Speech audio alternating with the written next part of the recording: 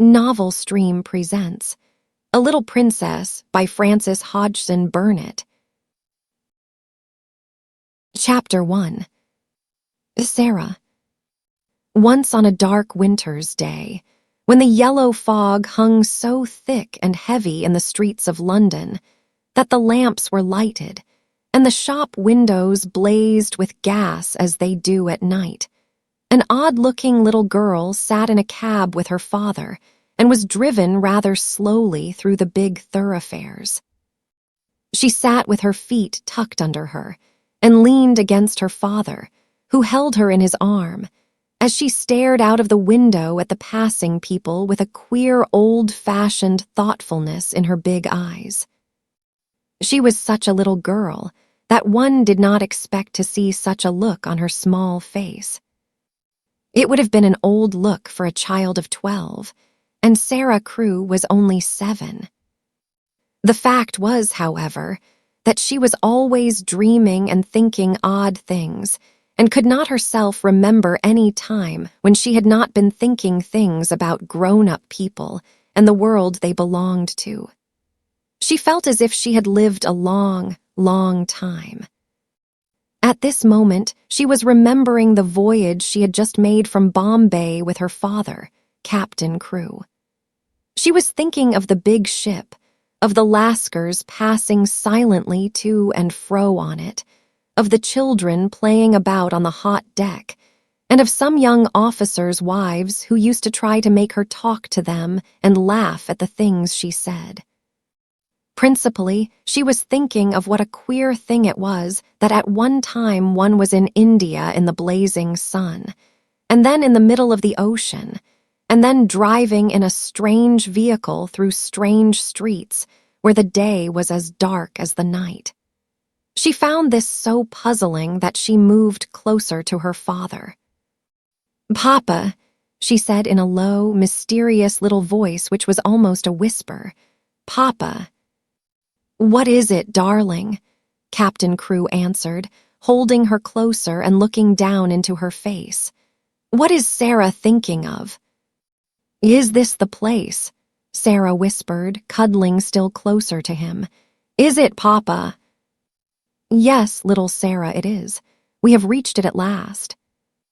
And though she was only 7 years old, she knew that he felt sad when he said it. It seemed to her many years since he had begun to prepare her mind for the place, as she always called it. Her mother had died when she was born, so she had never known or missed her. Her young, handsome, rich, petting father seemed to be the only relation she had in the world. They had always played together and been fond of each other. She only knew he was rich because she had heard people say so when they thought she was not listening, and she had also heard them say that when she grew up, she would be rich, too. She did not know all that being rich meant. She had always lived in a beautiful bungalow and had been used to seeing many servants who made salams to her and called her Missy Sahib and gave her her own way in everything. She had had toys and pets and an ayah who worshipped her, and she had gradually learned that people who were rich had these things. That, however, was all she knew about it. During her short life, only one thing had troubled her, and that thing was the place she was to be taken to someday. The climate of India was very bad for children, and as soon as possible they were sent away from it, generally to England and to school. She had seen other children go away and had heard their fathers and mothers talk about the letters they received from them. She had known that she would be obliged to go also, and though sometimes her father's stories of the voyage and the new country had attracted her, she had been troubled by the thought that he could not stay with her. "Couldn't you go to that place with me, Papa?" she had asked when she was 5 years old. "Couldn't you go to school, too? I would help you with your lessons." "But you will not have to stay for a very long time, little Sara," he had always said. "You will go to a nice house where there will be a lot of little girls, and you will play together, and I will send you plenty of books, and you will grow so fast that it will seem scarcely a year before you are big enough and clever enough to come back and take care of Papa. She had liked to think of that, to keep the house for her father, to ride with him and sit at the head of his table when he had dinner parties, to talk to him and read his books. That would be what she would like most in the world, and if one must go away to the place in England to attain it, she must make up her mind to go. She did not care very much for other little girls, but if she had plenty of books, she could console herself. She liked books more than anything else, and was, in fact, always inventing stories of beautiful things and telling them to herself. Sometimes she had told them to her father, and he had liked them as much as she did. "Well, Papa," she said softly, "if we are here, I suppose we must be resigned." He laughed at her old-fashioned speech and kissed her. He was really not at all resigned himself, though he knew he must keep that a secret. His quaint little Sara had been a great companion to him, and he felt he should be a lonely fellow when, on his return to India, he went into his bungalow knowing he need not expect to see the small figure in its white frock come forward to meet him. So he held her very closely in his arms as the cab rolled into the big, dull square in which stood the house which was their destination. It was a big, dull brick house, exactly like all the others in its row, but that on the front door there shone a brass plate on which was engraved in black letters, Miss Minchin, Select Seminary for Young Ladies. "Here we are, Sara," said Captain Crewe, making his voice sound as cheerful as possible. Then he lifted her out of the cab, and they mounted the steps and rang the bell. Sara often thought afterward that the house was somehow exactly like Miss Minchin. It was respectable and well-furnished, but everything in it was ugly, and the very armchairs seemed to have hard bones in them. In the hall, everything was hard, and polished. Even the red cheeks of the moon face on the tall clock in the corner had a severe, varnished look.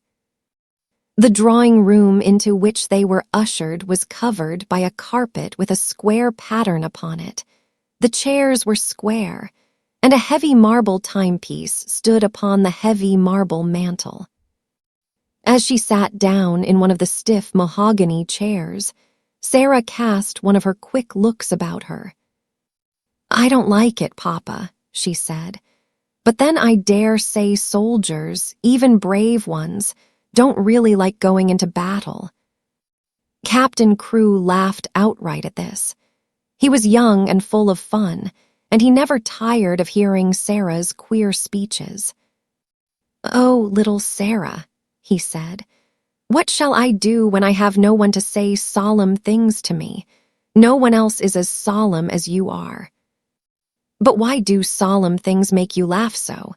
inquired Sara.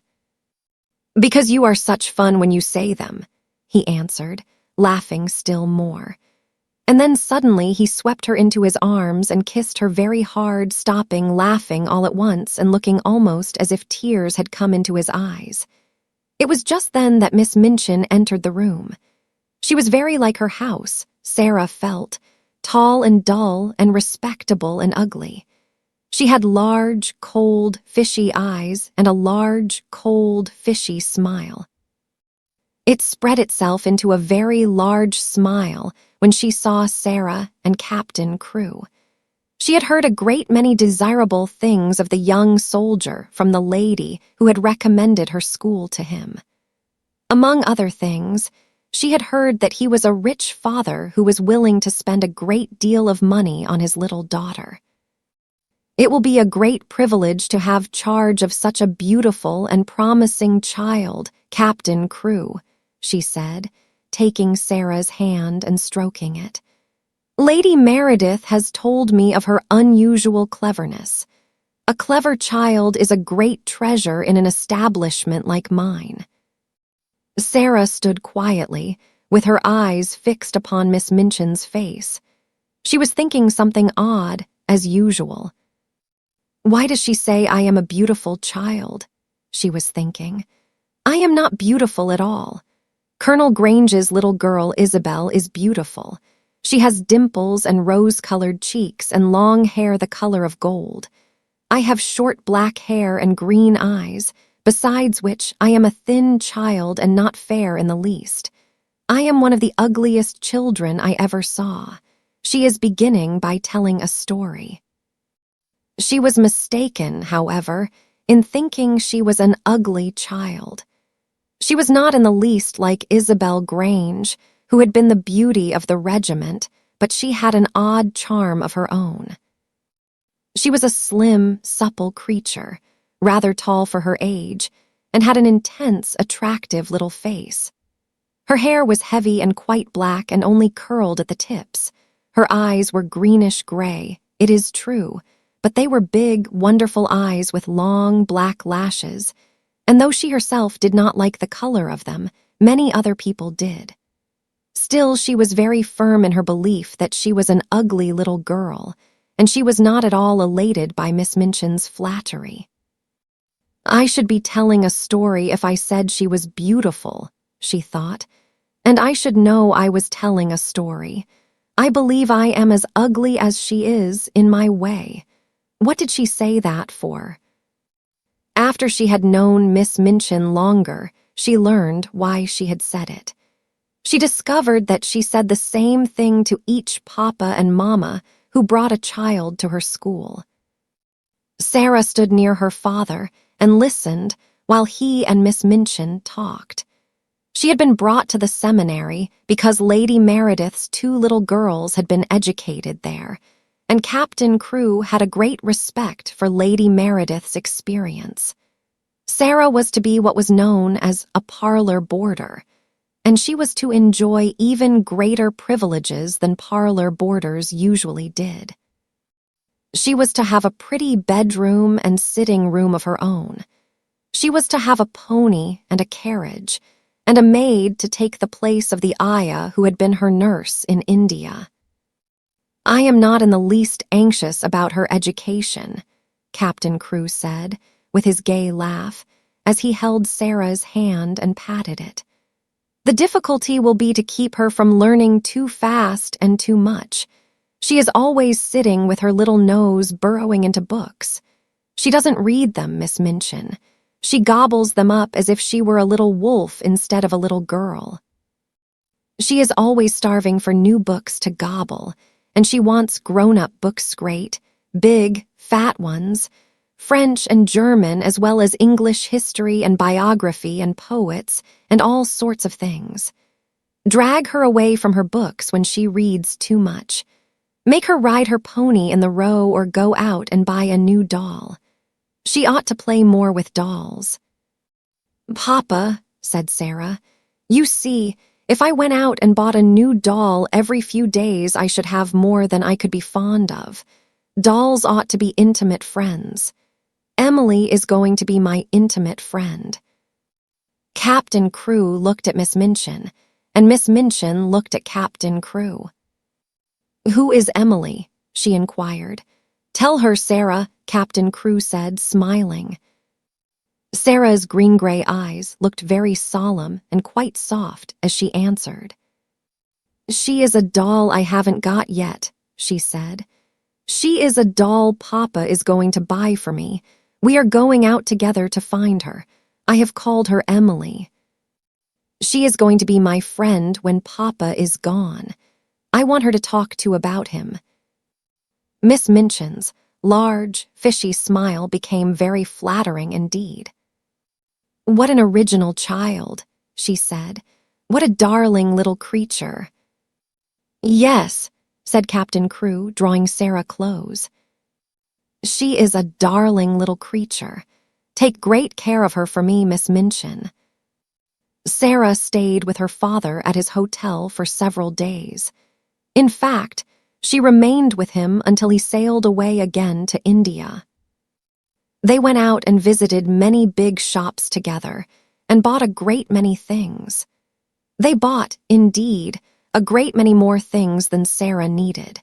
But Captain Crewe was a rash, innocent young man and wanted his little girl to have everything she admired and everything he admired himself.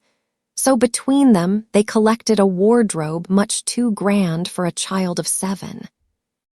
There were velvet dresses trimmed with costly furs, and lace dresses, and embroidered ones, and hats with great, soft ostrich feathers and ermine coats and muffs, and boxes of tiny gloves and handkerchiefs and silk stockings in such abundant supplies that the polite young women behind the counters whispered to each other that the odd little girl with the big, solemn eyes must be at least some foreign princess, perhaps the little daughter of an Indian Raja. And at last they found Emily, but they went to a number of toy shops and looked at a great many dolls before they discovered her. "I want her to look as if she wasn't a doll really," Sara said. "I want her to look as if she listens when I talk to her. The trouble with dolls, Papa," and she put her head on one side and reflected as she said it, "the trouble with dolls is that they never seem to hear." So they looked at big ones and little ones, at dolls with black eyes and dolls with blue, at dolls with brown curls and dolls with golden braids, dolls dressed and dolls undressed. "You see," Sara said when they were examining one who had no clothes, "if, when I find her, she has no frocks, we can take her to a dressmaker and have her things made to fit. They will fit better if they are tried on." After a number of disappointments, they decided to walk and look in at the shop windows and let the cab follow them. They had passed 2 or 3 places without even going in when, as they were approaching a shop which was really not a very large one, Sara suddenly started and clutched her father's arm. "Oh, Papa," she cried, "there is Emily." A flush had risen to her face, and there was an expression in her green-gray eyes, as if she had just recognized someone she was intimate with and fond of. "She is actually waiting there for us," she said. "Let us go into her." "Dear me," said Captain Crewe, "I feel as if we ought to have someone to introduce us." "You must introduce me, and I will introduce you," said Sara.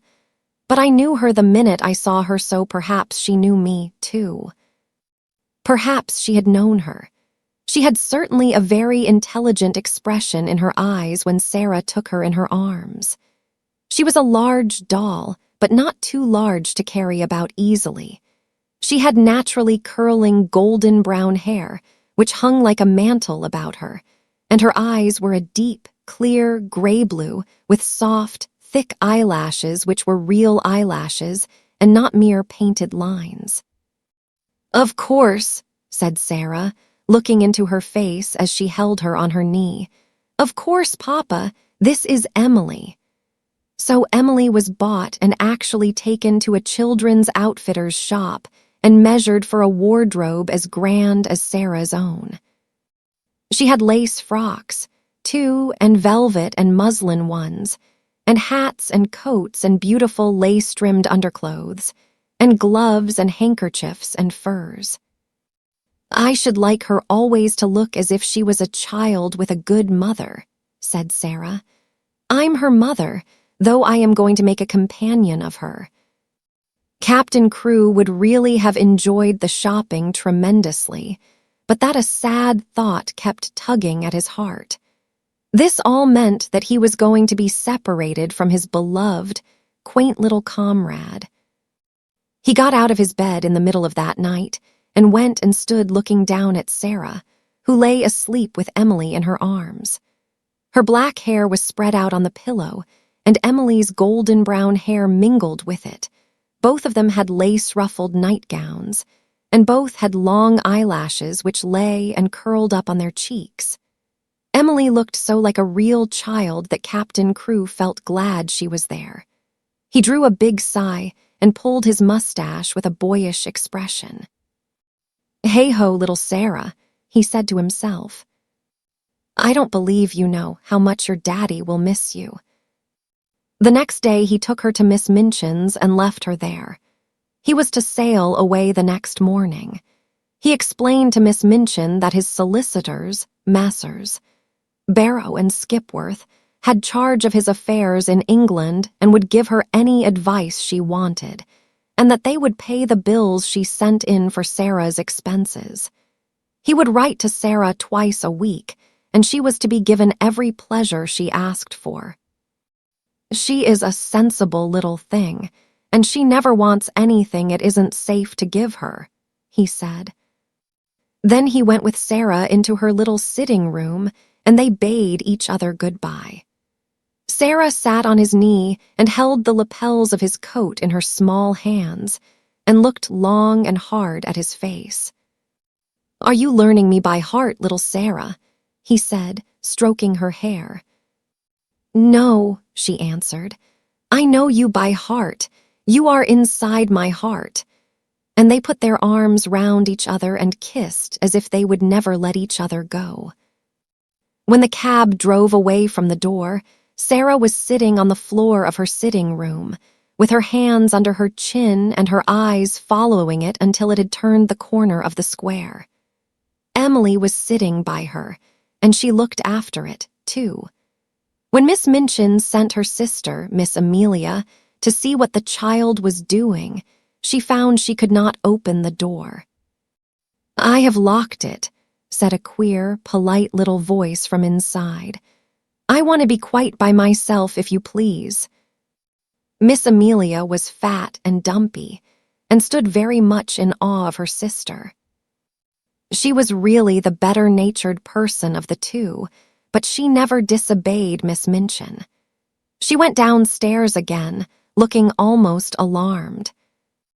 I never saw such a funny, old-fashioned child sister, she said.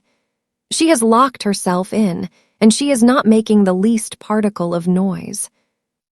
It is much better than if she kicked and screamed, as some of them do, Miss Minchin answered. I expected that a child as much spoiled as she is would set the whole house in an uproar. If ever a child was given her own way in everything, she is. I have been opening her trunks and putting her things away, said Miss Amelia. I never saw anything like them sable and ermine on her coats and real Valenciennes lace on her underclothing. You have seen some of her clothes. What do you think of them? I think they are perfectly ridiculous, replied Miss Minchin sharply. But they will look very well at the head of the line when we take the schoolchildren to church on Sunday. She has been provided for as if she were a little princess. And upstairs in the locked room, Sara and Emily sat on the floor and stared at the corner round which the cab had disappeared, while Captain Crewe looked backward, waving and kissing his hand as if he could not bear to stop. Chapter 2. A French Lesson. When Sara entered the schoolroom the next morning, everybody looked at her with wide, interested eyes. By that time, every pupil, from Lavinia Herbert, who was nearly 13 and felt quite grown up, to Lottie Legg, who was only just 4 and the baby of the school had heard a great deal about her.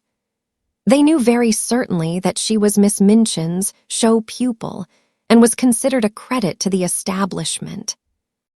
One or two of them had even caught a glimpse of her French maid, Mariette, who had arrived the evening before. Lavinia had managed to pass Sara's room when the door was open, and had seen Mariette opening a box which had arrived late from some shop. It was full of petticoats with lace frills on them, frills and frills. She whispered to her friend Jessie as she bent over her geography. I saw her shaking them out. I heard Miss Minchin say to Miss Amelia that her clothes were so grand that they were ridiculous for a child. My mamma says that children should be dressed simply. She has got one of those petticoats on now. I saw it when she sat down. She has silk stockings on, whispered Jessie, bending over her geography also. And what little feet! I never saw such little feet. Oh, sniffed Lavinia, spitefully. That is the way her slippers are made. My mama says that even big feet can be made to look small if you have a clever shoemaker. I don't think she is pretty at all. Her eyes are such a queer color. She isn't pretty as other pretty people are, said Jessie, stealing a glance across the room. But she makes you want to look at her again. She has tremendously long eyelashes, but her eyes are almost green. Sara was sitting quietly in her seat, waiting to be told what to do. She had been placed near Miss Minchin's desk. She was not abashed at all by the many pairs of eyes watching her. She was interested and looked back quietly at the children who looked at her. She wondered what they were thinking of, and if they liked Miss Minchin, and if they cared for their lessons, and if any of them had a papa at all like her own. She had had a long talk with Emily about her papa that morning. "He is on the sea now, Emily," she had said. "We must be very great friends to each other and tell each other things. Emily, look at me. You have the nicest eyes I ever saw, but I wish you could speak." She was a child full of imaginings and whimsical thoughts, and one of her fancies was that there would be a great deal of comfort in even pretending that Emily was alive and really heard and understood. After Mariette had dressed her in her dark blue schoolroom frock and tied her hair with a dark blue ribbon, she went to Emily, who sat in a chair of her own, and gave her a book. "You can read that while I am downstairs," she said, and seeing Mariette looking at her curiously, she spoke to her with a serious little face. "What I believe about dolls," she said, "is that they can do things they will not let us know about. Perhaps, really, Emily can read and talk and walk, but she will only do it when people are out of the room. That is her secret. You see, if people knew that dolls could do things, they would make them work. So perhaps they have promised each other to keep it a secret. If you stay in the room, Emily will just sit there and stare. But if you go out, she will begin to read, perhaps, or go and look out of the window. Then if she heard either of us coming, she would just run back and jump into her chair and pretend she had been there all the time." "Comme elle est drôle," Mariette said to herself, and when she went downstairs, she told the head housemaid about it. But she had already begun to like this odd little girl who had such an intelligent small face and such perfect manners. She had taken care of children before who were not so polite. Sara was a very fine little person and had a gentle, appreciative way of saying, "If you please, Mariette." "Thank you, Mariette," which was very charming. Mariette told the head housemaid that she thanked her as if she was thanking a lady. "Elle l'air d'une princesse, cette petite," she said. Indeed, she was very much pleased with her new little mistress and liked her place greatly. After Sara had sat in her seat in the schoolroom for a few minutes, being looked at by the pupils, Miss Minchin rapped in a dignified manner upon her desk. "Young ladies," she said, "I wish to introduce you to your new companion."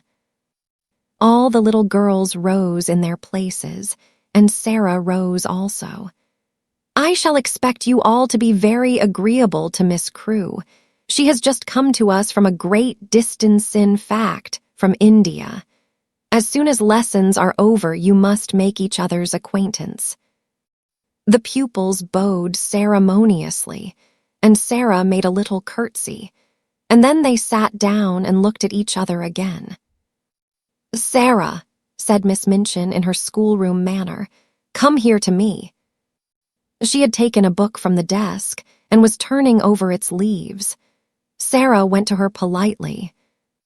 "As your papa has engaged a French maid for you," she began, I conclude that he wishes you to make a special study of the French language."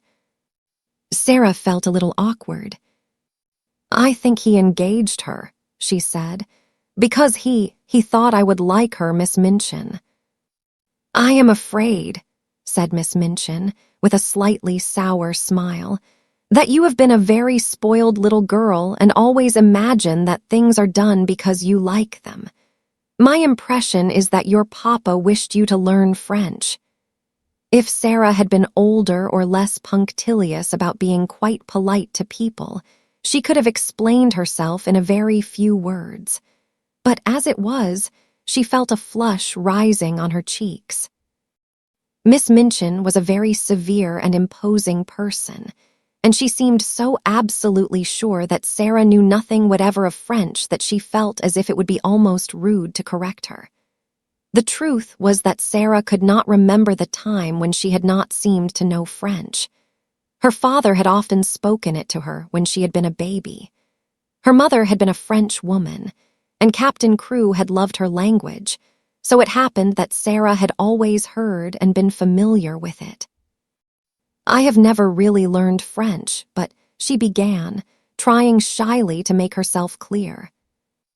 One of Miss Minchin's chief secret annoyances was that she did not speak French herself and was desirous of concealing the irritating fact. She, therefore, had no intention of discussing the matter and laying herself open to innocent questioning by a new little pupil. "That is enough," she said with polite tartness. "If you have not learned, you must begin at once. The French master, Monsieur Dufarge, will be here in a few minutes. Take this book and look at it until he arrives." Sara's cheeks felt warm. She went back to her seat and opened the book. She looked at the first page with a grave face. She knew it would be rude to smile, and she was very determined not to be rude. But it was very odd to find herself expected to study a page which told her that Le Pere meant the father, and La Mère meant the mother. Miss Minchin glanced toward her scrutinizingly. "You look rather cross, Sara," she said. "I am sorry you do not like the idea of learning French." "I am very fond of it," answered Sara, thinking she would try again. "But you must not say 'but' when you are told to do things," said Miss Minchin. "Look at your book again." And Sara did so and did not smile, even when she found that Le Fils meant the son and Le Frere meant the brother. "When Monsieur Dufarge comes," she thought, "I can make him understand." Monsieur Dufarge arrived very shortly afterward. He was a very nice, intelligent, middle-aged Frenchman, and he looked interested when his eyes fell upon Sara trying politely to seem absorbed in her little book of phrases. "Is this a new pupil for me, madame?" he said to Miss Minchin. "I hope that is my good fortune." Her papa Captain Crewe is very anxious that she should begin the language, but I am afraid she has a childish prejudice against it. She does not seem to wish to learn," said Miss Minchin. "I am sorry for that, mademoiselle," he said kindly to Sara. "Perhaps, when we begin to study together, I may show you that it is a charming tongue." Little Sara rose in her seat. She was beginning to feel rather desperate, as if she were almost in disgrace. She looked up into Monsieur Dufarge's face with her big, green-gray eyes, and they were quite innocently appealing. She knew that he would understand as soon as she spoke. She began to explain quite simply in pretty and fluent French. Madame had not understood. She had not learned French exactly not out of books, but her papa and other people had always spoken it to her, and she had read it and written it as she had read and written English. Her papa loved it, and she loved it because he did. Her dear mamma, who had died when she was born, had been French. She would be glad to learn anything Monsieur would teach her, But what she had tried to explain to Madame was that she already knew the words in this book, and she held out the little book of phrases. When she began to speak, Miss Minchin started quite violently and sat staring at her over her eyeglasses, almost indignantly, until she had finished. Monsieur Dufarge began to smile, and his smile was one of great pleasure. To hear this pretty childish voice speaking his own language so simply and charmingly made him feel almost as if he were in his native land, which in dark, foggy days in London sometimes seemed worlds away. When she had finished, he took the phrase book from her with a look almost affectionate, but he spoke to Miss Minchin. "Ah, Madame," he said, "there is not much I can teach her. She has not learned French. She is French. Her accent is exquisite." "You ought to have told me," exclaimed Miss Minchin, much mortified, turning to Sara. "I tried," said Sara. I suppose I did not begin right." Miss Minchin knew she had tried, and that it had not been her fault that she was not allowed to explain. And when she saw that the pupils had been listening, and that Lavinia and Jessie were giggling behind their French grammars, she felt infuriated. "Silence, young ladies," she said severely, rapping upon the desk. "Silence at once." And she began from that minute to feel rather a grudge against her show pupil. Chapter 3. Ermengarde. On that first morning, when Sara sat at Miss Minchin's side, aware that the whole schoolroom was devoting itself to observing her, she had noticed very soon one little girl, about her own age, who looked at her very hard with a pair of light, rather dull, blue eyes. She was a fat child who did not look as if she were in the least clever, but she had a good-naturedly pouting mouth. Her flaxen hair was braided in a tight pigtail, tied with a ribbon, and she had pulled this pigtail around her neck and was biting the end of the ribbon, resting her elbows on the desk, as she stared wonderingly at the new pupil. When Monsieur Dufarge began to speak to Sara, she looked a little frightened, and when Sara stepped forward and, looking at him with the innocent, appealing eyes, answered him, without any warning, in French, the fat little girl gave a startled jump and grew quite red in her odd amazement. Having wept hopeless tears for weeks in her efforts to remember that la mère meant the mother, and le père, the father, when one spoke sensible English, it was almost too much for her suddenly to find herself listening to a child her own age who seemed not only quite familiar with these words, but apparently knew any number of others, and could mix them up with verbs as if they were mere trifles. She stared so hard and bit the ribbon on her pigtail so fast that she attracted the attention of Miss Minchin, who, feeling extremely cross at the moment, immediately pounced upon her. "Miss St. John," she exclaimed severely, "what do you mean by such conduct? Remove your elbows, take your ribbon out of your mouth, sit up at once." Upon which Miss St. John gave another jump, and when Lavinia and Jessie tittered, she became redder than ever, so red indeed that she almost looked as if tears were coming into her poor, dull, childish eyes. And Sara saw her and was so sorry for her that she began rather to like her and want to be her friend. It was a way of hers always to want to spring into any fray in which someone was made uncomfortable or unhappy. If Sara had been a boy and lived a few centuries ago, her father used to say, she would have gone about the country with her sword drawn, rescuing and defending everyone in distress. She always wants to fight when she sees people in trouble. So she took rather a fancy to fat, slow little Miss St. John, and kept glancing toward her through the morning. She saw that lessons were no easy matter to her, and that there was no danger of her ever being spoiled by being treated as a show pupil. Her French lesson was a pathetic thing. Her pronunciation made even Monsieur Dufarge smile in spite of himself, and Lavinia and Jessie and the more fortunate girls either giggled or looked at her in wondering disdain. But Sara did not laugh. She tried to look as if she did not hear when Miss St. John called, "Le bon pain, Li Bong Pang." She had a fine, hot little temper of her own, and it made her feel rather savage when she heard the titters and saw the poor, stupid, distressed child's face. "It isn't funny, really," she said between her teeth as she bent over her book. "They ought not to laugh." When lessons were over and the pupils gathered together in groups to talk, Sara looked for Miss St. John, and finding her bundled rather disconsolately in a window seat, she walked over to her and spoke. She only said the kind of thing little girls always say to each other by way of beginning an acquaintance, but there was something friendly about Sara, and people always felt it. "What is your name?" she said.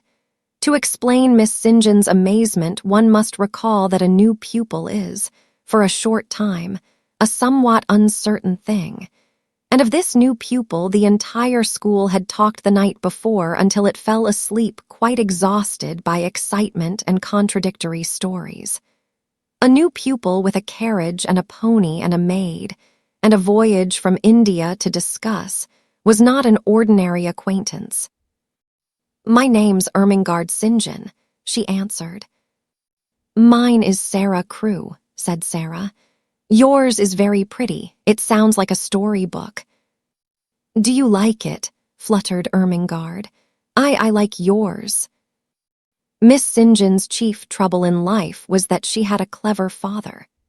Sometimes this seemed to her a dreadful calamity. If you have a father who knows everything, who speaks 7 or 8 languages, and has thousands of volumes which he has apparently learned by heart, he frequently expects you to be familiar with the contents of your lesson books at least. And it is not improbable that he will feel you ought to be able to remember a few incidents of history, and to write a French exercise. Ermengarde was a severe trial to Mr. St. John. He could not understand how a child of his could be a notably and unmistakably dull creature who never shone in anything. "Good heavens," he had said more than once as he stared at her, "there are times when I think she is as stupid as her Aunt Eliza." If her Aunt Eliza had been slow to learn and quick, to forget a thing entirely when she had learned it, Ermengarde was strikingly like her. She was the monumental dunce of the school, and it could not be denied. "She must be made to learn," her father said to Miss Minchin. Consequently, Ermengarde spent the greater part of her life in disgrace or in tears. She learned things and forgot them, or, if she remembered them, she did not understand them. So it was natural that, having made Sara's acquaintance, she should sit and stare at her with profound admiration. "You can speak French, can't you?" she said respectfully. Sara got on to the window seat, which was a big, deep one, and tucking up her feet, sat with her hands clasped round her knees. "I can speak it because I have heard it all my life," she answered. "You could speak it if you had always heard it." "Oh, no, I couldn't," said Ermengarde. "I never could speak it." "Why?" inquired Sara curiously. Ermengarde shook her head so that the pigtail wobbled. "You heard me just now," she said. "I'm always like that. I can't say the words. They're so queer." She paused a moment, and then added with a touch of awe in her voice, "You are clever, aren't you?" Sara looked out of the window into the dingy square, where the sparrows were hopping and twittering on the wet, iron railings and the sooty branches of the trees. She reflected a few moments. She had heard it said very often that she was clever, and she wondered if she was, and if she was, how it had happened. I don't know, she said. I can't tell. Then, seeing a mournful look on the round, chubby face, she gave a little laugh and changed the subject. Would you like to see Emily? She inquired. Who is Emily? Ermengarde asked, just as Miss Minchin had done. Come up to my room and see, said Sara, holding out her hand. They jumped down from the window seat together and went upstairs. Is it true? Ermengarde whispered. As they went through the hall, is it true that you have a playroom all to yourself? Yes, Sara answered. Papa asked Miss Minchin to let me have one because, well, it was because when I play I make up stories and tell them to myself, and I don't like people to hear me. It spoils it if I think people listen. They had reached the passage leading to Sara's room by this time, and Ermengarde stopped short, staring and quite losing her breath. You make up stories, she gasped. Can you do that as well as speak French, can you? Sara looked at her in simple surprise. Why, anyone can make up things, she said. Have you never tried? She put her hand warningly on Ermengarde's. Let us go very quietly to the door, she whispered, and then I will open it quite suddenly. Perhaps we may catch her. She was half laughing, but there was a touch of mysterious hope in her eyes which fascinated Ermengarde, though she had not the remotest idea what it meant, or whom it was she wanted to catch, or why she wanted to catch her.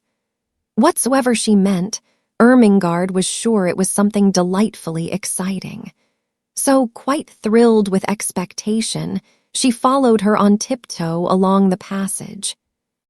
They made not the least noise until they reached the door. Then Sara suddenly turned the handle and threw it wide open. Its opening revealed the room quite neat and quiet, a fire gently burning in the grate, and a wonderful doll sitting in a chair by it, apparently reading a book. Oh, she got back to her seat before we could see her, Sara explained. Of course they always do. They are as quick as lightning. Ermengarde looked from her to the doll and back again. Can she walk? She asked breathlessly. Yes, answered Sara. At least I believe she can. At least I pretend I believe she can. And that makes it seem as if it were true. Have you never pretended things? No, said Ermengarde. Never, tell me about it. She was so bewitched by this odd, new companion that she actually stared at Sara instead of at Emily notwithstanding, that Emily was the most attractive doll person she had ever seen. Let us sit down, said Sara, and I will tell you. It's so easy that when you begin you can't stop. You just go on and on doing it always, and it's beautiful. Emily, you must listen. This is Ermengarde St. John, Emily. Ermengarde, this is Emily. Would you like to hold her? Oh, may I, said Ermengarde. May I really? She is beautiful. And Emily was put into her arms. Never in her dull, short life had Miss St. John dreamed of such an hour as the one she spent with the queer new pupil before they heard the lunch bell ring and were obliged to go downstairs. Sara sat upon the hearthrug and told her strange things. She sat rather huddled up, and her green eyes shone and her cheeks flushed. She told stories of the voyage and stories of India. But what fascinated Ermengarde the most was her fancy about the dolls who walked and talked, and who could do anything they chose when the human beings were out of the room, but who must keep their powers a secret and so flew back to their places, like lightning, when people returned to the room. We couldn't do it, said Sara seriously. You see, it's a kind of magic. Once, when she was relating the story of the search for Emily, Ermengarde saw her face suddenly change. A cloud seemed to pass over it and put out the light in her shining eyes. She drew her breath in so sharply that it made a funny, sad little sound, and then she shut her lips and held them tightly closed, as if she was determined either to do or not to do something. Ermengarde had an idea that if she had been like any other little girl, she might have suddenly burst out sobbing and crying. But she did not. "Have you a pain?" Ermengarde ventured. "Yes," Sara answered after a moment's silence, "but it is not in my body."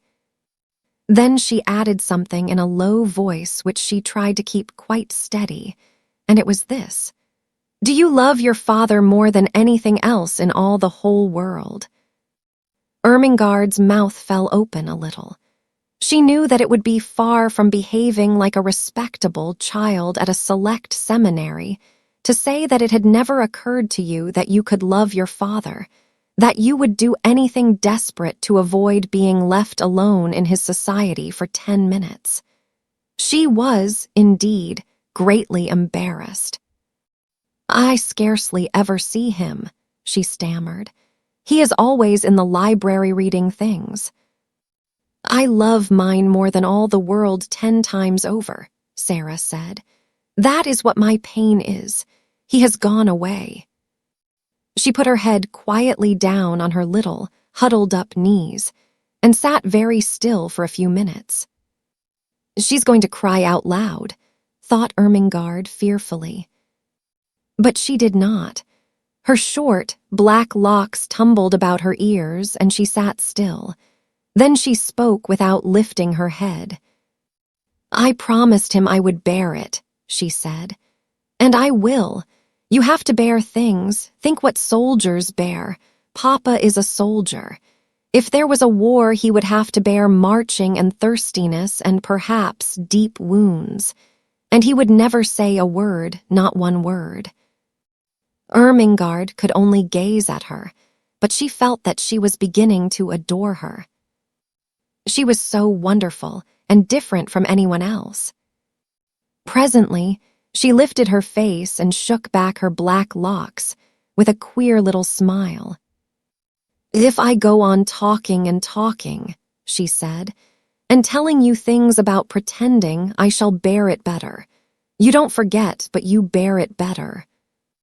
Ermengarde did not know why a lump came into her throat, and her eyes felt as if tears were in them. "Lavinia and Jessie are best friends," she said rather huskily. "I wish we could be best friends. Would you have me for yours? You're clever, and I'm the stupidest child in the school, but I do so like you." "I'm glad of that," said Sara. "It makes you thankful when you are liked. Yes, we will be friends. And I'll tell you what, a sudden gleam lighting her face, I can help you with your French lessons." Chapter 4. Lottie. If Sara had been a different kind of child, the life she led at Miss Minchin's select seminary for the next few years would not have been at all good for her. She was treated more as if she were a distinguished guest at the establishment than as if she were a mere little girl. If she had been a self-opinionated, domineering child, she might have become disagreeable enough to be unbearable through being so much indulged and flattered. If she had been an indolent child, she would have learned nothing. Privately, Miss Minchin disliked her, but she was far too worldly a woman to do or say anything which might make such a desirable pupil wish to leave her school. She knew quite well that if Sara wrote to her papa to tell him she was uncomfortable or unhappy, Captain Crewe would remove her at once. Miss Minchin's opinion was that if a child were continually praised and never forbidden to do what she liked, she would be sure to be fond of the place where she was so treated.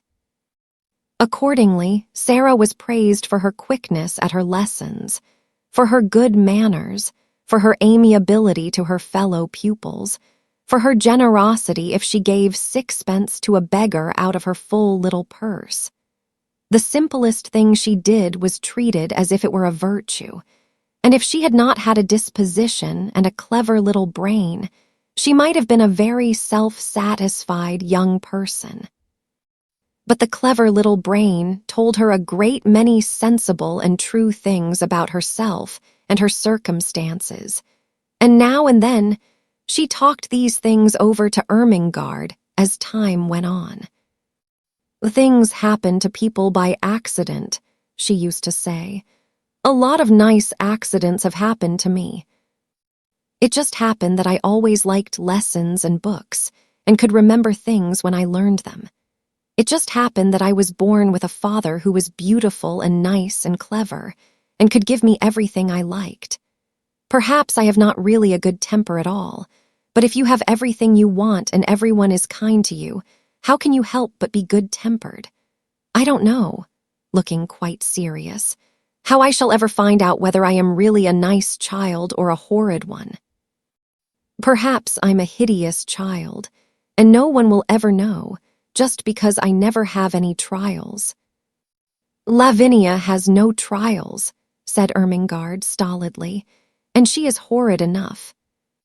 Sara rubbed the end of her little nose reflectively, as she thought the matter over.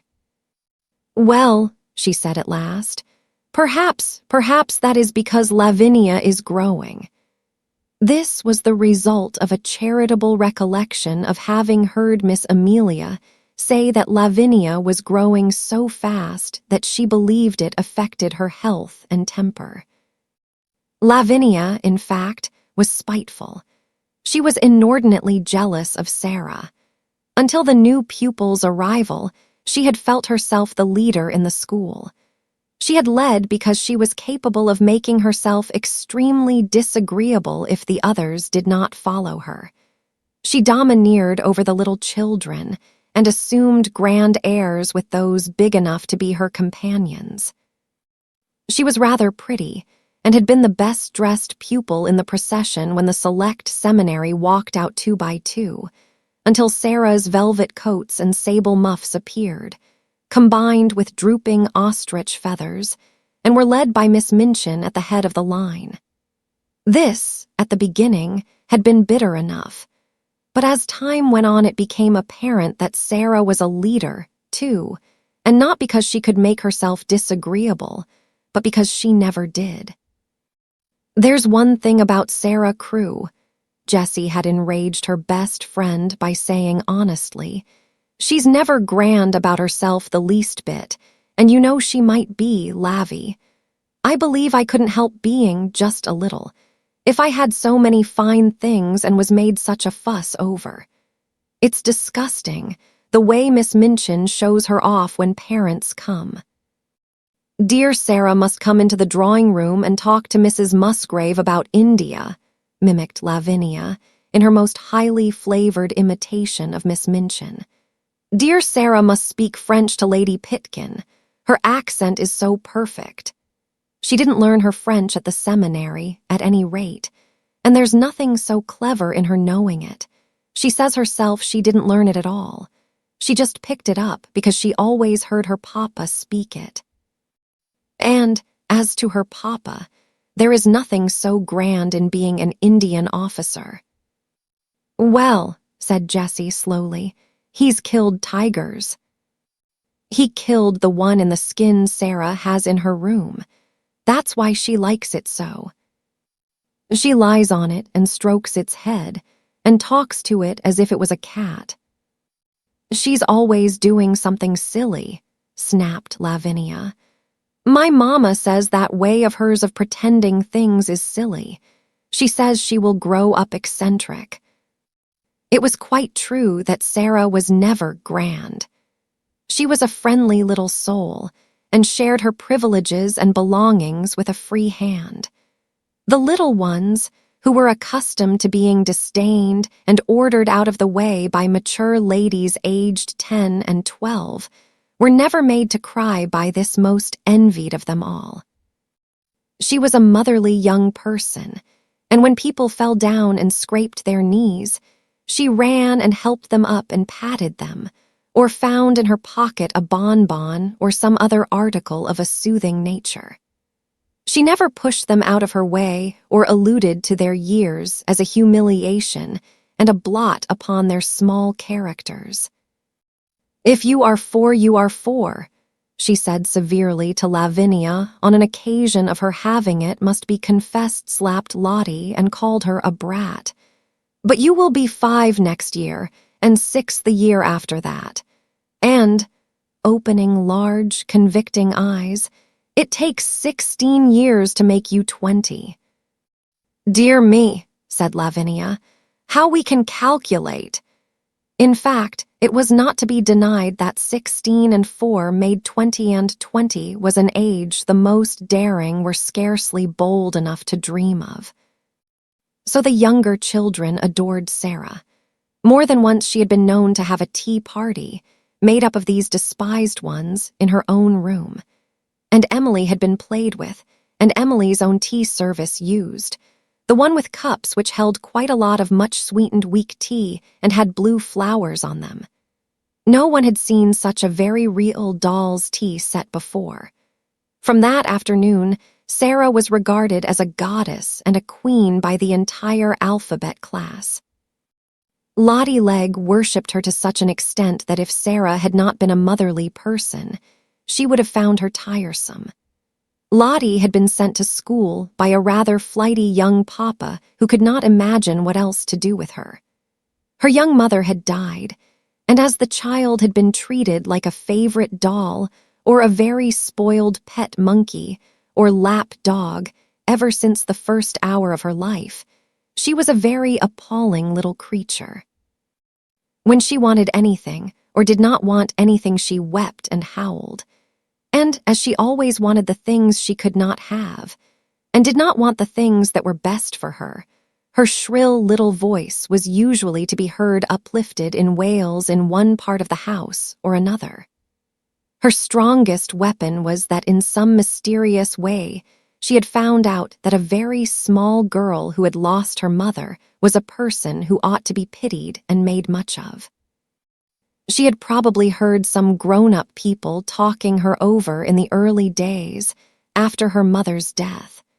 So it became her habit to make great use of this knowledge.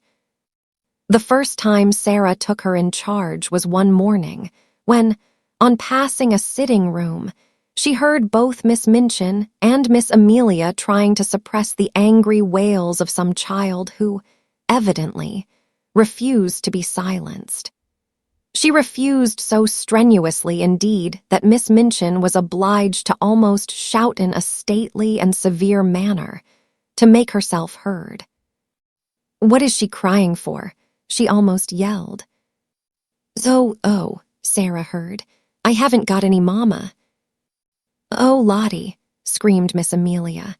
"Do stop, darling, don't cry, please don't." Oh, Lottie howled tempestuously. "Haven't got any mama." "She ought to be whipped," Miss Minchin proclaimed. "You shall be whipped, you naughty child." Lottie wailed more loudly than ever. Miss Amelia began to cry. Miss Minchin's voice rose until it almost thundered. Then suddenly she sprang up from her chair in impotent indignation and flounced out of the room, leaving Miss Amelia to arrange the matter. Sara had paused in the hall, wondering if she ought to go into the room, because she had recently begun a friendly acquaintance with Lottie and might be able to quiet her. When Miss Minchin came out and saw her, she looked rather annoyed. She realized that her voice, as heard from inside the room, could not have sounded either dignified or amiable. "Oh, Sara," she exclaimed, endeavoring to produce a suitable smile. "I stopped," explained Sara, "because I knew it was Lottie, and I thought perhaps, just perhaps, I could make her be quiet. May I try, Miss Minchin?" "If you can, you are a clever child," answered Miss Minchin, drawing in her mouth sharply. Then, seeing that Sara looked slightly chilled by her asperity, she changed her manner. "But you are clever in everything," she said in her approving way. I dare say you can manage her. Go in." And she left her. When Sara entered the room, Lottie was lying upon the floor, screaming and kicking her small, fat legs violently, and Miss Amelia was bending over her in consternation and despair, looking quite red and damp with heat. Lottie had always found, when in her own nursery at home, that kicking and screaming would always be quieted by any means she insisted on. Poor plump Miss Amelia was trying first one method, and then another. "Poor darling," she said one moment. "I know you haven't any mamma, poor," then in quite another tone. "If you don't stop, Lottie, I will shake you. Poor little angel. There, you wicked, bad, detestable child, I will smack you. I will." Sara went to them quietly. She did not know at all what she was going to do, but she had a vague, inward conviction that it would be better not to say such different kinds of things quite so helplessly and excitedly. "Miss Amelia," she said in a low voice, "Miss Minchin says I may try to make her stop, may I?" Miss Amelia turned and looked at her hopelessly. "Oh, do you think you can?" she gasped. "I don't know whether I can," answered Sara, still in her half-whisper, "but I will try." Miss Amelia stumbled up from her knees with a heavy sigh, and Lottie's fat little legs kicked as hard as ever. "If you will steal out of the room," said Sara, "I will stay with her." "Oh, Sara," almost whimpered Miss Amelia. "We never had such a dreadful child before. I don't believe we can keep her." But she crept out of the room, and was very much relieved to find an excuse for doing it. Sara stood by the howling, furious child for a few moments and looked down at her without saying anything. Then she sat down flat on the floor beside her and waited. Except for Lottie's angry screams, the room was quite quiet. This was a new state of affairs for little Miss Legg, who was accustomed, when she screamed, to hear other people protest and implore and command and coax by turns. To lie and kick and shriek, and find the only person near you not seeming to mind in the least, attracted her attention. She opened her tight-shut, streaming eyes to see who this person was, and it was only another little girl. But it was the one who owned Emily and all the nice things, and she was looking at her steadily and as if she was merely thinking. Having paused for a few seconds to find this out, Lottie thought she must begin again, but the quiet of the room and of Sara's odd, interested face made her first howl rather half-hearted. "I haven't any mamma," she announced, but her voice was not so strong. Sara looked at her still more steadily, but with a sort of understanding in her eyes. "Neither have I," she said. This was so unexpected that it was astounding. Lottie actually dropped her legs, gave a wriggle, and lay and stared. A new idea will stop a crying child when nothing else will. Also, it was true that while Lottie disliked Miss Minchin, who was cross, and Miss Amelia, who was foolishly indulgent, she rather liked Sara, little as she knew her. She did not want to give up her grievance, but her thoughts were distracted from it, so she wriggled again, and after a sulky sob said, "Where is she?" Sara paused a moment. Because she had been told that her mamma was in heaven, she had thought a great deal about the matter, and her thoughts had not been quite like those of other people. "She went to heaven," she said, "but I am sure she comes out sometimes to see me, though I don't see her, so does yours. Perhaps they can both see us now. Perhaps they are both in this room."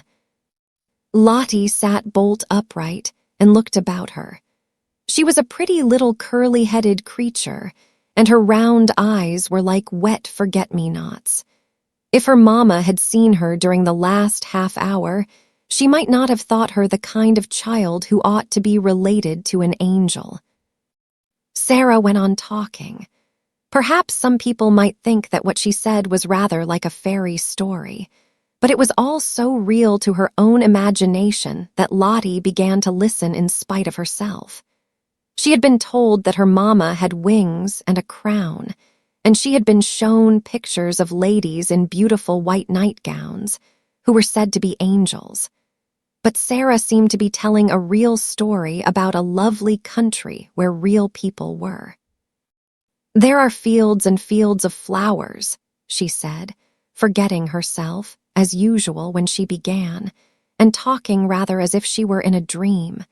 "Fields and fields of lilies, and when the soft wind blows over them, it wafts the scent of them into the air, and everybody always breathes it, because the soft wind is always blowing. And little children run about in the lily fields and gather armfuls of them, and laugh and make little wreaths.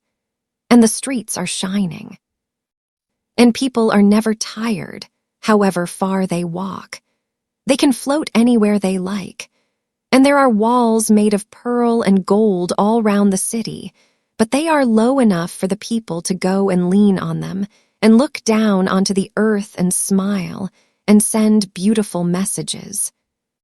Whatsoever story she had begun to tell, Lottie would, no doubt, have stopped crying and been fascinated into listening, but there was no denying that this story was prettier than most others.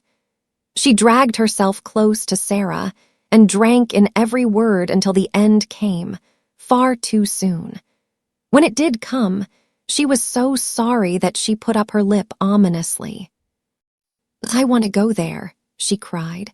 "I haven't any mama in this school." Sara saw the danger signal and came out of her dream.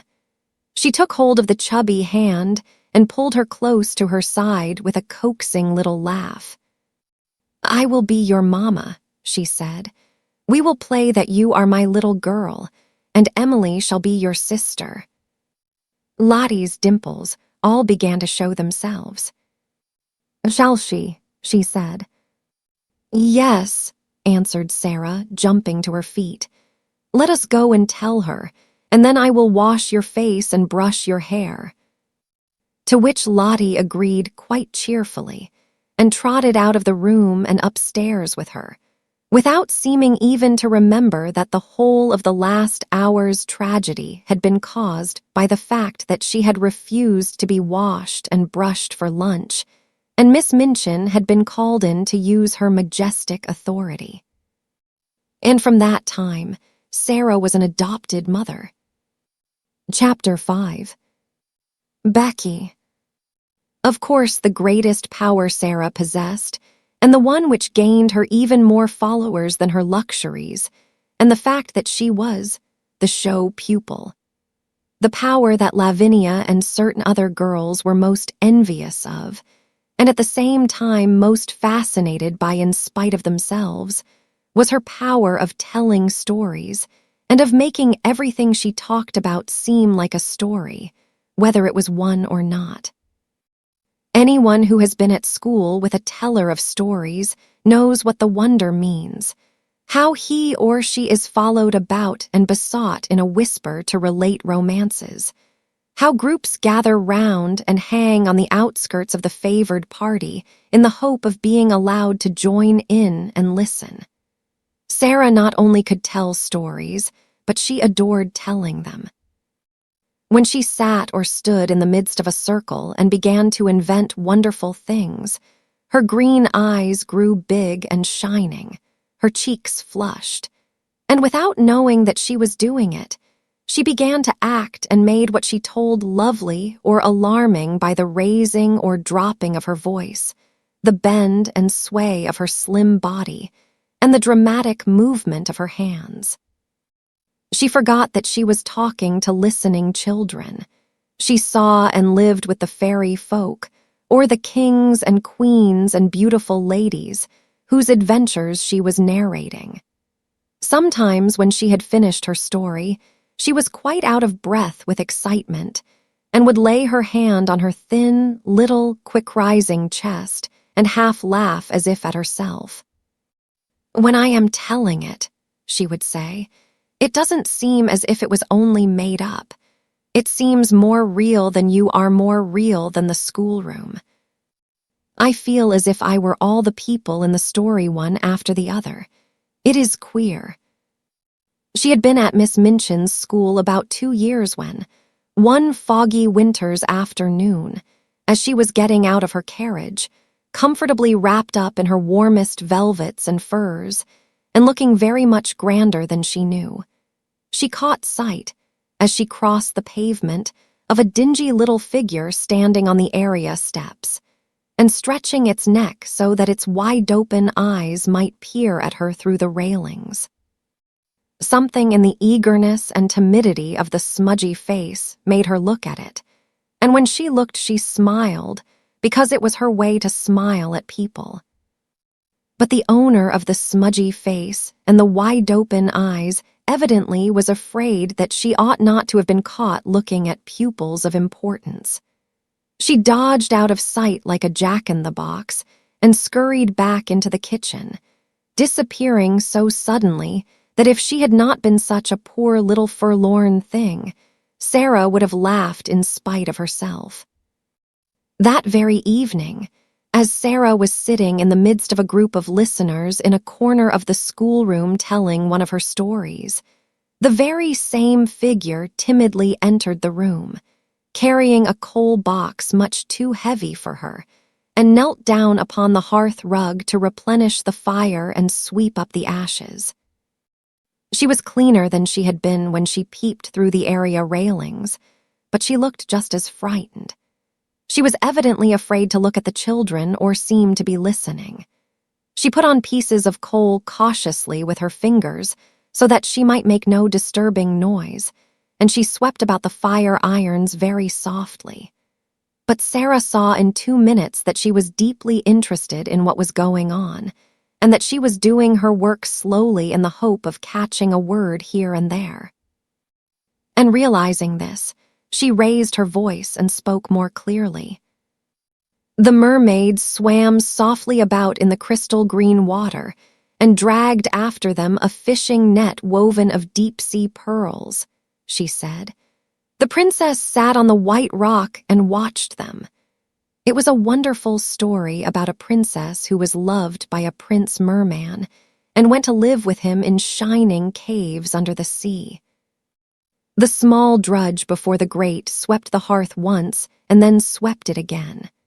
Having done it twice, she did it 3 times, and as she was doing it the 3rd time, the sound of the story so lured her to listen that she fell under the spell and actually forgot that she had no right to listen at all, and also forgot everything else.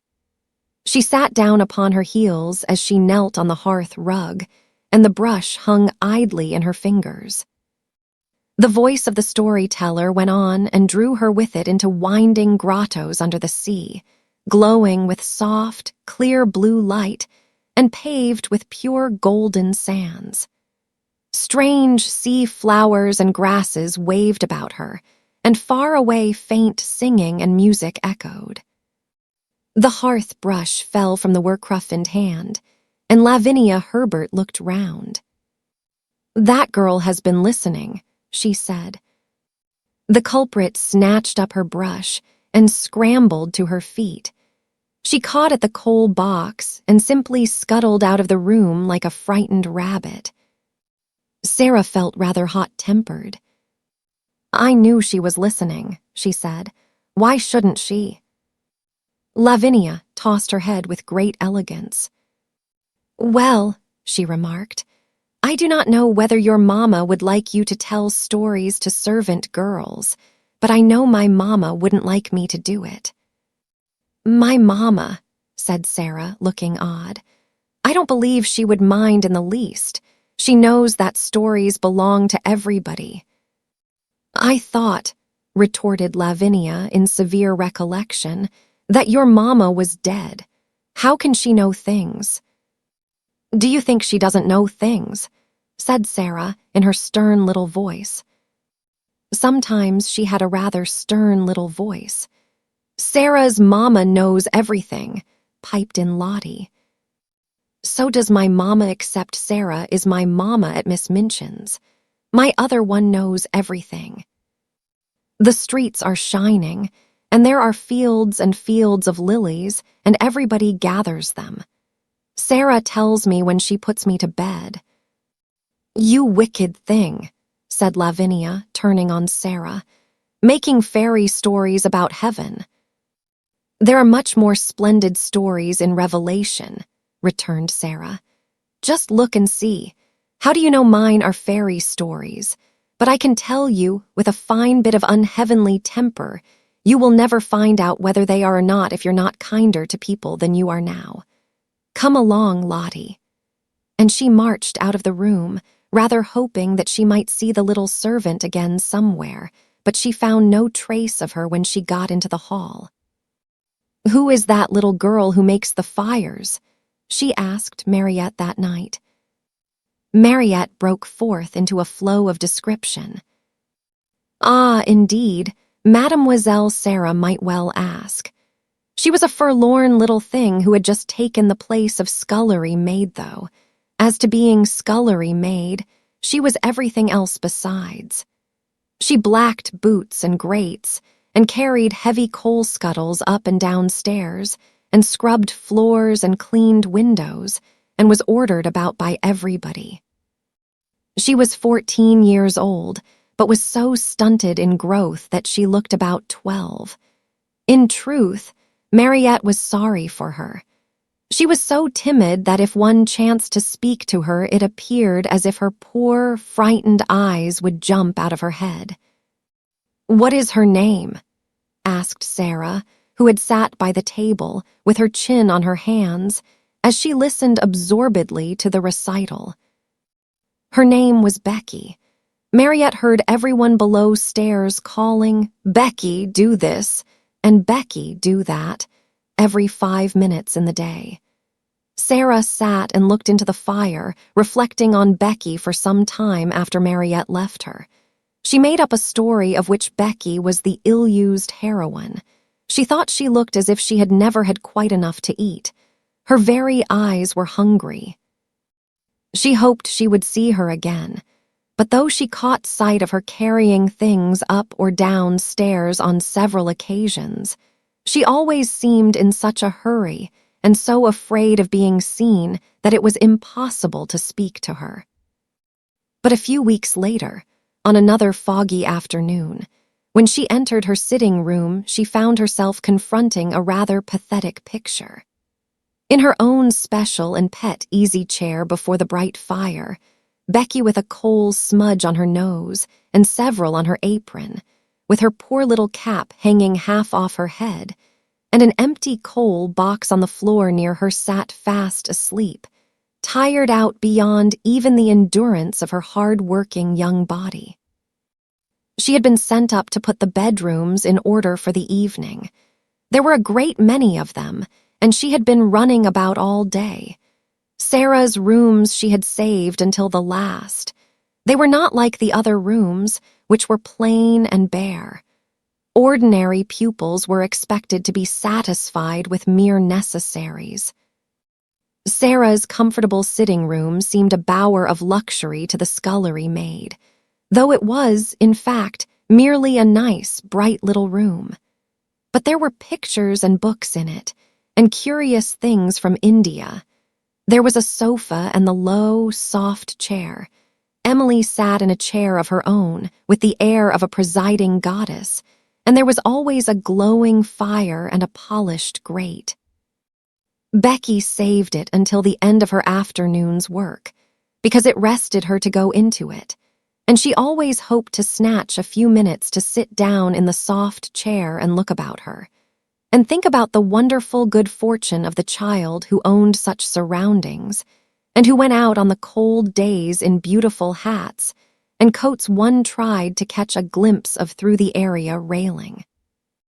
On this afternoon, when she had sat down, the sensation of relief to her short, aching legs had been so wonderful and delightful that it had seemed to soothe her whole body, and the glow of warmth and comfort from the fire had crept over her like a spell, until, as she looked at the red coals, A tired, slow smile stole over her smudged face. Her head nodded forward without her being aware of it. Her eyes drooped, and she fell fast asleep. She had really been only about 10 minutes in the room when Sara entered, but she was in as deep a sleep as if she had been, like the Sleeping Beauty, slumbering for 100 years. But she did not look poor Becky like a Sleeping Beauty at all. She looked only like an ugly, stunted, worn-out little scullery drudge. Sara seemed as much unlike her as if she were a creature from another world.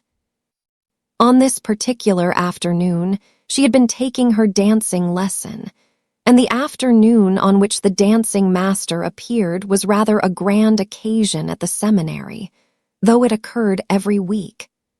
The pupils were attired in their prettiest frocks, and as Sara danced particularly well, she was very much brought forward, and Mariette was requested to make her as diaphanous and fine as possible. Today a frock, the color of a rose, had been put on her, and Mariette had bought some real buds and made her a wreath to wear on her black locks.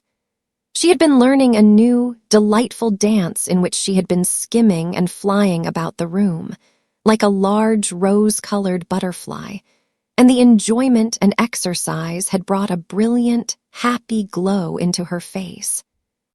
When she entered the room, she floated in with a few of the butterfly steps, and there sat Becky, nodding her cap sideways off her head.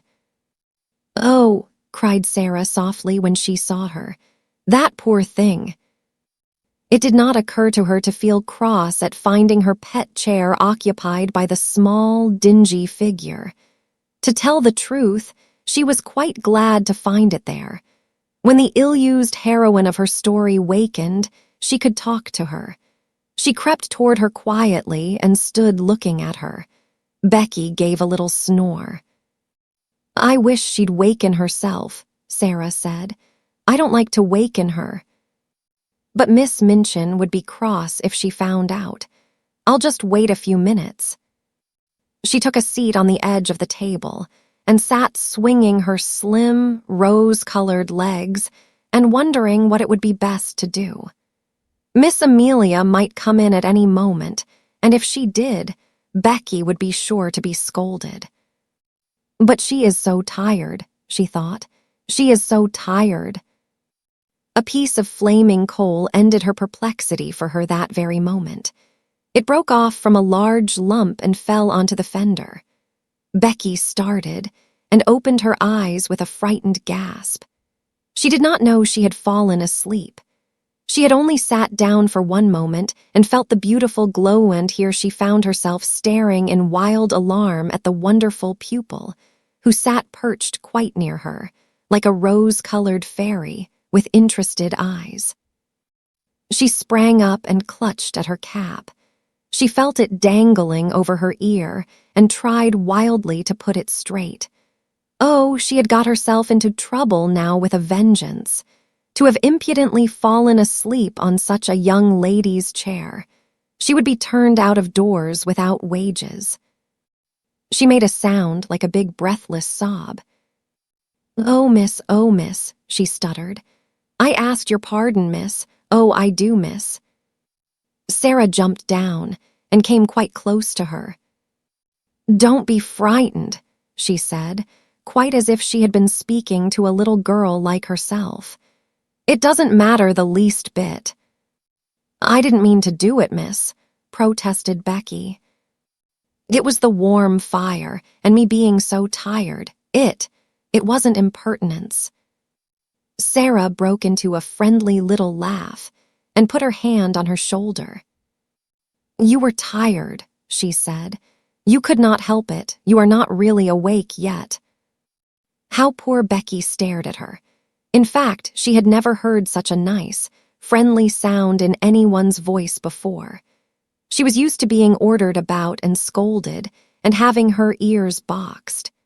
And this one, in her rose-colored dancing afternoon splendor, was looking at her as if she were not a culprit at all, as if she had a right to be tired, even to fall asleep.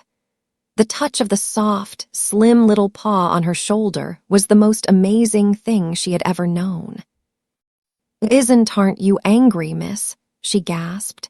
"Aren't you going to tell the missus?" "No," cried out Sara.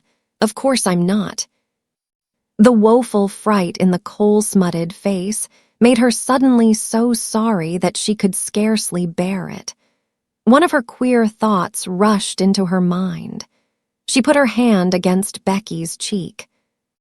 "Why," she said, "we are just the same. I am only a little girl like you. It's just an accident that I am not you and you are not me." Becky did not understand in the least. Her mind could not grasp such amazing thoughts, and an accident meant to her a calamity in which someone was run over or fell off a ladder and was carried to the hospital. "An accident, miss," she fluttered respectfully. "Is it?" "Yes," Sara answered, and she looked at her dreamily for a moment.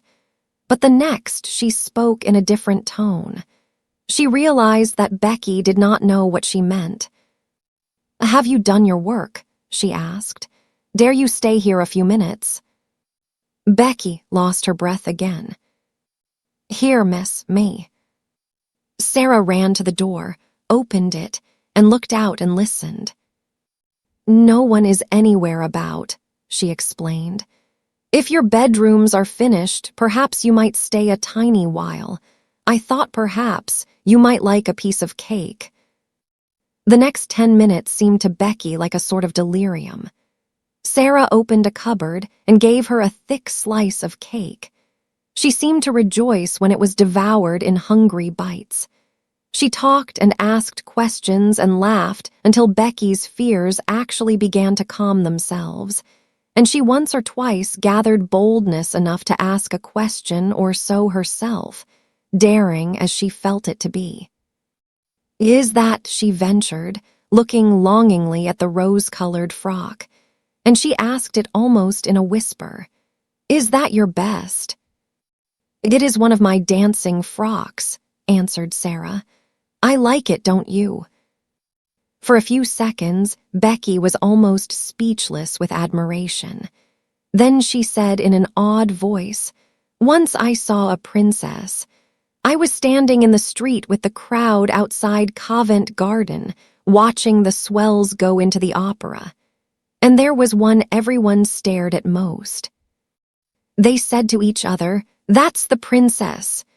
She was a grown-up young lady, but she was pink all over gown and cloak and flowers and all. I called her to mind the minute I saw you, sitting there on the table, miss. You looked like her." "I've often thought," said Sara in her reflecting voice, "that I should like to be a princess. I wonder what it feels like. I believe I will begin pretending I am one." Becky stared at her admiringly and, as before, did not understand her in the least. She watched her with a sort of adoration. Very soon Sara left her reflections and turned to her with a new question. "Becky," she said, "weren't you listening to that story?" "Yes, miss," confessed Becky, a little alarmed again. "I knew I hadn't ought to, but it was so beautiful I couldn't help it." "I liked you to listen to it," said Sara. "If you tell stories, you like nothing so much as to tell them to people who want to listen. I don't know why it is. Would you like to hear the rest?" Becky lost her breath again. "Me hear it," she cried. "Like as if I was a pupil, miss. All about the princess and the little white mer-babies swimming about laughing with stars in their hair." Sara nodded. "You haven't time to hear it now, I'm afraid," she said. "But if you will tell me just what time you come to do my rooms, I will try to be here and tell you a bit of it every day until it is finished. It's a lovely long one and I'm always putting new bits to it." "Then," breathed Becky devoutly, "I wouldn't mind how heavy the coal boxes were, or what the cook did to me if I might have that to think of." "You may," said Sara. "I'll tell it all to you." When Becky went downstairs, she was not the same Becky who had staggered up, loaded down by the weight of the coal scuttle. She had an extra piece of cake in her pocket, and she had been fed and warmed, but not only by cake and fire. Something else had warmed and fed her, and the something else was Sara. When she was gone, Sara sat on her favorite perch on the end of her table. Her feet were on a chair, her elbows on her knees, and her chin in her hands. "If I was a real princess," she murmured, "I could scatter largesse to the populace. But even if I am only a pretend princess, I can invent little things to do for people. Things like this." She was just as happy as if it was largesse. "I'll pretend that to do things people like is scattering largesse. I've scattered largesse." Chapter 6. The Diamond Mines. Not very long after this, a very exciting thing happened. Not only Sara, but the entire school, found it exciting and made it the chief subject of conversation for weeks after it occurred. In one of his letters, Captain Crewe told a most interesting story. A friend who had been at school with him when he was a boy had unexpectedly come to see him in India. He was the owner of a large tract of land upon which diamonds had been found, and he was engaged in developing the mines. If all went as was confidently expected, he would become possessed of such wealth as it made one dizzy to think of. And because he was fond of the friend of his school days, he had given him an opportunity to share in this enormous fortune by becoming a partner in his scheme. This, at least, was what Sara gathered from his letters. It is true that any other business scheme, however magnificent, would have had but small attraction for her or for the schoolroom. But diamond mines sounded so like the Arabian Nights that no one could be indifferent.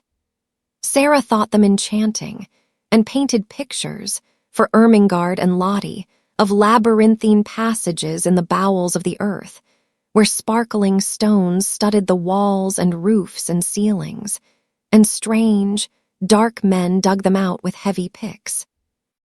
Ermengarde delighted in the story, and Lottie insisted on its being retold to her every evening. Lavinia was very spiteful about it, and told Jessie that she didn't believe such things as diamond mines existed. "My mamma has a diamond ring which cost 40 pounds, she said, "and it is not a big one either. If there were mines full of diamonds, people would be so rich it would be ridiculous." "Perhaps Sara will be so rich that she will be ridiculous," giggled Jessie. "She's ridiculous without being rich," Lavinia sniffed. "I believe you hate her," said Jessie. "No, I don't," snapped Lavinia. "But I don't believe in mines full of diamonds." "Well, people have to get them from somewhere," said Jessie. "Lavinia," with a new giggle, "what do you think Gertrude says?" "I don't know, I'm sure, and I don't care if it's something more about that everlasting Sara." "Well, it is. One of her pretends is that she is a princess. She plays it all the time, even in school. She says it makes her learn her lessons better. She wants Ermengarde to be one, too, but Ermengarde says she is too fat." "She is too fat," said Lavinia, "and Sara is too thin." Naturally, Jessie giggled again. "She says it has nothing to do with what you look like or what you have. It has only to do with what you think of and what you do." "I suppose she thinks she could be a princess if she was a beggar," said Lavinia. "Let us begin to call her your Royal Highness." Lessons for the day were over, and they were sitting before the schoolroom fire, enjoying the time they liked best. It was the time when Miss Minchin and Miss Amelia were taking their tea in the sitting room sacred to themselves. At this hour, a great deal of talking was done, and a great many secrets changed hands, particularly if the younger pupils behaved themselves well, and did not squabble or run about noisily, which it must be confessed they usually did. When they made an uproar, the older girls usually interfered with scolding and shakes. They were expected to keep order, and there was danger that if they did not, Miss Minchin or Miss Amelia would appear and put an end to festivities. Even as Lavinia spoke, the door opened, and Sara entered with Lottie, whose habit was to trot everywhere after her like a little dog.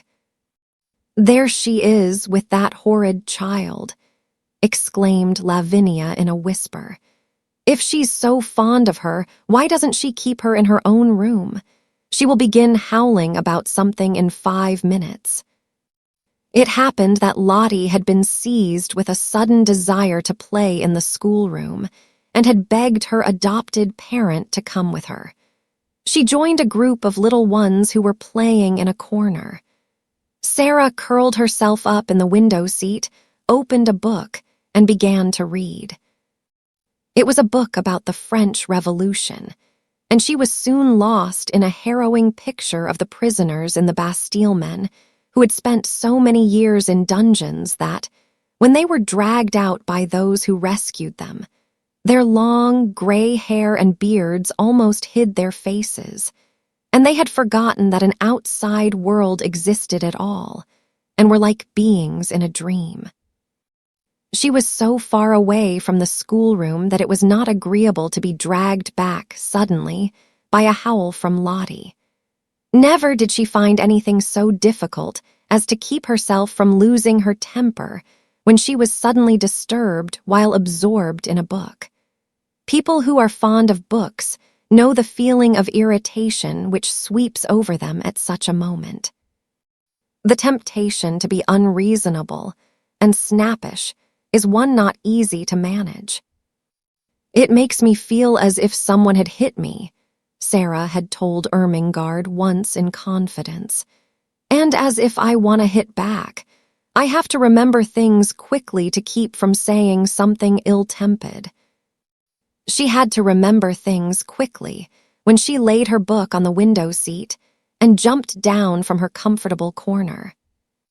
Lottie had been sliding across the schoolroom floor, and having first irritated Lavinia and Jessie by making a noise, had ended by falling down and hurting her fat knee.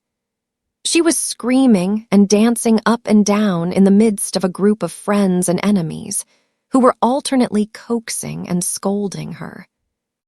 "Stop this minute, you crybaby! Stop this minute!" Lavinia commanded. "I'm not a crybaby, I'm not," wailed Lottie. "Sara, Sara." "If she doesn't stop, Miss Minchin will hear her," cried Jessie. "Lottie, darling, I'll give you a penny." "I don't want your penny," sobbed Lottie, and she looked down at the fat knee and, seeing a drop of blood on it, burst forth again. Sara flew across the room and, kneeling down, put her arms round her. "Now, Lottie," she said. "Now, Lottie, you promised Sara." "She said I was a crybaby," wept Lottie. Sara patted her, but spoke in the steady voice Lottie knew. "But if you cry, you will be one, Lottie, pet. You promised." Lottie remembered that she had promised, but she preferred to lift up her voice. "I haven't any mama," she proclaimed. "I haven't a bit of mama." "Yes, you have," said Sara cheerfully. "Have you forgotten? Don't you know that Sara is your mama? Don't you want Sara for your mama?" Lottie cuddled up to her with a consoled sniff. "Come and sit in the window seat with me," Sara went on, "and I'll whisper a story to you." "Will you?" whimpered Lottie. "Will you tell me about the diamond mines?" "The diamond mines," broke out Lavinia. "Nasty, little spoiled thing, I should like to slap her." Sara got up quickly on her feet. It must be remembered that she had been very deeply absorbed in the book about the Bastille, and she had had to recall several things rapidly when she realized that she must go and take care of her adopted child. She was not an angel, and she was not fond of Lavinia. "Well," she said, with some fire, "I should like to slap you, but I don't want to slap you," restraining herself. "At least I both want to slap you, and I should like to slap you, but I won't slap you. We are not little gutter children. We are both old enough to know better." Here was Lavinia's opportunity. "Ah, yes, your Royal Highness," she said. "We are princesses, I believe. At least one of us is. The school ought to be very fashionable now Miss Minchin has a princess for a pupil." Sara started toward her. She looked as if she were going to box her ears. Perhaps she was. Her trick of pretending things was the joy of her life. She never spoke of it to girls she was not fond of. Her new pretend about being a princess was very near to her heart, and she was shy and sensitive about it. She had meant it to be rather a secret, and here was Lavinia deriding it before nearly all the school. She felt the blood rush up into her face and tingle in her ears. She only just saved herself. If you were a princess, you did not fly into rages. Her hand dropped, and she stood quite still a moment. When she spoke, it was in a quiet, steady voice. She held her head up, and everybody listened to her. "It's true," she said. "Sometimes I do pretend I am a princess. I pretend I am a princess so that I can try and behave like one." Lavinia could not think of exactly the right thing to say. Several times she had found that she could not think of a satisfactory reply when she was dealing with Sara. The reason for this was that, somehow, the rest always seemed to be vaguely in sympathy with her opponent. She saw now that they were pricking up their ears interestedly. The truth was, they liked princesses, and they all hoped they might hear something more definite about this one, and drew nearer Sara accordingly. Lavinia could only invent one remark, and it fell rather flat. "Dear me," she said, "I hope, when you ascend the throne, you won't forget us." "I won't," said Sara, and she did not utter another word, but stood quite still, and stared at her steadily as she saw her take Jessie's arm and turn away. After this, the girls who were jealous of her used to speak of her as Princess Sara, whenever they wished to be particularly disdainful, and those who were fond of her gave her the name among themselves as a term of affection. No one called her Princess instead of Sara, but her adorers were much pleased with the picturesqueness and grandeur of the title, and Miss Minchin, hearing of it, mentioned it more than once to visiting parents, feeling that it rather suggested a sort of royal boarding school. To Becky, it seemed the most appropriate thing in the world. The acquaintance begun on the foggy afternoon when she had jumped up terrified from her sleep in the comfortable chair had ripened and grown, though it must be confessed that Miss Minchin and Miss Amelia knew very little about it. They were aware that Sara was kind to the scullery maid, but they knew nothing of certain delightful moments snatched perilously when the upstairs rooms being set in order with lightning rapidity, Sara's sitting room was reached, and the heavy coal box set down with a sigh of joy. At such times, stories were told by installments. Things of a satisfying nature were either produced and eaten or hastily tucked into pockets to be disposed of at night when Becky went upstairs to her attic to bed. "But I have to eat them carefully, miss," she said once, "'cause if I leave crumbs the rats come out to get them." "Rats!" exclaimed Sara in horror. "Are there rats there?" "Lots of them, miss," Becky answered in quite a matter-of-fact manner. "There mostly are rats and mice in attics. You get used to the noise they make scuttling about. I've got so I don't mind them so long as they don't run over my pillow." "Ugh," said Sara. "You get used to anything after a bit," said Becky. "You have to, miss, if you're born a scullery maid. I'd rather have rats than cockroaches." "So would I," said Sara. "I suppose you might make friends with a rat in time, but I don't believe I should like to make friends with a cockroach." Sometimes Becky did not dare to spend more than a few minutes in the bright, warm room, and when this was the case, perhaps only a few words could be exchanged, and a small purchase slipped into the old-fashioned pocket Becky carried under her dress skirt, tied round her waist with a band of tape. The search for and discovery of satisfying things to eat which could be packed into small compass added a new interest to Sara's existence. When she drove or walked out, she used to look into shop windows eagerly. The first time it occurred to her to bring home 2 or 3 little meat pies, she felt that she had hit upon a discovery. When she exhibited them, Becky's eyes quite sparkled. "Oh, miss," she murmured, "them will be nice and filling. It's fillingness that's best. Sponge cake's a heavenly thing, but it melts away like, if you understand, miss. These'll just stay in your stomach." "Well," hesitated Sara, "I don't think it would be good if they stayed always, but I do believe they will be satisfying." They were satisfying, and so were beef sandwiches, bought at a cook shop, and so were rolls and bologna sausage. In time, Becky began to lose her hungry, tired feeling, and the coal box did not seem so unbearably heavy. However heavy it was, and whatsoever the temper of the cook, and the hardness of the work heaped upon her shoulders, she had always the chance of the afternoon to look forward to the chance that Miss Sara would be able to be in her sitting room.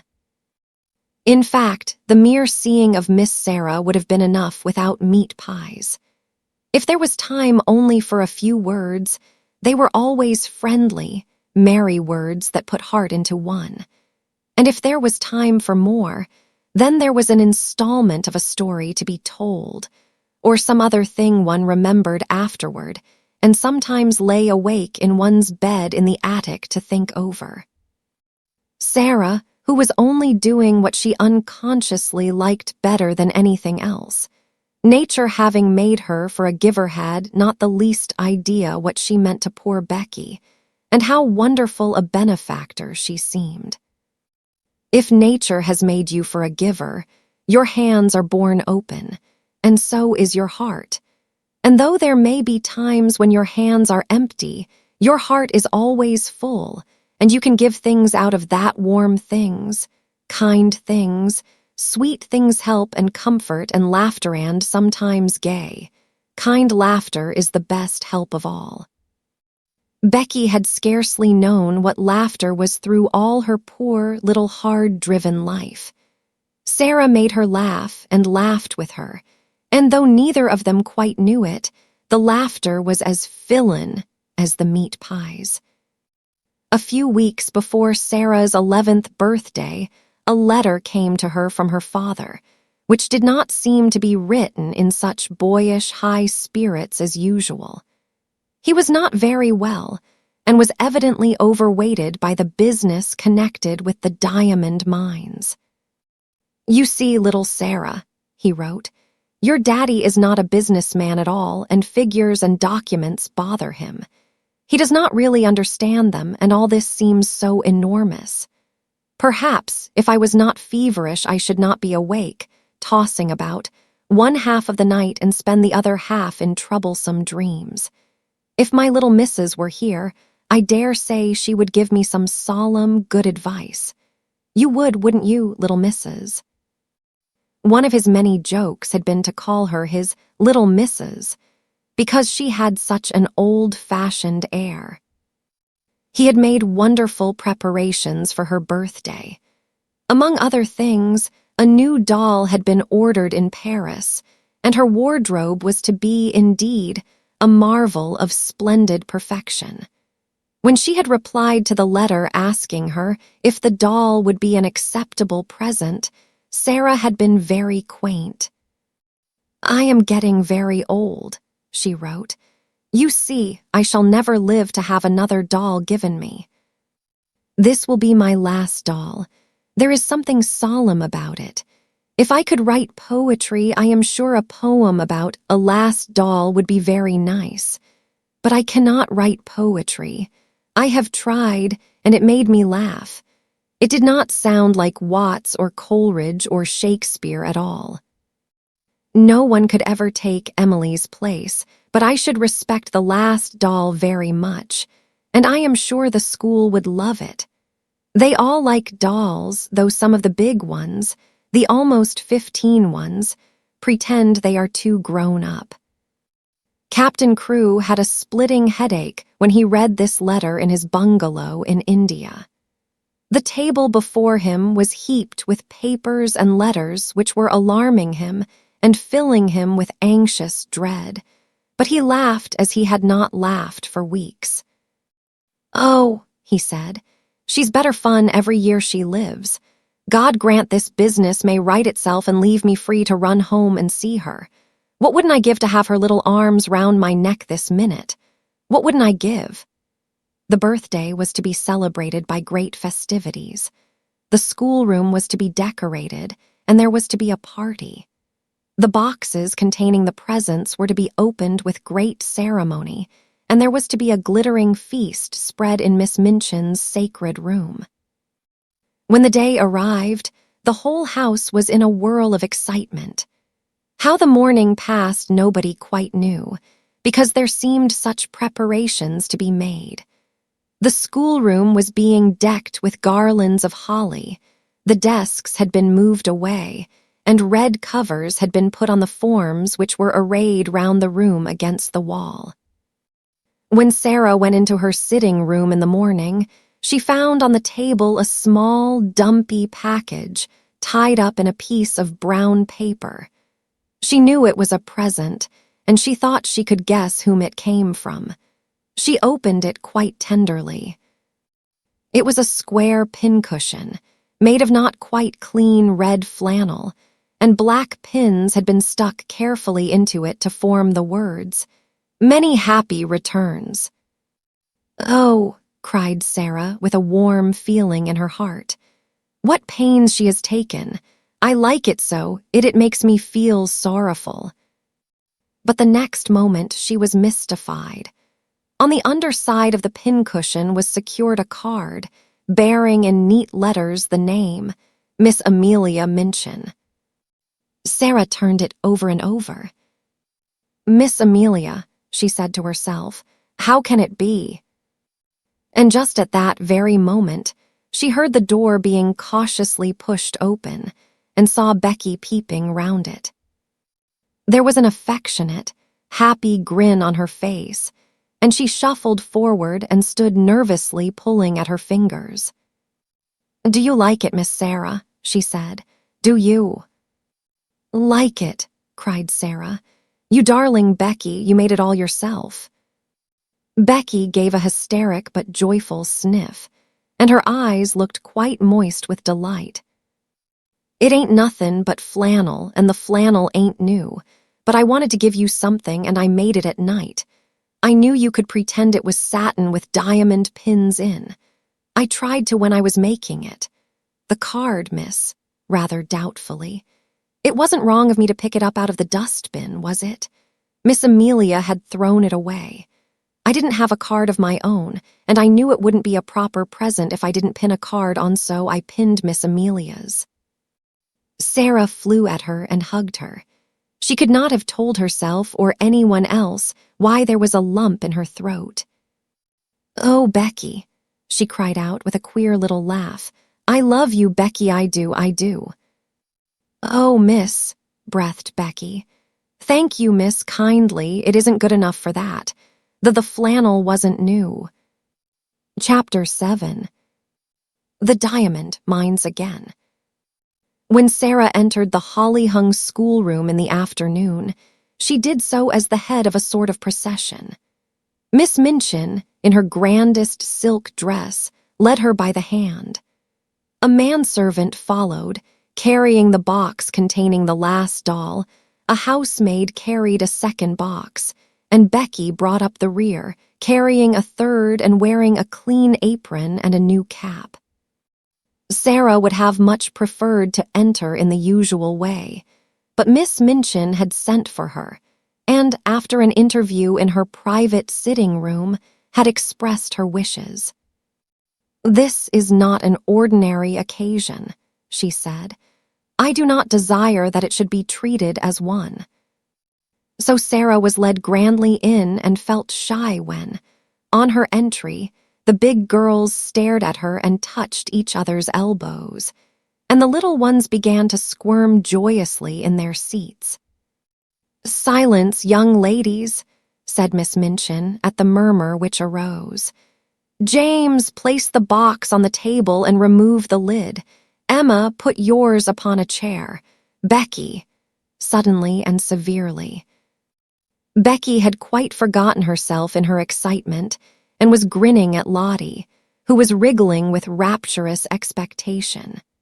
She almost dropped her box. The disapproving voice so startled her, and her frightened, bobbing curtsy of apology was so funny that Lavinia and Jessie tittered.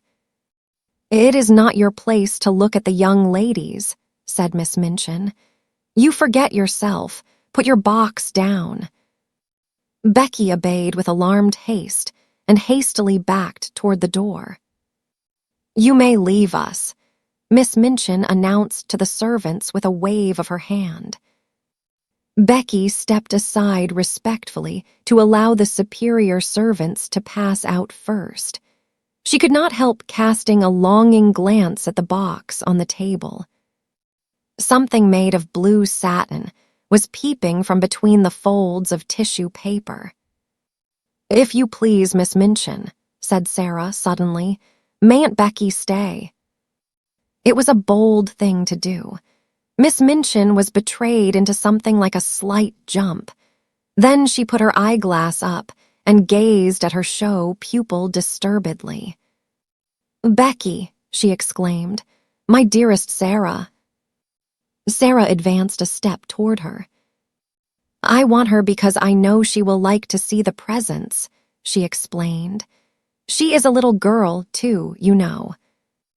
Miss Minchin was scandalized. She glanced from one figure to the other. "My dear Sara," she said, "Becky is the scullery maid. Scullery maids are not little girls." It really had not occurred to her to think of them in that light. Scullery maids were machines who carried coal scuttles and made fires. "But Becky is," said Sara, "and I know she would enjoy herself. Please let her stay, because it is my birthday." Miss Minchin replied with much dignity, "As you ask it as a birthday favor, she may stay. Rebecca, thank Miss Sara for her great kindness." Becky had been backing into the corner, twisting the hem of her apron in delighted suspense. She came forward, bobbing curtsies, but between Sara's eyes and her own there passed a gleam of friendly understanding, while her words tumbled over each other. "Oh, if you please, miss, I'm that grateful, miss. I did want to see the doll, miss, that I did. Thank you, miss. And thank you, ma'am," turning and making an alarmed bob to Miss Minchin for letting me take the liberty. Miss Minchin waved her hand again. This time it was in the direction of the corner near the door. "Go and stand there," she commanded. "Not too near the young ladies." Becky went to her place, grinning. She did not care where she was sent, so that she might have the luck of being inside the room, instead of being downstairs in the scullery, while these delights were going on. She did not even mind when Miss Minchin cleared her throat ominously and spoke again. "Now, young ladies, I have a few words to say to you," she announced. "She's going to make a speech," whispered one of the girls. I wish it was over." Sara felt rather uncomfortable. As this was her party, it was probable that the speech was about her. It is not agreeable to stand in a schoolroom and have a speech made about you. "You are aware, young ladies," the speech began, for it was a speech, that dear Sara is 11 years old today. "Dear Sara," murmured Lavinia. "Several of you here have also been 11 years old, but Sara's birthdays are rather different from other little girls' birthdays. When she is older, she will be heiress to a large fortune, which it will be her duty to spend in a meritorious manner." "The diamond mines," giggled Jessie in a whisper. Sara did not hear her, but as she stood with her green-gray eyes fixed steadily on Miss Minchin, she felt herself growing rather hot. When Miss Minchin talked about money, she felt somehow that she always hated her, and, of course, it was disrespectful to hate grown-up people. "When her dear papa, Captain Crewe, brought her from India and gave her into my care," the speech proceeded, "he said to me in a jesting way, 'I am afraid she will be very rich, Miss Minchin.' My reply was, 'Her education at my seminary, Captain Crewe, shall be such as will adorn the largest fortune.' Sara has become my most accomplished pupil. Her French and her dancing are a credit to the seminary. Her manners, which have caused you to call her Princess Sara, are perfect. Her amiability she exhibits by giving you this afternoon's party. I hope you appreciate her generosity. I wish you to express your appreciation of it by saying aloud all together, 'Thank you, Sara.'" The entire schoolroom rose to its feet as it had done the morning Sara remembered so well. "Thank you, Sara," it said, and it must be confessed that Lottie jumped up and down. Sara looked rather shy for a moment. She made a curtsy, and it was a very nice one. "Thank you," she said, "for coming to my party." "Very pretty indeed, Sara," approved Miss Minchin. "That is what a real princess does when the populace applauds her. Lavinia, scathingly, the sound you just made was extremely like a snort. If you are jealous of your fellow pupil, I beg you will express your feelings in some more ladylike manner. Now I will leave you to enjoy yourselves." The instant she had swept out of the room, the spell her presence always had upon them was broken. The door had scarcely closed before every seat was empty. The little girls jumped or tumbled out of theirs. The older ones wasted no time in deserting theirs. There was a rush toward the boxes. Sara had bent over one of them with a delighted face. "These are books, I know," she said. The little children broke into a rueful murmur, and Ermengarde looked aghast. "Does your papa send you books for a birthday present?" she exclaimed. "Why, he's as bad as mine. Don't open them, Sara." "I like them," Sara laughed, but she turned to the biggest box. When she took out the last doll, it was so magnificent that the children uttered delighted groans of joy, and actually drew back to gaze at it in breathless rapture. "She is almost as big as Lottie," someone gasped. Lottie clapped her hands and danced about, giggling. "She's dressed for the theater," said Lavinia. "Her cloak is lined with ermine." "So," cried Ermengarde, darting forward, "she has an opera glass in her hand, a blue and gold one." "Here is her trunk," said Sara. "Let us open it and look at her things." She sat down upon the floor and turned the key. The children crowded clamoring around her as she lifted tray after tray and revealed their contents. Never had the schoolroom been in such an uproar. There were lace collars and silk stockings and handkerchiefs. There was a jewel case containing a necklace and a tiara which looked quite as if they were made of real diamonds. There was a long sealskin and muff. There were ball dresses and walking dresses and visiting dresses. There were hats and tea gowns and fans. Even Lavinia and Jessie forgot that they were too elderly to care for dolls, and uttered exclamations of delight and caught up things to look at them. "Suppose," Sara said, as she stood by the table, putting a large black velvet hat on the impassively smiling owner of all these splendors. "Suppose she understands human talk and feels proud of being admired." "You are always supposing things," said Lavinia, and her air was very superior. "I know I am," answered Sara undisturbedly. "I like it. There is nothing so nice as supposing. It's almost like being a fairy. If you suppose anything hard enough, it seems as if it were real." "It's all very well to suppose things if you have everything," said Lavinia. "Could you suppose and pretend if you were a beggar and lived in a garret?" Sara stopped arranging the last doll's ostrich plumes and looked thoughtful. "I believe I could," she said. "If one was a beggar, one would have to suppose and pretend all the time, but it might not be easy." She often thought afterward how strange it was that just as she had finished saying this, just at that very moment, Miss Amelia came into the room.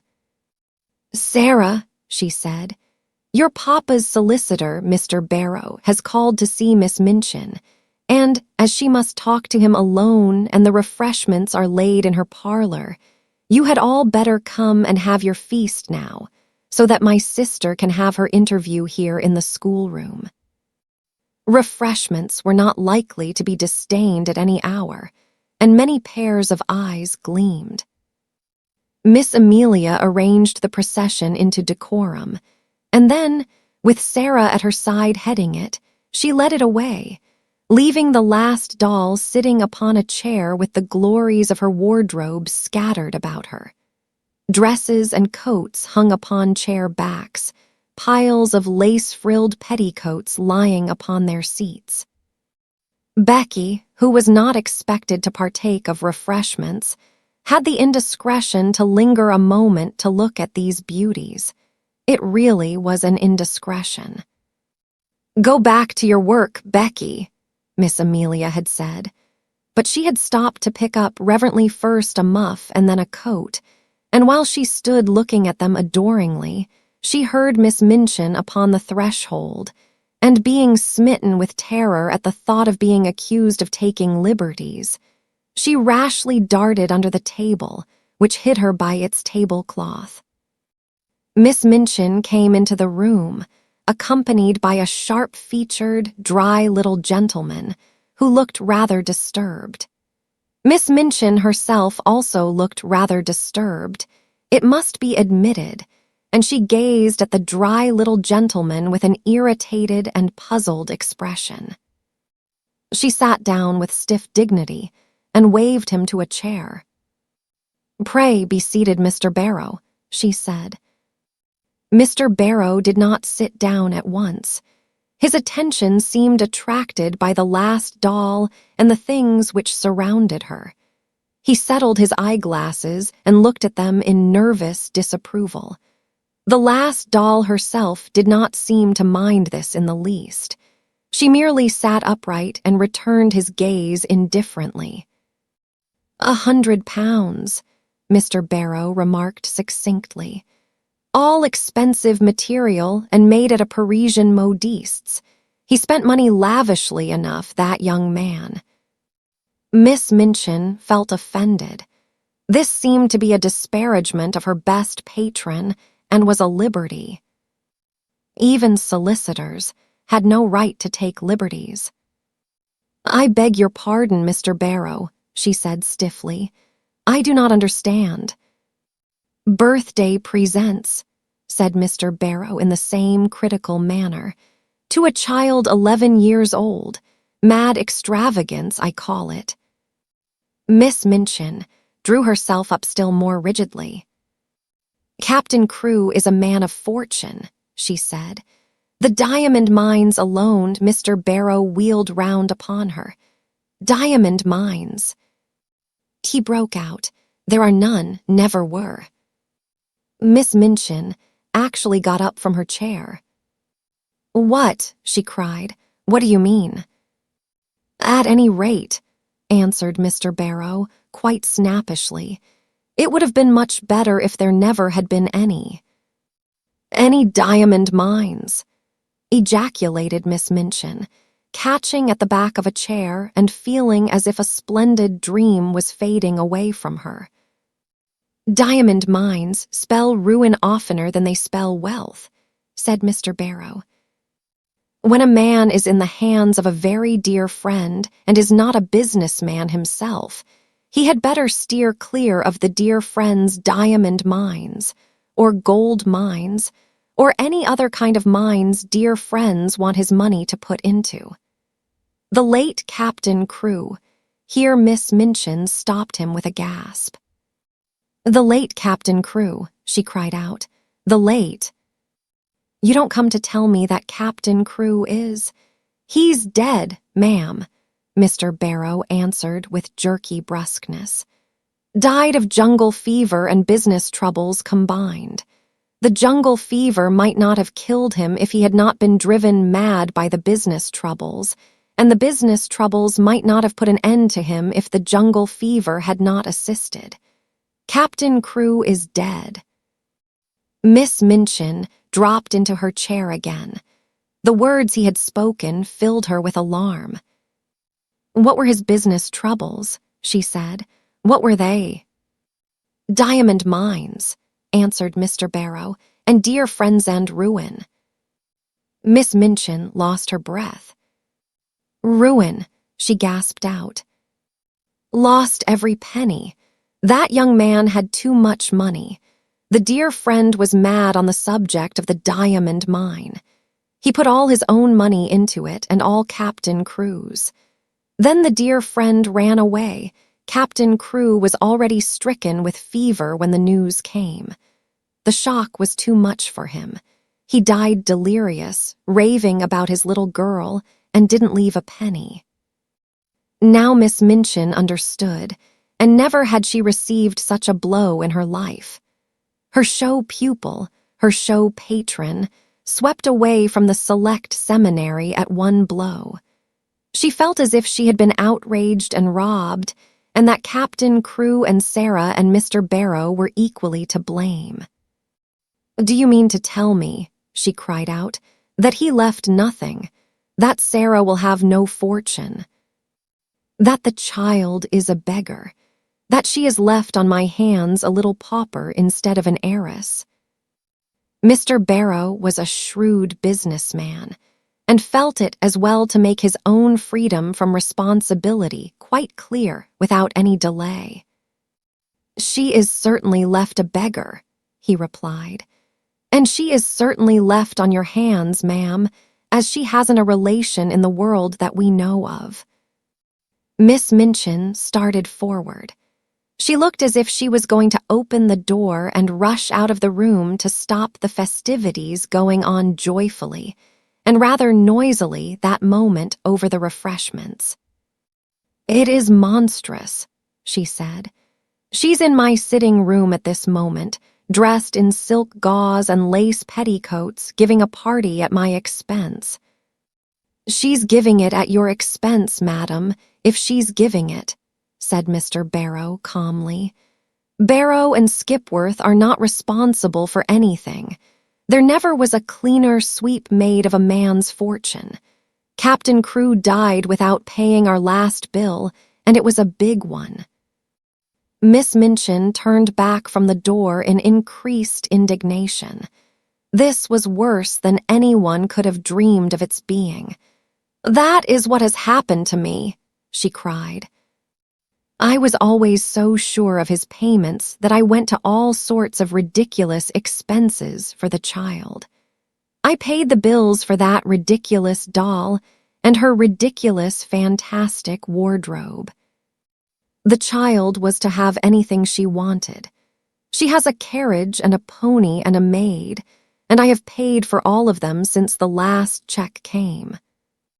Mr. Barrow evidently did not intend to remain to listen to the story of Miss Minchin's grievances after he had made the position of his firm clear and related the mere dry facts. He did not feel any particular sympathy for irate keepers of boarding schools. "You had better not pay for anything more, ma'am," he remarked. "Unless you want to make presents to the young lady, no one will remember you. She hasn't a brass farthing to call her own." "But what am I to do?" demanded Miss Minchin, as if she felt it entirely his duty to make the matter right. "What am I to do?" "There isn't anything to do," said Mr. Barrow, folding up his eyeglasses and slipping them into his pocket. "Captain Crewe is dead. The child is left a pauper. Nobody is responsible for her but you." "I am not responsible for her, and I refuse to be made responsible." Miss Minchin became quite white with rage. Mr. Barrow turned to go. "I have nothing to do with that, madam," he said uninterestedly. "Barrow and Skipworth are not responsible. Very sorry the thing has happened, of course." "If you think she is to be foisted off on me, you are greatly mistaken," Miss Minchin gasped. "I have been robbed and cheated. I will turn her into the street." If she had not been so furious, she would have been too discreet to say quite so much. She saw herself burdened with an extravagantly brought-up child whom she had always resented, and she lost all self-control. Mr. Barrow undisturbedly moved toward the door. "I wouldn't do that, madam," he commented. "It wouldn't look well. Unpleasant story to get about in connection with the establishment. Pupil bundled out penniless and without friends." He was a clever businessman, and he knew what he was saying. He also knew that Miss Minchin was a businesswoman and would be shrewd enough to see the truth. She could not afford to do a thing which would make people speak of her as cruel and hard-hearted. "Better keep her and make use of her," he added. "She's a clever child, I believe. You can get a good deal out of her as she grows older." "I will get a good deal out of her before she grows older," exclaimed Miss Minchin. "I am sure you will, ma'am," said Mr. Barrow with a little sinister smile. "I am sure you will. Good morning." He bowed himself out and closed the door, and it must be confessed that Miss Minchin stood for a few moments and glared at it. What he had said was quite true. She knew it. She had absolutely no redress. Her show pupil had melted into nothingness, leaving only a friendless, beggared little girl. Such money as she herself had advanced was lost and could not be regained. And as she stood there breathless under her sense of injury, there fell upon her ears a burst of gay voices from her own sacred room, which had actually been given up to the feast. She could at least stop this. But as she started toward the door, it was opened by Miss Amelia, who, when she caught sight of the changed, angry face, fell back a step in alarm. "What is the matter, sister?" she ejaculated. Miss Minchin's voice was almost fierce when she answered, "Where is Sara Crewe?" Miss Amelia was bewildered. "Sara," she stammered. "Why, she's with the children in your room, of course." "Has she a black frock in her sumptuous wardrobe?" in bitter irony. "A black frock," Miss Amelia stammered again. "A black one." "She has frocks of every other color. Has she a black one?" Miss Amelia began to turn pale. "No, yes," she said, "but it is too short for her. She has only the old black velvet and she has outgrown it. Go and tell her to take off that preposterous pink silk gauze and put the black one on, whether it is too short or not." She has done with finery." Then Miss Amelia began to wring her fat hands and cry. "Oh, sister," she sniffed. "Oh, sister, what can have happened?" Miss Minchin wasted no words. "Captain Crewe is dead," she said. "He has died without a penny. That spoiled, pampered, fanciful child is left a pauper on my hands." Miss Amelia sat down quite heavily in the nearest chair. "Hundreds of pounds have I spent on nonsense for her, and I shall never see a penny of it. Put a stop to this ridiculous party of hers. Go and make her change her frock at once."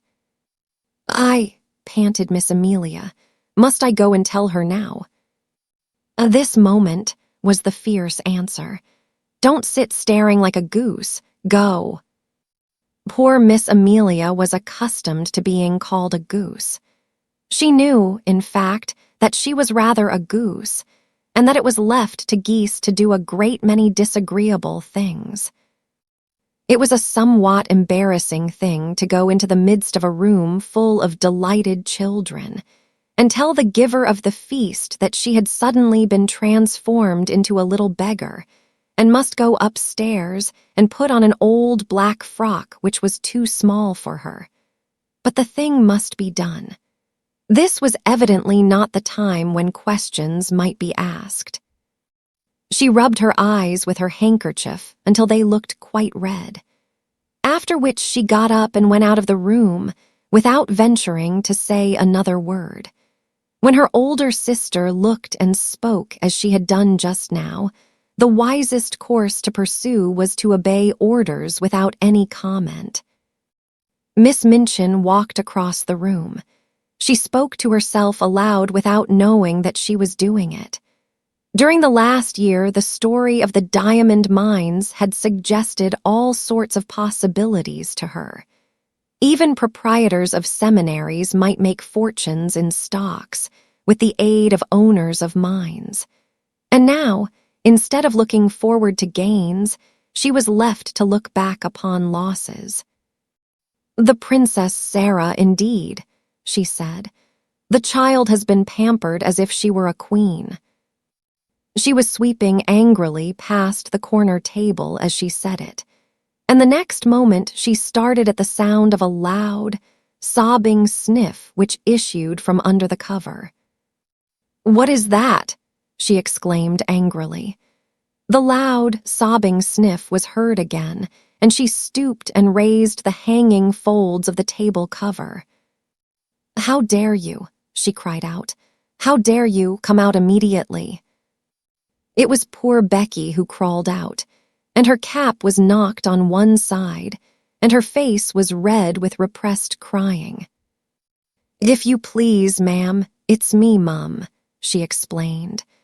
"I know I hadn't ought to, but I was looking at the doll, Mum, and I was frightened when you came in and slipped under the table." "You have been there all the time, listening," said Miss Minchin. "No, Mum," Becky protested, bobbing curtsies. "Not listening. I thought I could slip out without your noticing, but I couldn't and I had to stay. But I didn't listen, Mum. I wouldn't for nothing. But I couldn't help hearing." Suddenly it seemed almost as if she lost all fear of the awful lady before her. She burst into fresh tears. "Oh, please, ma'am," she said. "I dare say you'll give me warning, Mum, but I'm so sorry for poor Miss Sara, I'm so sorry." "Leave the room," ordered Miss Minchin. Becky curtsied again, the tears openly streaming down her cheeks. "Yes, ma'am, I will, ma'am," she said, trembling. "But oh, I just wanted to ask you. Miss Sara, she's been such a rich young lady, and she's been waited on hand and foot, and what will she do now, ma'am, without a maid? If, oh please, would you let me wait on her after I've done my pots and kettles? I'd do them that quick, if you'd let me wait on her now she's poor." Oh, breaking out afresh, poor little Miss Sara, ma'am, that was called a princess. Somehow, she made Miss Minchin feel more angry than ever. That the very scullery maid should range herself on the side of this child, whom she realized more fully than ever that she had never liked was too much. She actually stamped her foot. "No, certainly not," she said. "She will wait on herself and on other people, too. Leave the room this instant, or you'll leave your place." Becky threw her apron over her head and fled. She ran out of the room and down the steps into the scullery, and there she sat down among her pots and kettles and wept as if her heart would break. "It's exactly like the ones in the stories," she wailed. "Them poor princess ones that were drove into the world." Miss Minchin had never looked quite so still and hard as she did when Sara came to her, a few hours later, in response to a message she had sent her. Even by that time, it seemed to Sara as if the birthday party had either been a dream or a thing which had happened years ago, and had happened in the life of quite another little girl. Every sign of the festivities had been swept away.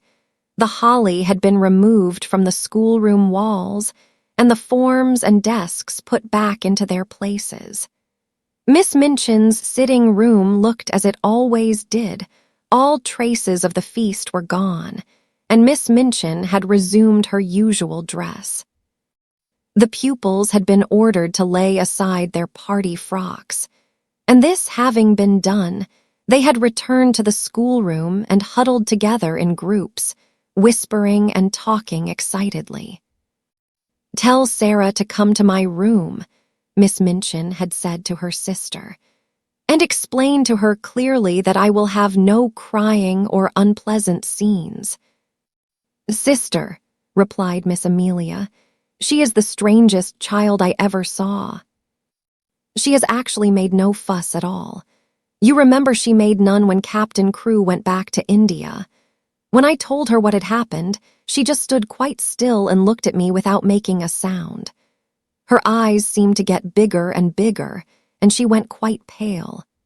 When I had finished, she still stood staring for a few seconds, and then her chin began to shake, and she turned round and ran out of the room and upstairs.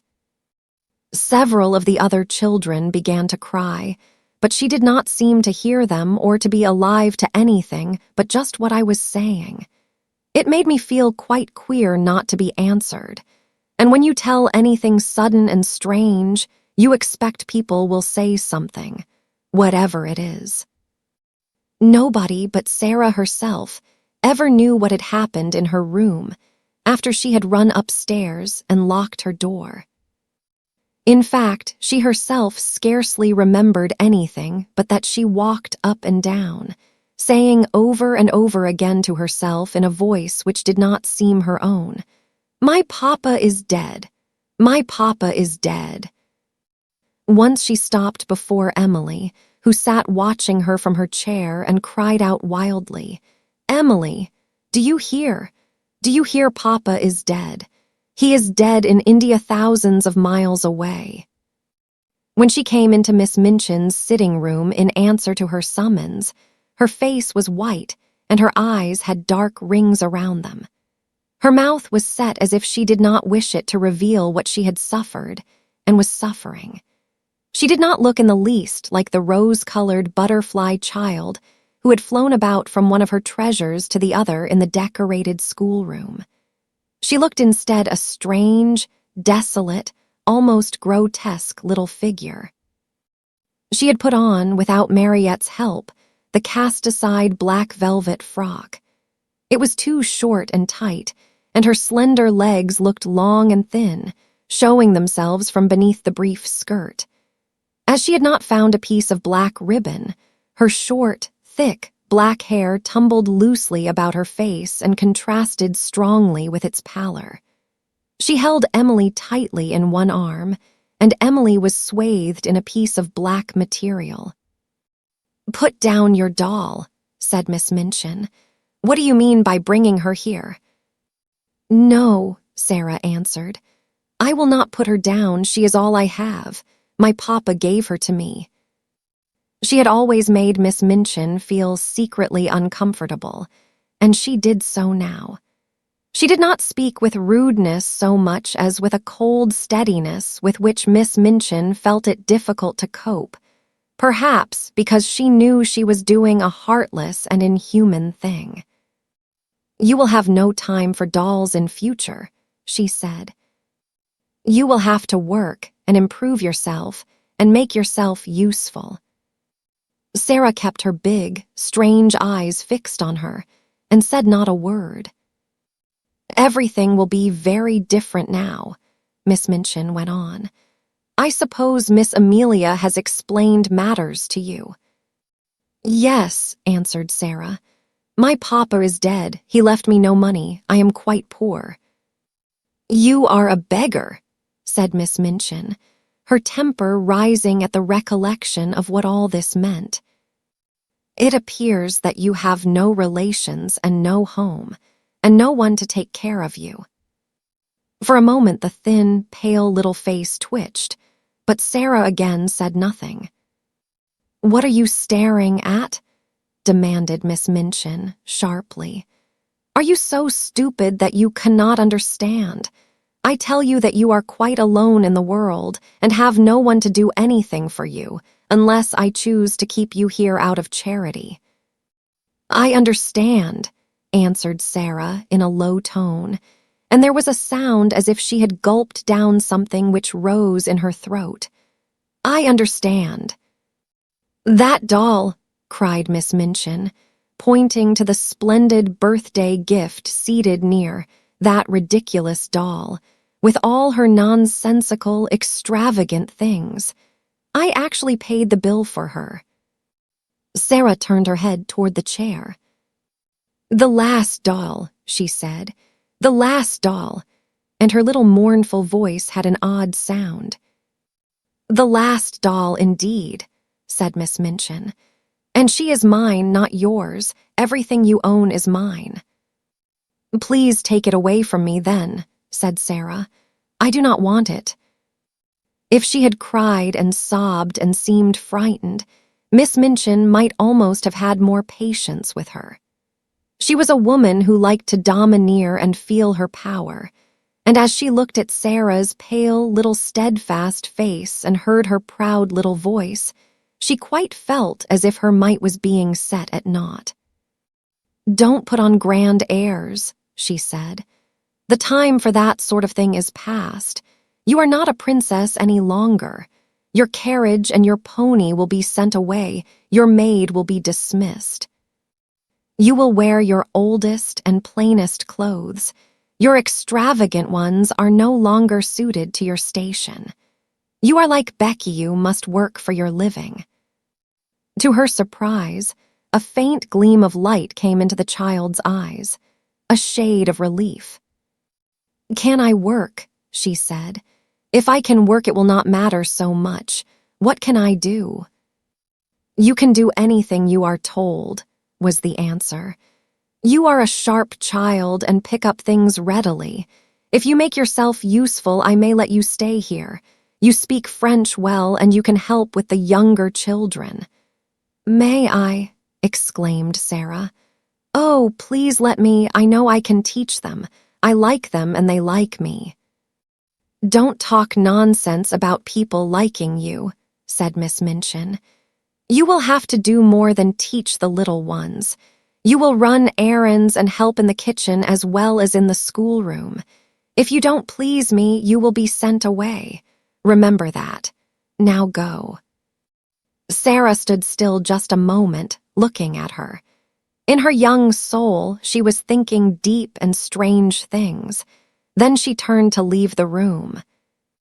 "Stop," said Miss Minchin. "Don't you intend to thank me?" Sara paused, and all the deep, strange thoughts surged up in her breast. "What for?" she said. "For my kindness to you," replied Miss Minchin. "For my kindness in giving you a home." Sara made 2 or 3 steps toward her. Her thin little chest heaved up and down, and she spoke in a strange, unchildishly fierce way. "You are not kind," she said. You are not kind, and it is not a home." And she had turned and run out of the room before Miss Minchin could stop her or do anything but stare after her with stony anger. She went up the stairs slowly, but panting for breath, and she held Emily tightly against her side. "I wish she could talk," she said to herself. If she could speak, if she could speak. She meant to go to her room and lie down on the tiger skin, with her cheek upon the great cat's head, and look into the fire and think and think and think. But just before she reached the landing, Miss Amelia came out of the door and closed it behind her, and stood before it, looking nervous and awkward. The truth was that she felt secretly ashamed of the thing she had been ordered to do. You are not to go in there," she said. "Not go in," exclaimed Sara, and she fell back a pace. "That is not your room now," Miss Amelia answered, reddening a little. Somehow, all at once, Sara understood. She realized that this was the beginning of the change Miss Minchin had spoken of. "Where is my room?" she asked, hoping very much that her voice did not shake. "You are to sleep in the attic next to Becky."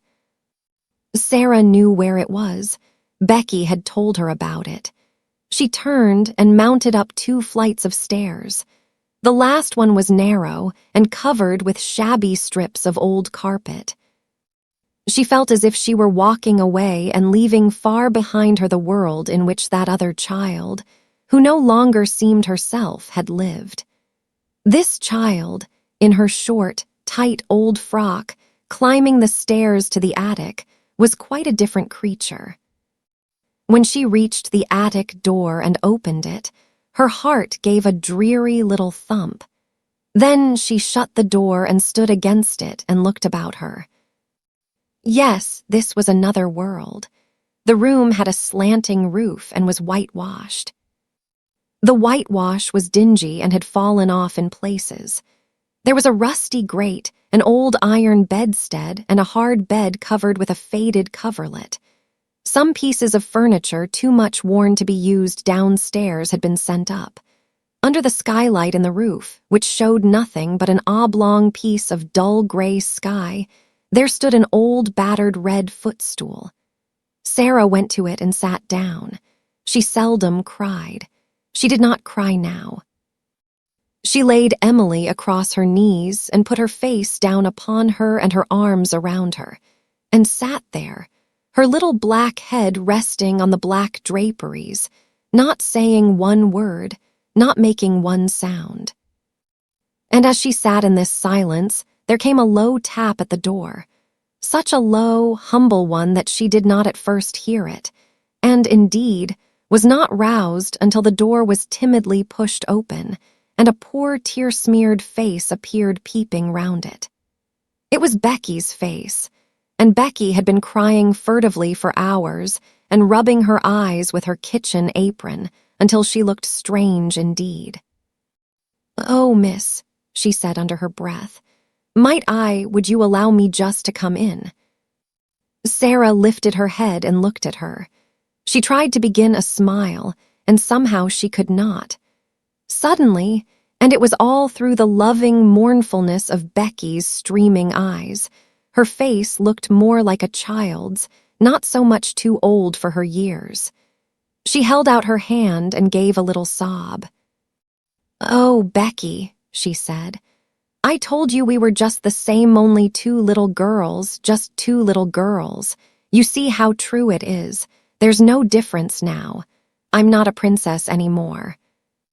Becky ran to her and caught her hand, and hugged it to her breast, kneeling beside her and sobbing with love and pain. "Yes, miss, you are," she cried, and her words were all broken. "Whatever happens to you, whatever, you'd be a princess all the same, and nothing couldn't make you nothing different." Chapter 8. In the attic. The first night she spent in her attic was a thing Sara never forgot. During its passing, she lived through a wild, unchildlike woe of which she never spoke to anyone about her. There was no one who would have understood. It was, indeed, well for her that as she lay awake in the darkness, her mind was forcibly distracted, now and then, by the strangeness of her surroundings. It was, perhaps, well for her that she was reminded by her small body of material things. If this had not been so, the anguish of her young mind might have been too great for a child to bear. But really, while the night was passing, she scarcely knew that she had a body at all or remembered any other thing than one. "My papa is dead," she kept whispering to herself. "My papa is dead."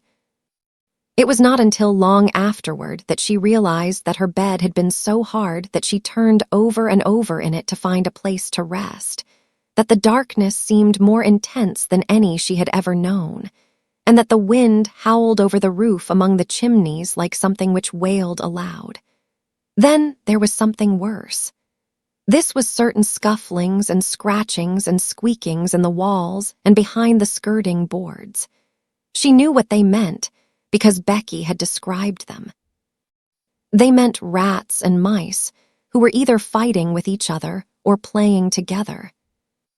Once or twice, she even heard sharp-toed feet scurrying across the floor, and she remembered in those after days, when she recalled things, that when first she heard them she started up in bed and sat trembling, and when she lay down again covered her head with the bedclothes. The change in her life did not come about gradually, but was made all at once. "She must begin as she is to go on," Miss Minchin said to Miss Amelia. "She must be taught at once what she is to expect." Mariette had left the house the next morning. The glimpse Sara caught of her sitting room, as she passed its open door, showed her that everything had been changed. Her ornaments and luxuries had been removed, and a bed had been placed in a corner to transform it into a new pupil's bedroom. When she went down to breakfast, she saw that her seat at Miss Minchin's side was occupied by Lavinia, and Miss Minchin spoke to her coldly. "You will begin your new duties, Sara," she said, "by taking your seat with the younger children at a smaller table. You must keep them quiet and see that they behave well and do not waste their food. You ought to have been down earlier. Lottie has already upset her tea." That was the beginning, and from day to day the duties given to her were added to. She taught the younger children French and heard their other lessons, and these were the least of her labors. It was found that she could be made use of in numberless directions. She could be sent on errands at any time and in all weathers. She could be told to do things other people neglected. The cook and the housemaids took their tone from Miss Minchin, and rather enjoyed ordering about the young one who had been made so much fuss over for so long. They were not servants of the best class, and had neither good manners nor good tempers, and it was frequently convenient to have at hand someone on whom blame could be laid. During the first month or two, Sara thought that her willingness to do things as well as she could, and her silence under reproof, might soften those who drove her so hard. In her proud little heart, she wanted them to see that she was trying to earn her living and not accepting charity. But the time came when she saw that no one was softened at all, and the more willing she was to do as she was told, the more domineering and exacting careless housemaids became, and the more ready a scolding cook was to blame her. If she had been older, Miss Minchin would have given her the bigger girls to teach and saved money by dismissing an instructress. But while she remained and looked like a child, she could be made more useful as a sort of little superior errand girl and maid of all work. An ordinary errand boy would not have been so clever and reliable. Sara could be trusted with difficult commissions and complicated messages. She could even go and pay bills, and she combined with this the ability to dust a room well and to set things in order. Her own lessons became things of the past. She was taught nothing, and only after long and busy days spent in running here and there at everybody's orders was she grudgingly allowed to go into the deserted schoolroom with a pile of old books and study alone at night. If I do not remind myself of the things I have learned, perhaps I may forget them, she said to herself. I am almost a scullery maid, and if I am a scullery maid who knows nothing, I shall be like poor Becky. I wonder if I could quite forget and begin to drop my H's and not remember that Henry VIII had 6 wives. One of the most curious things in her new existence was her changed position among the pupils. Instead of being a sort of small royal personage among them, she no longer seemed to be one of their number at all. She was kept so constantly at work that she scarcely ever had an opportunity of speaking to any of them, and she could not avoid seeing that Miss Minchin preferred that she should live a life apart from that of the occupants of the schoolroom. I will not have her forming intimacies and talking to the other children, that lady said. Girls like a grievance, and if she begins to tell romantic stories about herself, she will become an ill-used heroine, and parents will be given a wrong impression. It is better that she should live a separate life, one suited to her circumstances. I am giving her a home, and that is more than she has any right to expect from me. Sara did not expect much, and was far too proud to try to continue to be intimate with girls who evidently felt rather awkward and uncertain about her. The fact was that Miss Minchin's pupils were a set of dull, matter-of-fact young people. They were accustomed to being rich and comfortable, and as Sara's frocks grew shorter and shabbier and queerer-looking, and it became an established fact that she wore shoes with holes in them and was sent out to buy groceries and carry them through the streets in a basket on her arm when the cook wanted them in a hurry. They felt rather as if, when they spoke to her, they were addressing an underservant. To think that she was the girl with the diamond mines, Lavinia commented. She does look an object, and she's queerer than ever. I never liked her much, but I can't bear that way she has now of looking at people without speaking, just as if she was finding them out. I am, said Sara promptly when she heard of this. That's what I look at some people for. I like to know about them. I think them over afterward.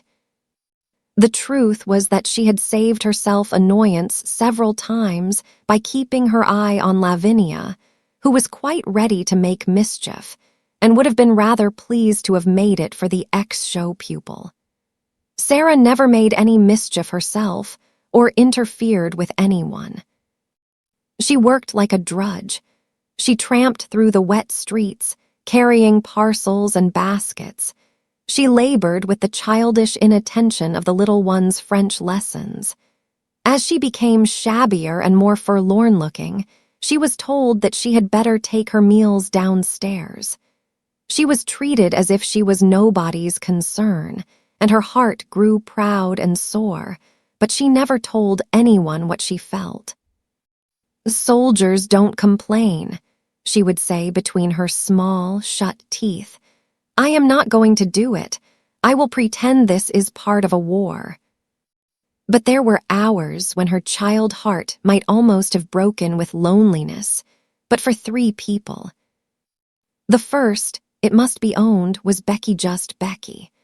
Throughout all that first night spent in the garret, she had felt a vague comfort in knowing that on the other side of the wall in which the rats scuffled and squeaked there was another young human creature. And during the nights that followed, the sense of comfort grew. They had little chance to speak to each other during the day. Each had her own tasks to perform, and any attempt at conversation would have been regarded as a tendency to loiter and lose time. "Don't mind me, miss," Becky whispered during the first morning. "If I don't say nothing polite, someone would be down on us if I did. I mean please and thank you and beg pardon, but I daren't take time to say it." But before daybreak, she used to slip into Sarah's attic and button her dress and give her such help as she required before she went downstairs to light the kitchen fire. And when night came, Sarah always heard the humble knock at her door, which meant that her handmaid was ready to help her again if she was needed. During the first weeks of her grief, Sara felt as if she were too stupefied to talk, so it happened that some time passed before they saw each other much or exchanged visits. Becky's heart told her that it was best that people in trouble should be left alone. The second of the trio of comforters was Ermengarde, but odd things happened before Ermengarde found her place. When Sarah's mind seemed to awaken again to the life about her, she realized that she had forgotten that an Ermengarde lived in the world. The two had always been friends, but Sara had felt as if she were years the older. It could not be contested that Ermengarde was as dull as she was affectionate. She clung to Sara in a simple, helpless way. She brought her lessons to her that she might be helped. She listened to her every word and besieged her with requests for stories. But she had nothing interesting to say herself, and she loathed books of every description.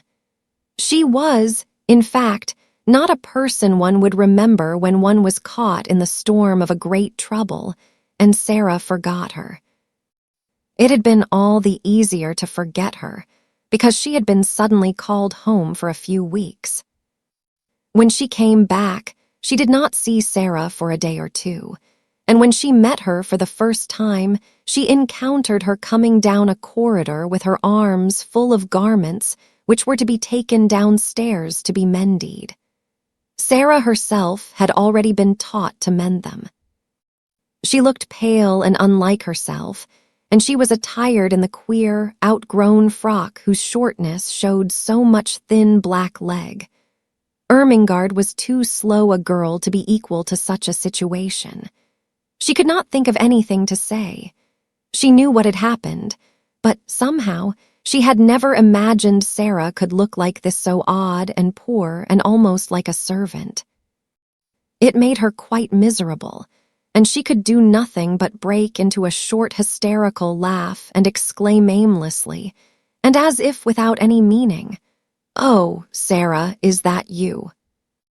"Yes," answered Sara, and suddenly a strange thought passed through her mind and made her face flush. She held the pile of garments in her arms, and her chin rested upon the top of it to keep it steady. Something in the look of her straight-gazing eyes made Ermengarde lose her wits still more. She felt as if Sara had changed into a new kind of girl, and she had never known her before. Perhaps it was because she had suddenly grown poor and had to mend things and work like Becky. "Oh," she stammered. How are you?" "I don't know," Sara replied. "How are you?" I'm quite well," said Ermengarde, overwhelmed with shyness. Then spasmodically she thought of something to say which seemed more intimate. Are you very unhappy?" she said in a rush. Then Sara was guilty of an injustice.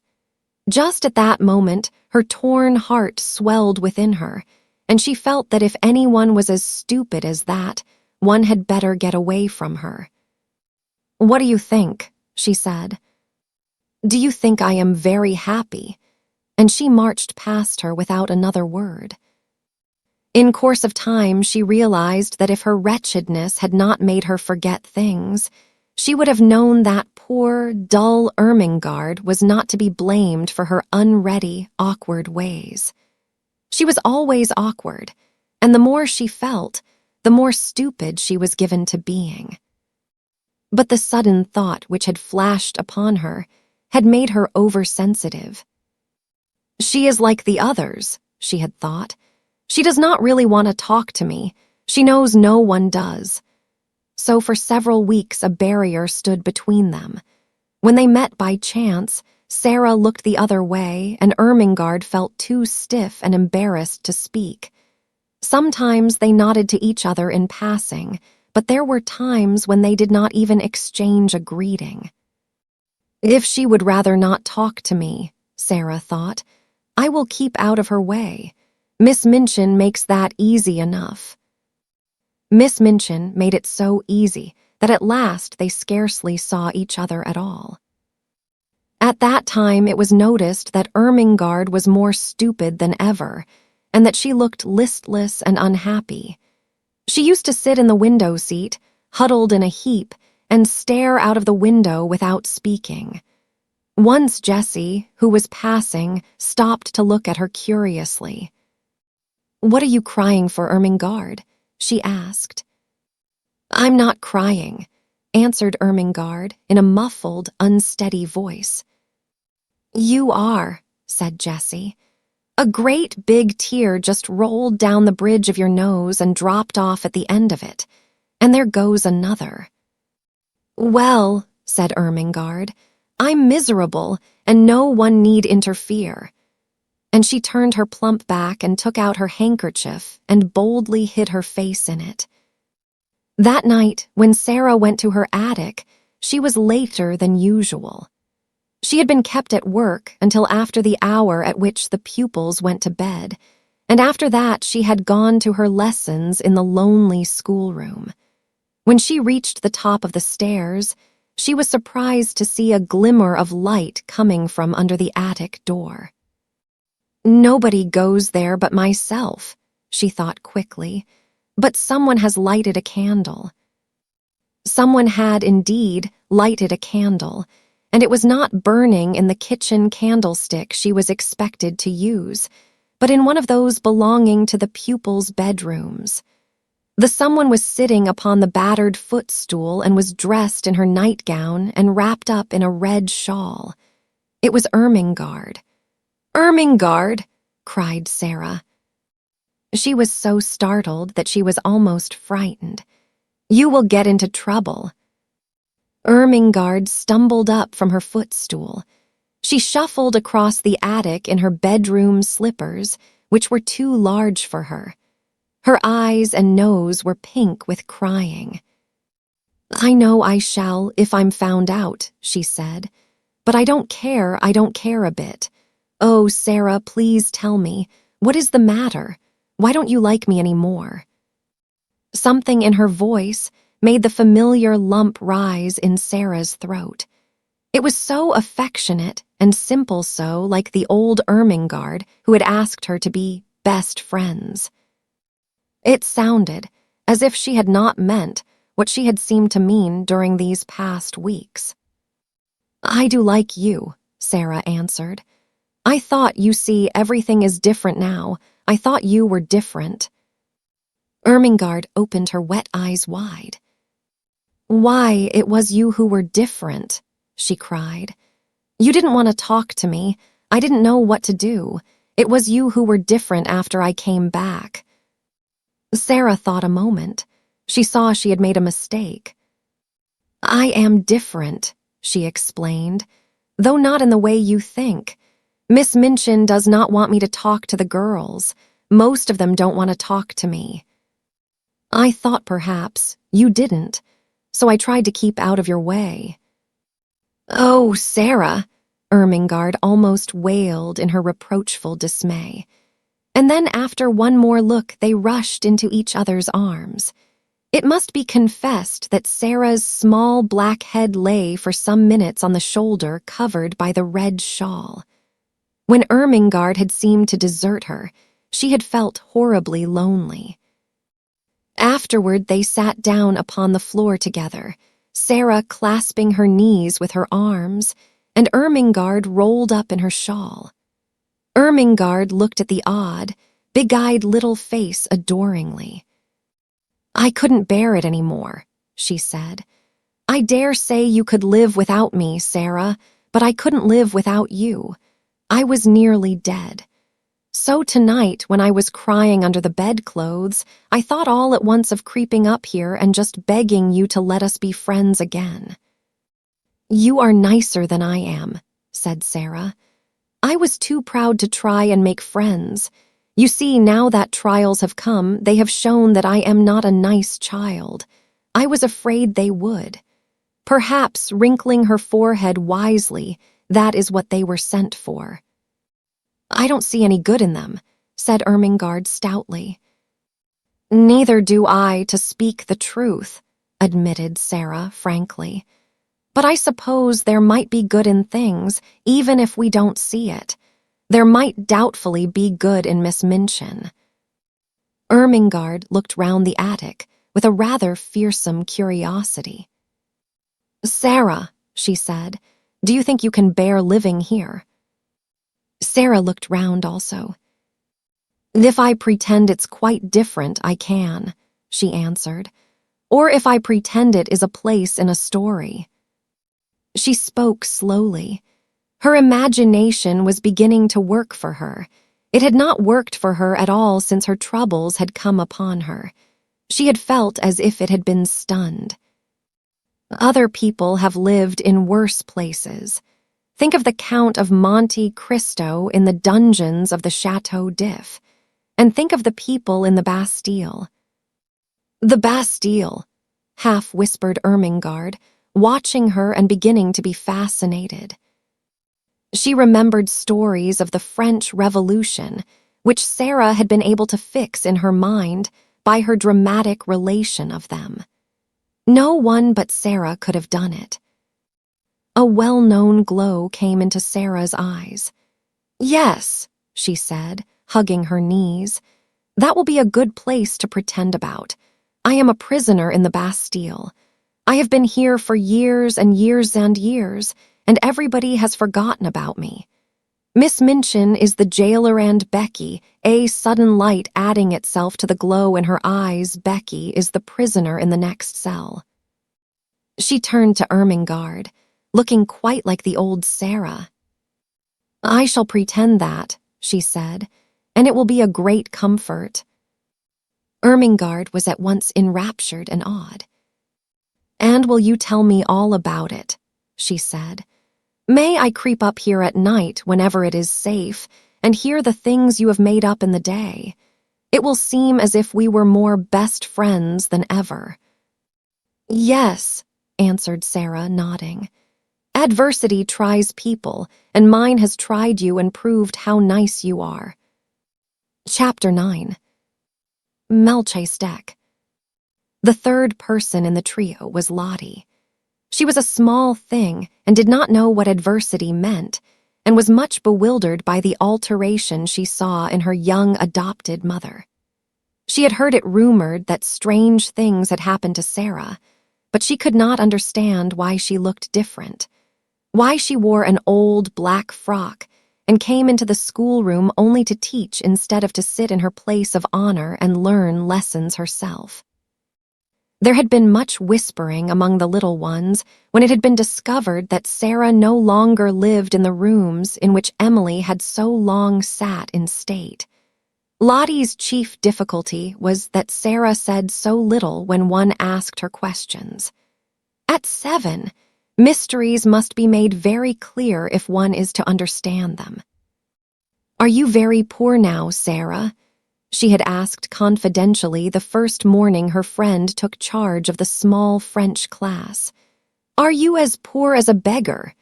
She thrust a fat hand into the slim one and opened round, tearful eyes. "I don't want you to be as poor as a beggar." She looked as if she was going to cry, and Sara hurriedly consoled her. "Beggars have nowhere to live," she said courageously. "I have a place to live in." "Where do you live?" persisted Lottie. "The new girl sleeps in your room and it isn't pretty any more." "I live in another room," said Sara. "Is it a nice one?" inquired Lottie. "I want to go and see it." "You must not talk," said Sara. "Miss Minchin is looking at us. She will be angry with me for letting you whisper." She had found out already that she was to be held accountable for everything which was objected to. If the children were not attentive, if they talked, If they were restless, it was she who would be reproved. But Lottie was a determined little person. If Sara would not tell her where she lived, she would find out in some other way. She talked to her small companions and hung about the elder girls and listened when they were gossiping and acting upon certain information they had unconsciously let drop.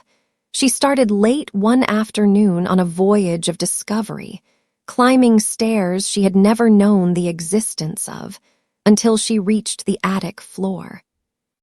There she found 2 doors near each other, and opening one, she saw her beloved Sara standing upon an old table and looking out of a window. "Sara," she cried aghast. "Mama Sara." She was aghast because the attic was so bare and ugly and seemed so far away from all the world. Her short legs had seemed to have been mounting hundreds of stairs. Sara turned round at the sound of her voice. It was her turn to be aghast. What would happen now? If Lottie began to cry and anyone chanced to hear, they were both lost. She jumped down from her table and ran to the child. "Don't cry and make a noise," she implored. "I shall be scolded if you do, and I have been scolded all day. It's not such a bad room, Lottie." "Isn't it?" gasped Lottie, and as she looked round it, she bit her lip. She was a spoiled child yet, but she was fond enough of her adopted parent to make an effort to control herself for her sake. Then, somehow, it was quite possible that any place in which Sara lived might turn out to be nice. "Why isn't it, Sara?"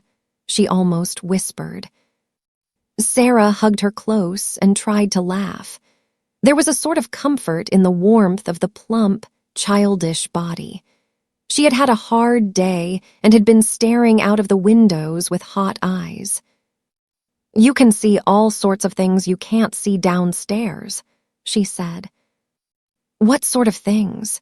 demanded Lottie, with that curiosity Sara could always awaken even in bigger girls.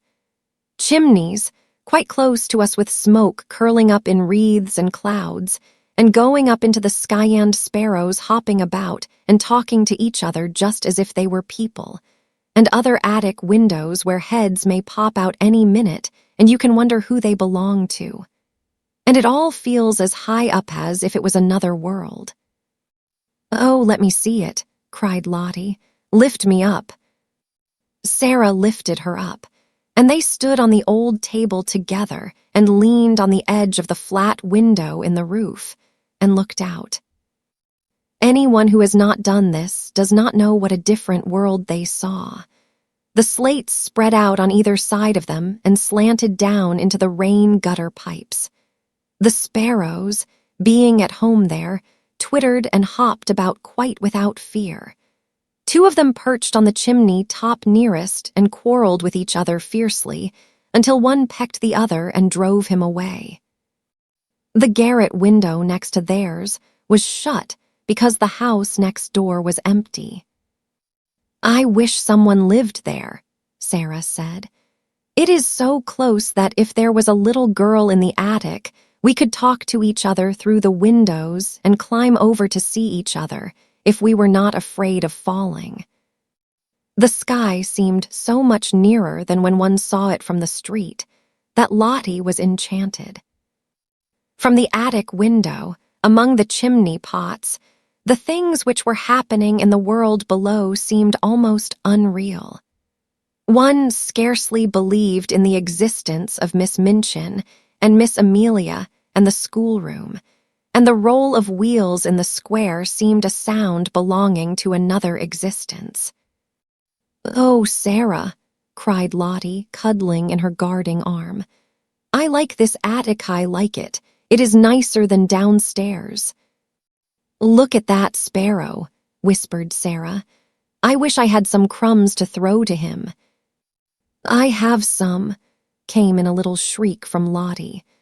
"I have part of a bun in my pocket. I bought it with my penny yesterday, and I saved a bit."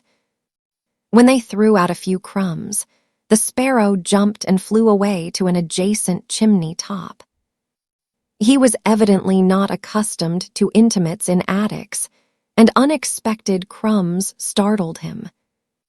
But when Lottie remained quite still, and Sara chirped very softly, almost as if she were a sparrow herself, he saw that the thing which had alarmed him represented hospitality, after all.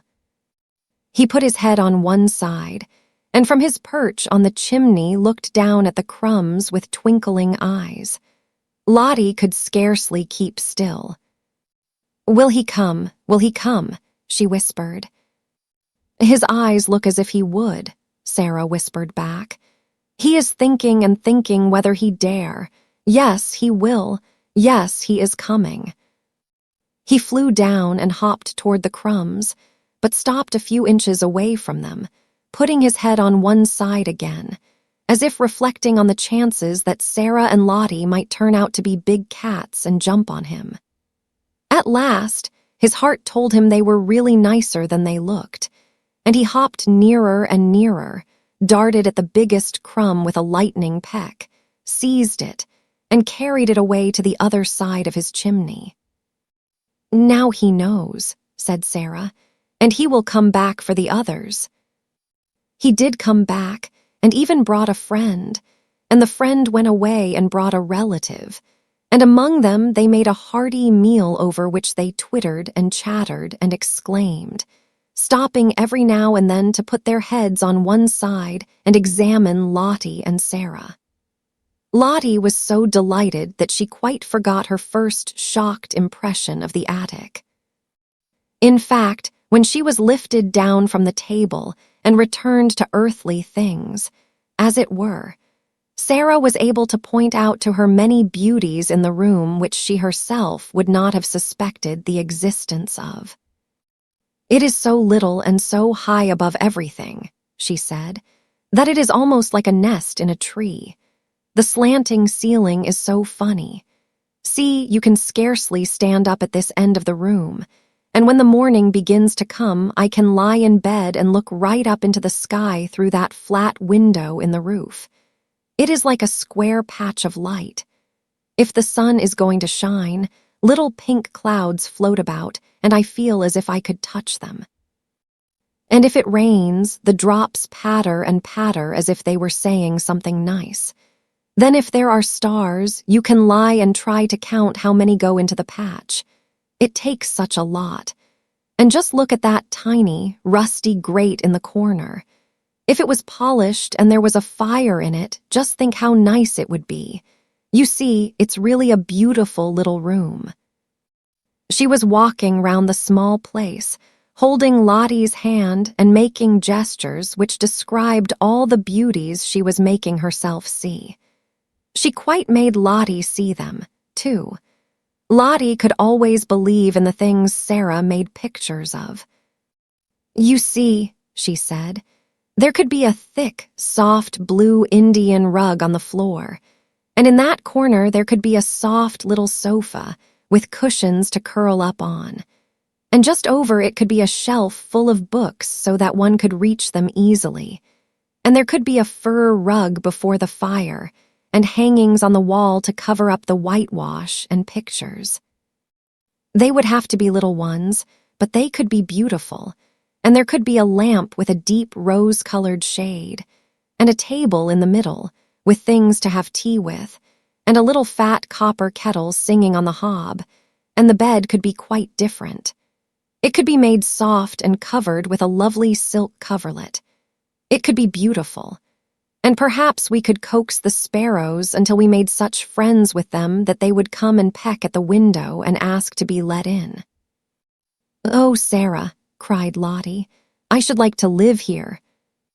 When Sara had persuaded her to go downstairs again, and after setting her on her way, had come back to her attic, she stood in the middle of it and looked about her.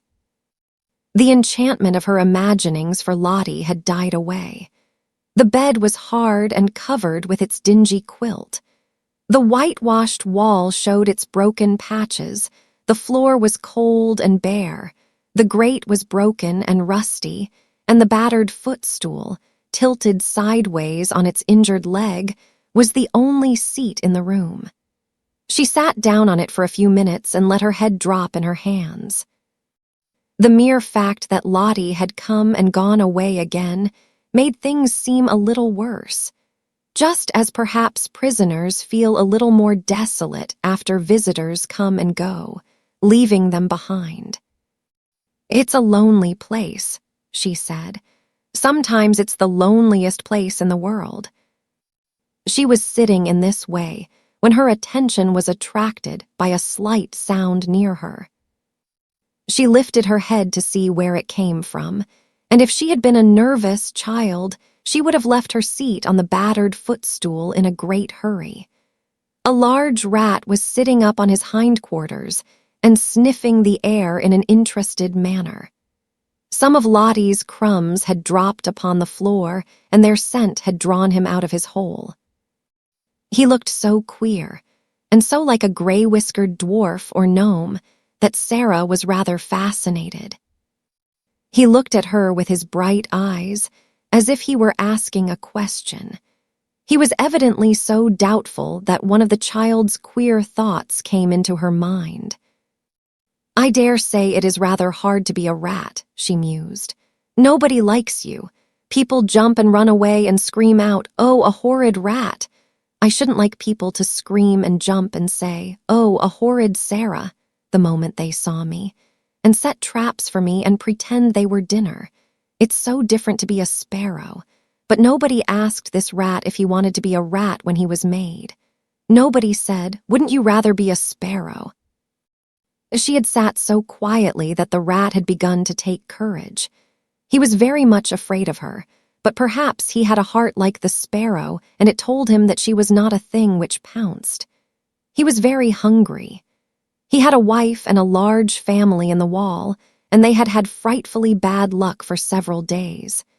He had left the children crying bitterly, and felt he would risk a good deal for a few crumbs, so he cautiously dropped upon his feet. "Come on," said Sara. "I'm not a trap. You can have them, poor thing. Prisoners in the Bastille used to make friends with rats. Suppose I make friends with you." How it is that animals understand things I do not know, but it is certain that they do understand. Perhaps there is a language which is not made of words, and everything in the world understands it. Perhaps there is a soul hidden in everything, and it can always speak, without even making a sound, to another soul. But whatsoever was the reason, the rat knew from that moment that he was safe, even though he was a rat. He knew that this young human being sitting on the red footstool would not jump up and terrify him with wild, sharp noises or throw heavy objects at him which, if they did not fall and crush him, would send him limping in his scurry back to his hole. He was really a very nice rat, and did not mean the least harm. When he had stood on his hind legs and sniffed the air, with his bright eyes fixed on Sara, he had hoped that she would understand this, and would not begin by hating him as an enemy. When the mysterious thing which speaks without saying any words told him that she would not, he went softly toward the crumbs and began to eat them. As he did it, he glanced every now and then at Sara, just as the sparrows had done, and his expression was so very apologetic that it touched her heart. She sat and watched him without making any movement. One crumb was very much larger than the others, in fact. It could scarcely be called a crumb. It was evident that he wanted that piece very much, but it lay quite near the footstool, and he was still rather timid.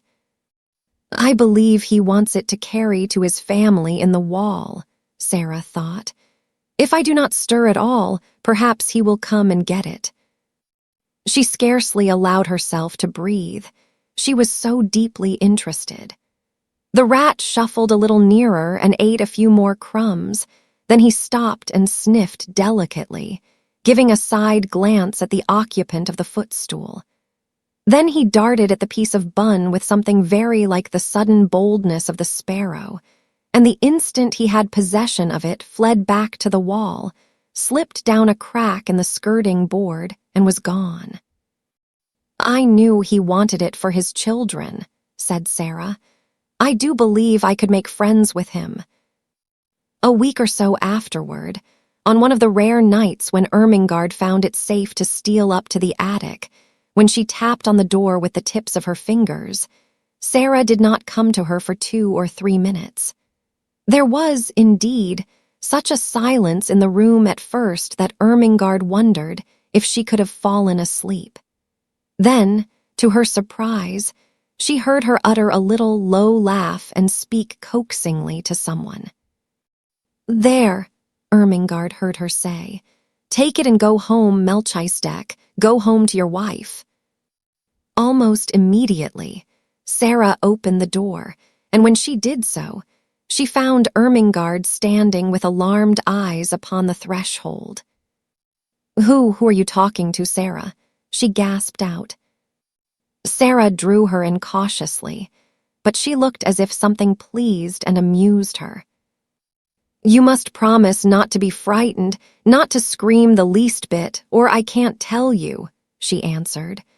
Ermengarde felt almost inclined to scream on the spot, but managed to control herself.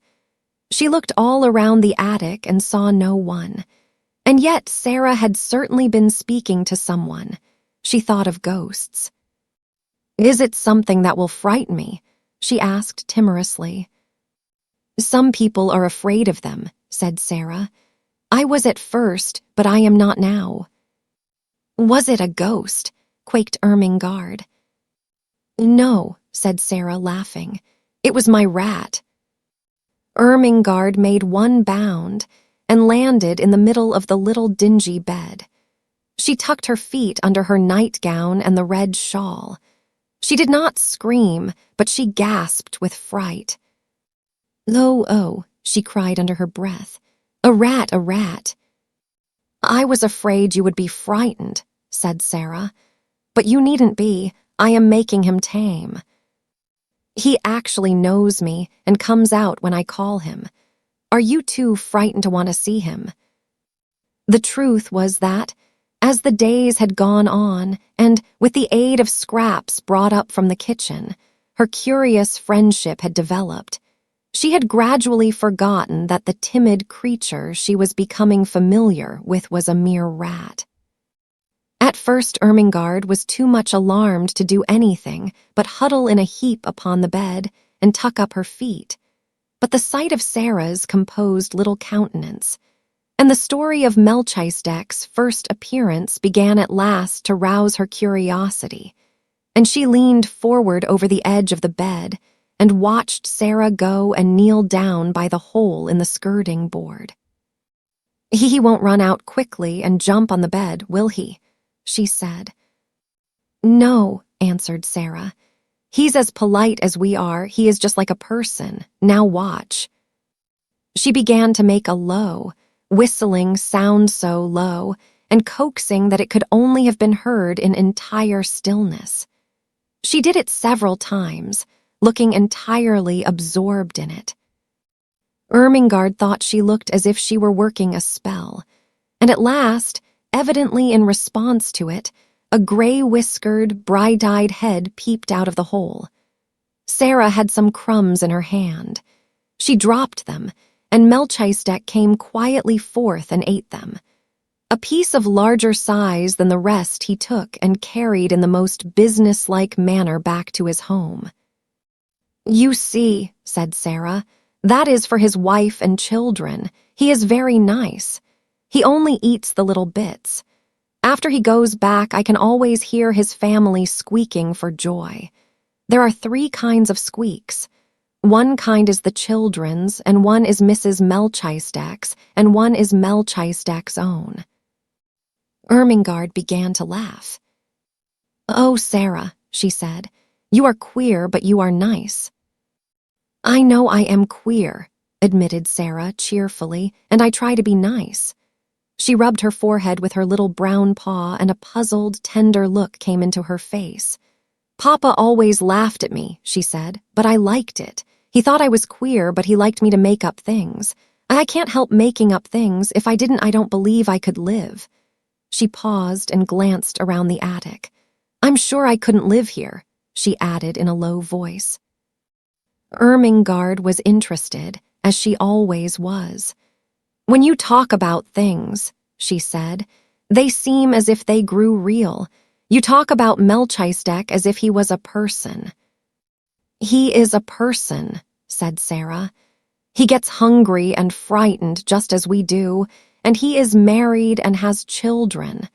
How do we know he doesn't think things just as we do? His eyes look as if he was a person. That was why I gave him a name." She sat down on the floor in her favorite attitude, holding her knees. "Besides," she said, "he is a Bastille rat sent to be my friend. I can always get a bit of bread the cook has thrown away, and it is quite enough to support him."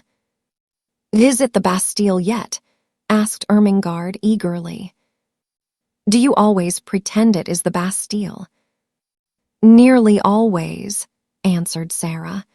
"Sometimes I try to pretend it is another kind of place, but the Bastille is generally easiest, particularly when it is cold."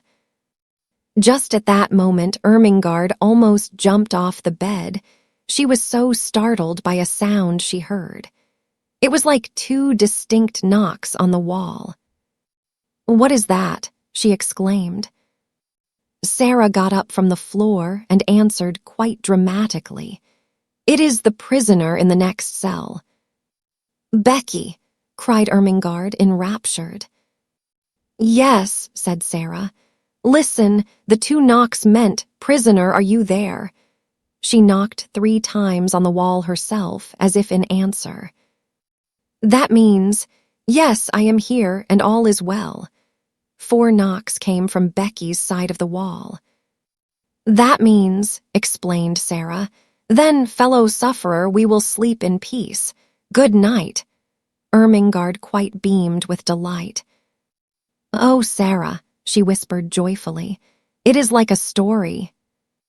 "It is a story," said Sara. "Everything's a story. You are a story, I am a story. Miss Minchin is a story."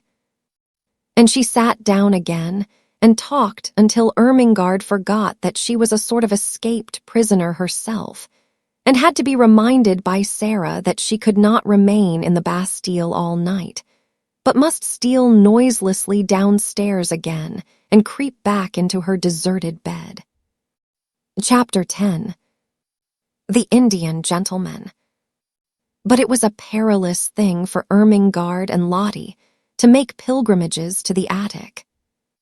They could never be quite sure when Sara would be there, and they could scarcely ever be certain that Miss Amelia would not make a tour of inspection through the bedrooms after the pupils were supposed to be asleep.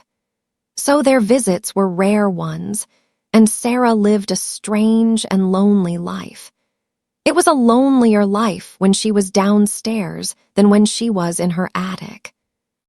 She had no one to talk to, and when she was sent out on errands and walked through the streets, a forlorn little figure carrying a basket or a parcel, trying to hold her hat on when the wind was blowing, and feeling the water soak through her shoes when it was raining, she felt as if the crowds hurrying past her made her loneliness greater.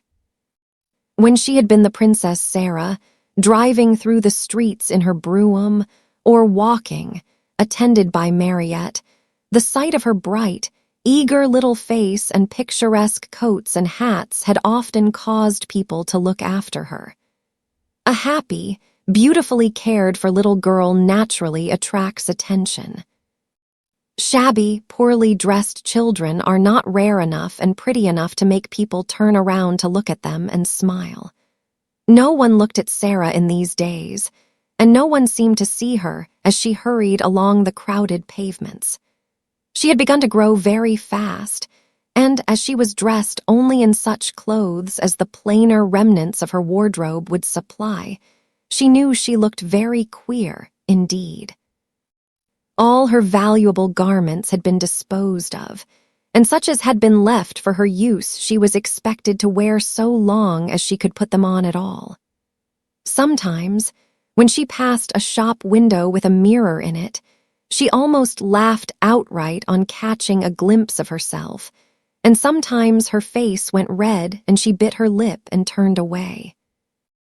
In the evening, when she passed houses whose windows were lighted up, she used to look into the warm rooms and amuse herself by imagining things about the people she saw sitting before the fires or about the tables.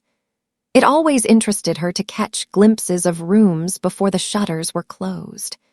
There were several families in the square in which Miss Minchin lived, with which she had become quite familiar in a way of her own. The one she liked best she called the large family. She called it the large family not because the members of it were big for. Indeed, most of them were little but because there were so many of them. There were 8 children in the large family, and a stout, rosy mother and a stout, rosy father and a stout, rosy grandmother and any number of servants.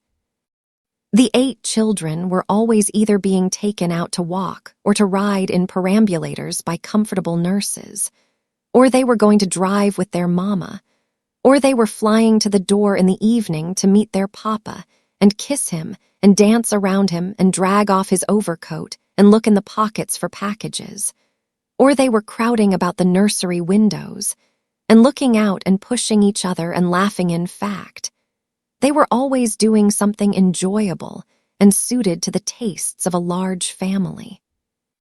Sara was quite fond of them and had given them names out of books, quite romantic names. She called them the Montmorencys when she did not call them the large family. The fat, fair baby with the lace cap was Ethelberta Beauchamp Montmorency. The next baby was Violet Comandelly Montmorency. The little boy who could just stagger and who had such round legs was Sidney Cecil Vivian Montmorency. And then came Lillian Evangeline Maud Marian, Rosalind Gladys, Guy Clarence, Veronica Eustacia, and Claude Harold Hector. One evening, a very funny thing happened, though perhaps, in one sense, it was not a funny thing at all. Several of the Montmorencys were evidently going to a children's party, and just as Sara was about to pass the door, they were crossing the pavement to get into the carriage which was waiting for them. Veronica Eustacia and Rosalind Gladys, in white lace frocks and lovely sashes, had just got in, and Guy Clarence, aged 5, was following them. He was such a pretty fellow and had such rosy cheeks and blue eyes, and such a darling little round head covered with curls, that Sara forgot her basket and shabby cloak altogether. In fact, forgot everything but that she wanted to look at him for a moment. So she paused and looked. It was Christmas time, and the large family had been hearing many stories about children who were poor and had no mammas and papas to fill their stockings, and take them to the pantomime children who were, in fact, cold and thinly clad and hungry. In the stories, kind people, sometimes little boys and girls with tender hearts, invariably saw the poor children and gave them money or rich gifts, or took them home to beautiful dinners.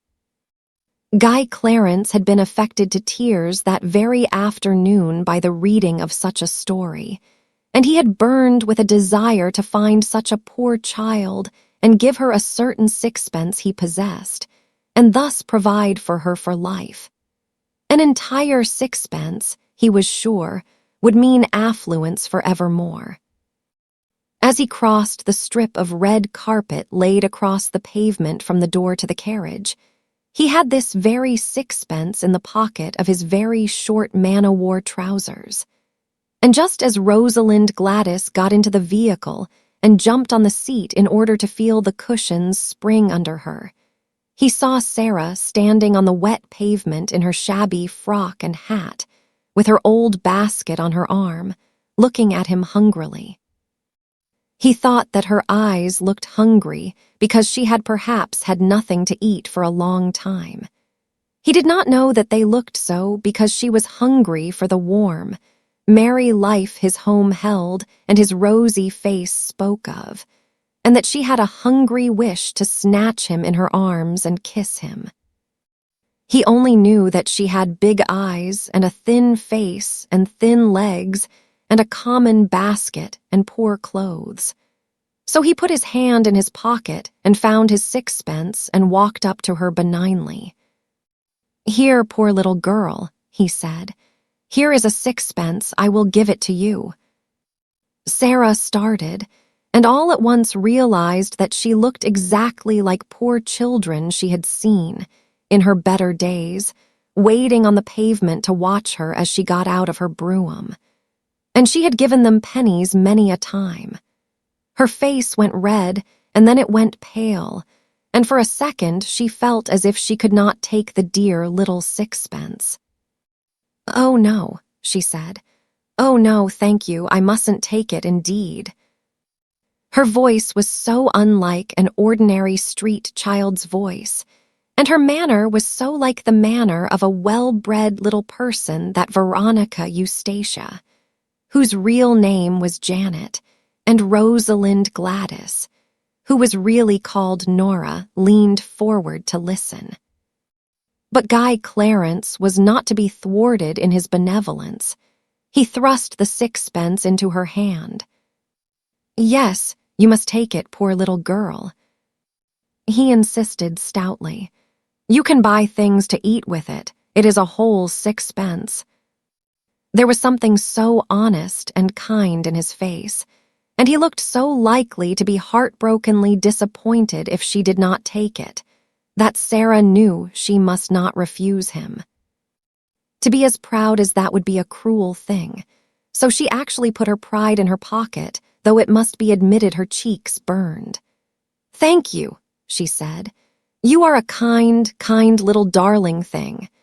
And as he scrambled joyfully into the carriage, she went away, trying to smile, though she caught her breath quickly and her eyes were shining through a mist. She had known that she looked odd and shabby, but until now she had not known that she might be taken for a beggar. As the large family's carriage drove away, the children inside it were talking with interested excitement. "Oh, Donald," this was Guy Clarence's name, Janet exclaimed alarmedly. "Why did you offer that little girl your sixpence? I'm sure she is not a beggar."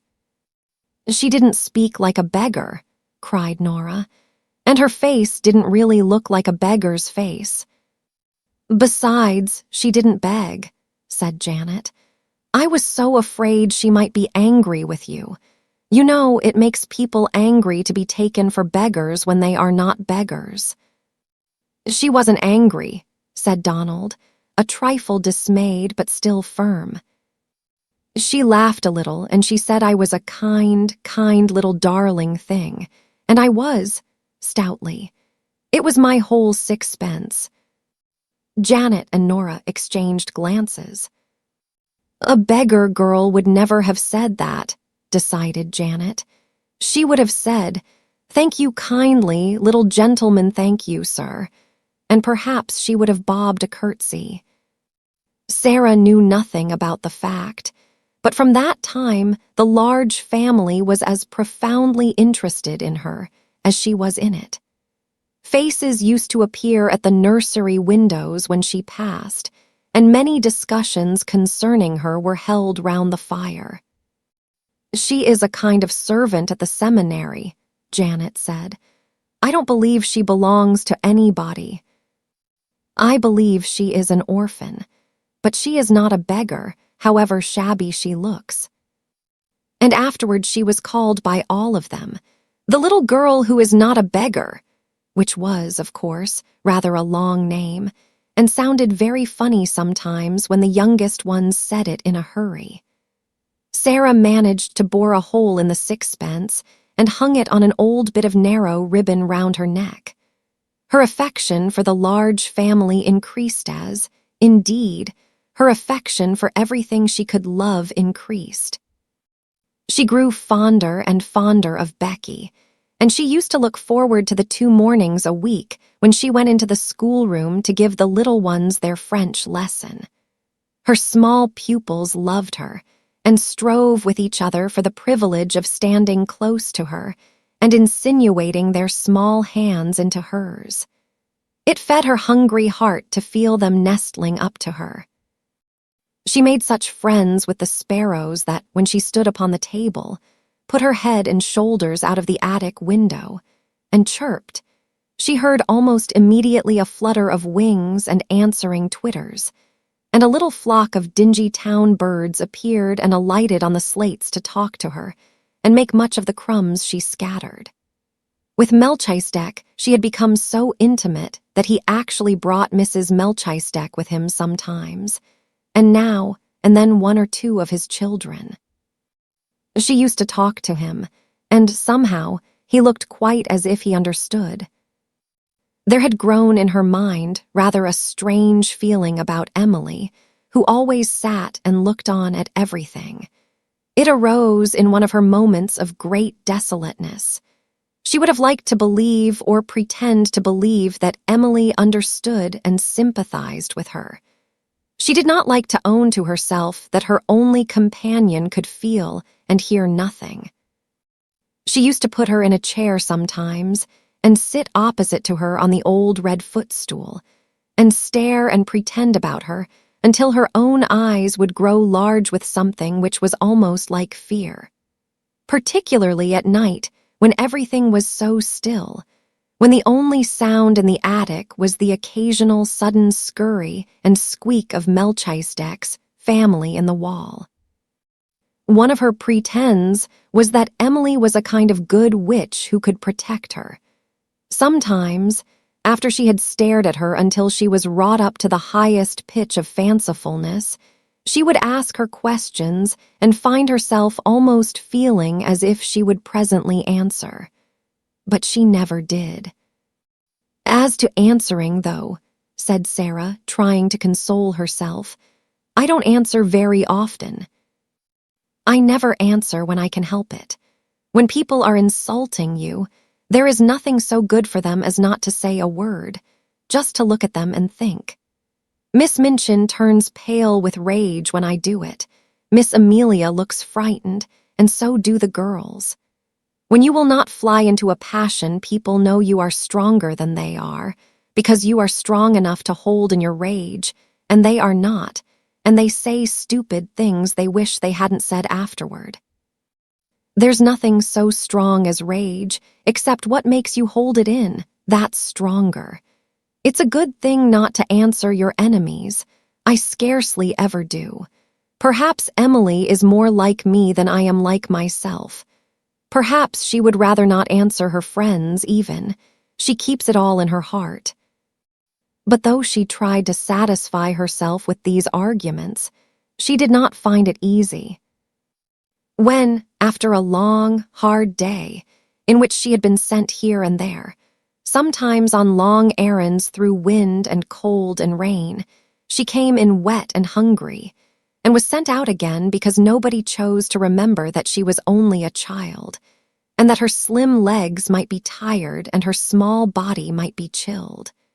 When she had been given only harsh words and cold, slighting looks for thanks, when the cook had been vulgar and insolent, when Miss Minchin had been in her worst mood, and when she had seen the girls sneering among themselves at her shabbiness, then she was not always able to comfort her sore, proud, desolate heart with fancies when Emily merely sat upright in her old chair and stared. One of these nights, when she came up to the attic cold and hungry, with a tempest raging in her young breast, Emily's stare seemed so vacant, her sawdust legs and arms so inexpressive, that Sara lost all control over herself. There was nobody but Emily No one in the world, and there she sat. "I shall die presently," she said at first. Emily simply stared. "I can't bear this," said the poor child, trembling.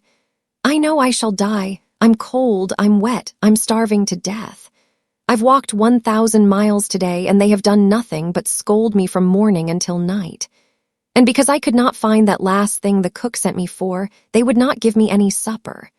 Some men laughed at me because my old shoes made me slip down in the mud. I'm covered with mud now. And they laughed. Do you hear? She looked at the staring glass eyes and complacent face, and suddenly a sort of heartbroken rage seized her. She lifted her little savage hand and knocked Emily off the chair, bursting into a passion of sobbing Sara, who never cried. "You are nothing but a doll," she cried. "Nothing but a doll. You care for nothing. You are stuffed with sawdust. You never had a heart. Nothing could ever make you feel. You are a doll." Emily lay on the floor with her legs ignominiously doubled up over her head and a new flat place on the end of her nose, but she was calm, even dignified. Sara hid her face in her arms. The rats in the wall began to fight and bite each other and squeak and scramble. Melchizedek was chastising some of his family. Sara's sobs gradually quieted themselves. It was so unlike her to break down that she was surprised at herself. After a while, she raised her face and looked at Emily, who seemed to be gazing at her round the side of one angle, and somehow, by this time actually with a kind of glassy-eyed sympathy. Sara bent and picked her up. Remorse overtook her. She even smiled at herself, a very little smile. "You can't help being a doll," she said with a resigned sigh, "any more than Lavinia and Jessie can help not having any sense. We are not all made alike. Perhaps you do your sawdust best." And she kissed her and shook her clothes straight and put her back upon her chair. She had wished very much that someone would take the empty house next door. She wished it because of the attic window, which was so near hers. It seemed as if it would be so nice to see it propped open someday, and a head and shoulders rising out of the square aperture. If it looked a nice head, she thought, I might begin by saying, "Good morning," and all sorts of things might happen. But of course, it's not really likely that anyone but under-servants would sleep there. One morning, on turning the corner of the square after a visit to the grocers, the butchers, and the bakers, she saw, to her great delight, that during her rather prolonged absence, a van full of furniture had stopped before the next house. The front doors were thrown open, and men in shirt sleeves were going in and out carrying heavy packages and pieces of furniture. "It's taken," she said. "It really is taken. Oh, I do hope a nice head will look out of the attic window." She would almost have liked to join the group of loiterers who had stopped on the pavement to watch the things carried in. She had an idea that if she could see some of the furniture, she could guess something about the people it belonged to. "Miss Minchin's tables and chairs are just like her," she thought. "I remember thinking that the first minute I saw her, even though I was so little. I told Papa afterward, and he laughed and said it was true. I am sure the large family have fat, comfortable armchairs and sofas, and I can see that their red flowery wallpaper is exactly like them. It's warm and cheerful and kind-looking and happy." She was sent out for parsley to the greengrocer's later in the day, and when she came up the area steps her heart gave quite a quick beat of recognition. Several pieces of furniture had been set out of the van upon the pavement. There was a beautiful table of elaborately wrought teakwood, and some chairs, and a screen covered with rich oriental embroidery. The sight of them gave her a weird, homesick feeling. She had seen things so like them in India. One of the things Miss Minchin had taken from her was a carved teakwood desk her father had sent her. "They are beautiful things," she said. "They look as if they ought to belong to a nice person. All the things look rather grand. I suppose it is a rich family." The vans of furniture came and were unloaded and gave place to others all the day. Several times it so happened that Sara had an opportunity of seeing things carried in. It became plain that she had been right in guessing that the newcomers were people of large means. All the furniture was rich and beautiful, and a great deal of it was Oriental. Wonderful rugs and draperies and ornaments were taken from the vans, many pictures and books enough for a library. Among other things, there was a superb god Buddha in a splendid shrine. Someone in the family must have been in India, Sara thought. They have got used to Indian things and like them. I am glad. I shall feel as if they were friends, even if a head never looks out of the attic window. When she was taking in the evening's milk for the cook, there was really no odd job she was not called upon to do. She saw something occur which made the situation more interesting than ever. The handsome, rosy man who was the father of the large family walked across the square in the most matter-of-fact manner and ran up the steps of the next-door house. He ran up them as if he felt quite at home and expected to run up and down them many a time in the future. He stayed inside quite a long time and several times came out and gave directions to the workmen, as if he had a right to do so. It was quite certain that he was in some intimate way connected with the newcomers and was acting for them. If the new people have children, Sara speculated, the large family children will be sure to come and play with them, and they might come up into the attic just for fun. At night, after her work was done, Becky came in to see her fellow prisoner and bring her news. "It's a Indian gentleman that's coming to live next door, miss," she said. "I don't know whether he's a black gentleman or not, but he's a Indian one. He's very rich, and he's ill, and the gentleman of the large family is his lawyer. He's had a lot of trouble, and it's made him ill and low in his mind. He worships idols, miss. He's a heathen and bows down to wood and stone. I seen an idol being carried in for him to worship. Somebody had ought to send him a track. You can get a track for a penny." Sara laughed a little. "I don't believe he worships that idol," she said. "Some people like to keep them to look at because they are interesting. My papa had a beautiful one, and he did not worship it." But Becky was rather inclined to prefer to believe that the new neighbor was a heathen. It sounded so much more romantic than that he should merely be the ordinary kind of gentleman who went to church with a prayer book. She sat and talked long that night of what he would be like, of what his wife would be like if he had one, and of what his children would be like if they had children. Sara saw that privately she could not help hoping very much that they would all be black and would wear turbans, and above all, that, like their parent, they would all be heathens. "I never lived next door to no heathens, miss," she said. "I should like to see what sort of ways they'd have." It was several weeks before her curiosity was satisfied, and then it was revealed that the new occupant had neither wife nor children. He was a solitary man with no family at all, and it was evident that he was shattered in health and unhappy in mind.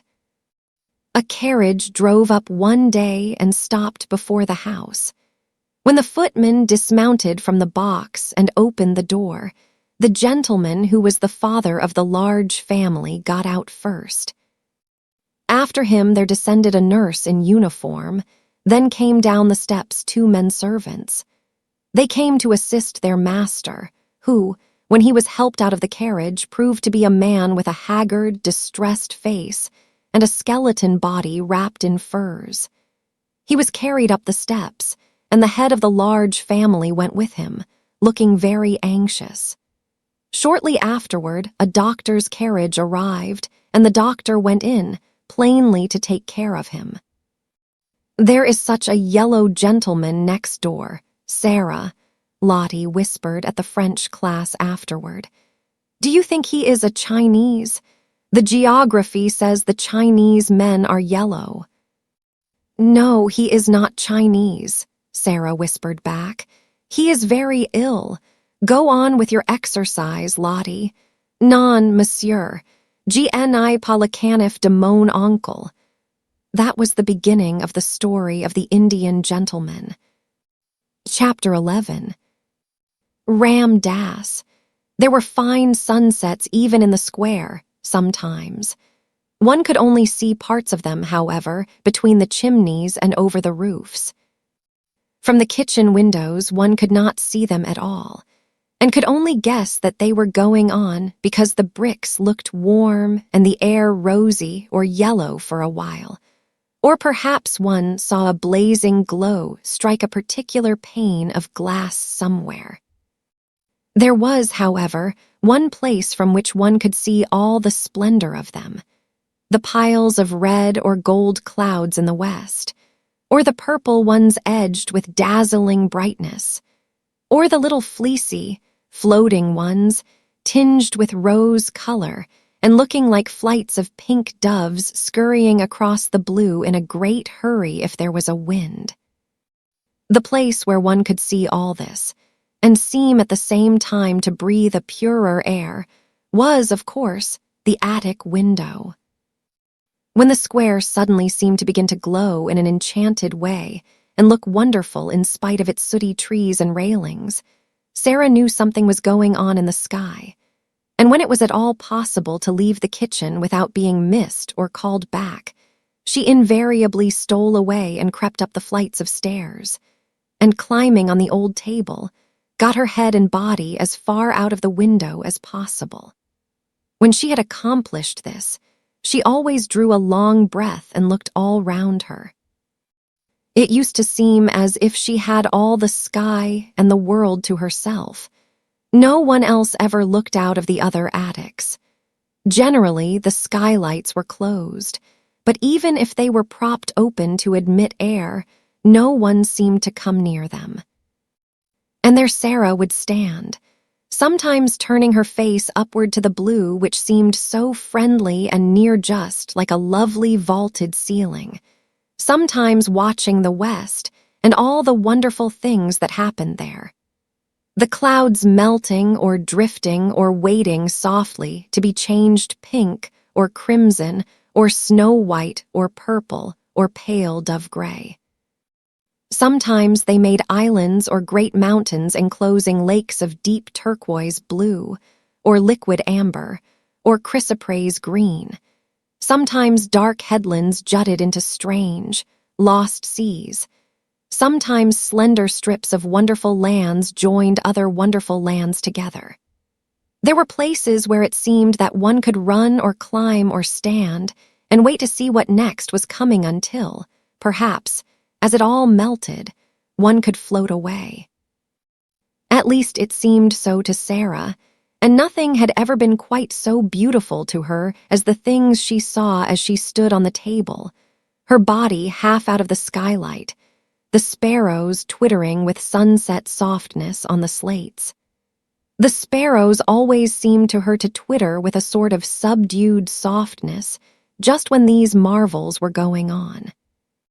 There was such a sunset as this a few days after the Indian gentleman was brought to his new home, and as it fortunately happened that the afternoon's work was done in the kitchen, and nobody had ordered her to go anywhere or perform any task, Sara found it easier than usual to slip away and go upstairs. She mounted her table and stood looking out. It was a wonderful moment. There were floods of molten gold covering the west, as if a glorious tide was sweeping over the world. A deep, rich yellow light filled the air. The birds flying across the tops of the houses showed quite black against it. "It's a splendid one," said Sara softly to herself. "It makes me feel almost afraid, as if something strange was just going to happen. The splendid ones always make me feel like that.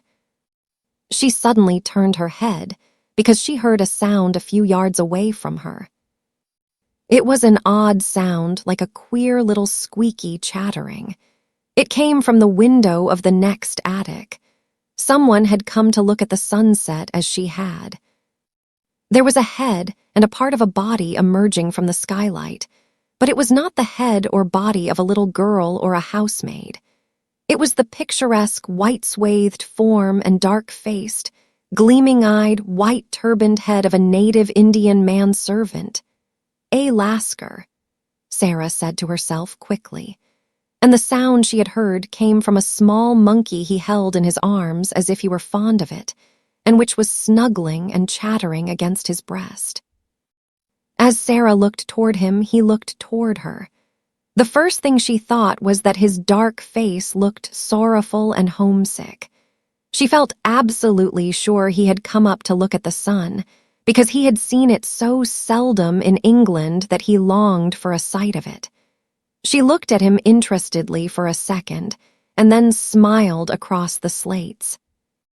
She had learned to know how comforting a smile, even from a stranger, may be. Hers was evidently a pleasure to him. His whole expression altered, and he showed such gleaming white teeth as he smiled back that it was as if a light had been illuminated in his dusky face. The friendly look in Sara's eyes was always very effective when people felt tired or dull.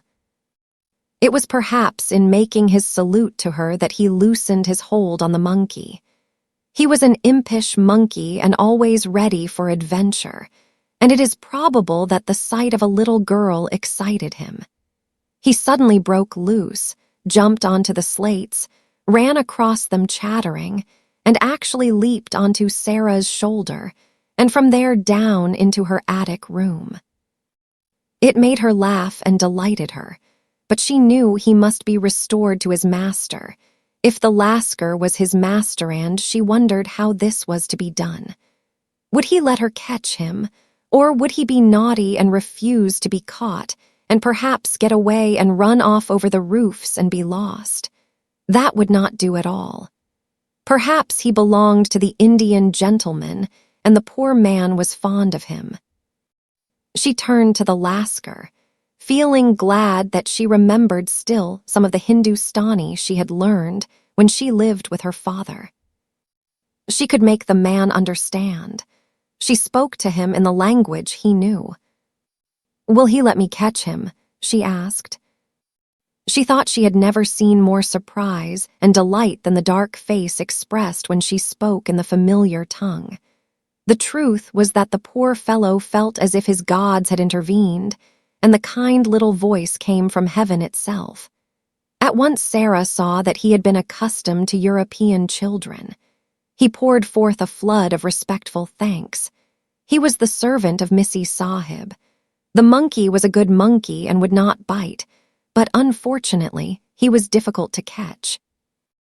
He would flee from one spot to another, like the lightning. He was disobedient, though not evil. Ram Das knew him as if he were his child, and Ram Das he would sometimes obey, but not always.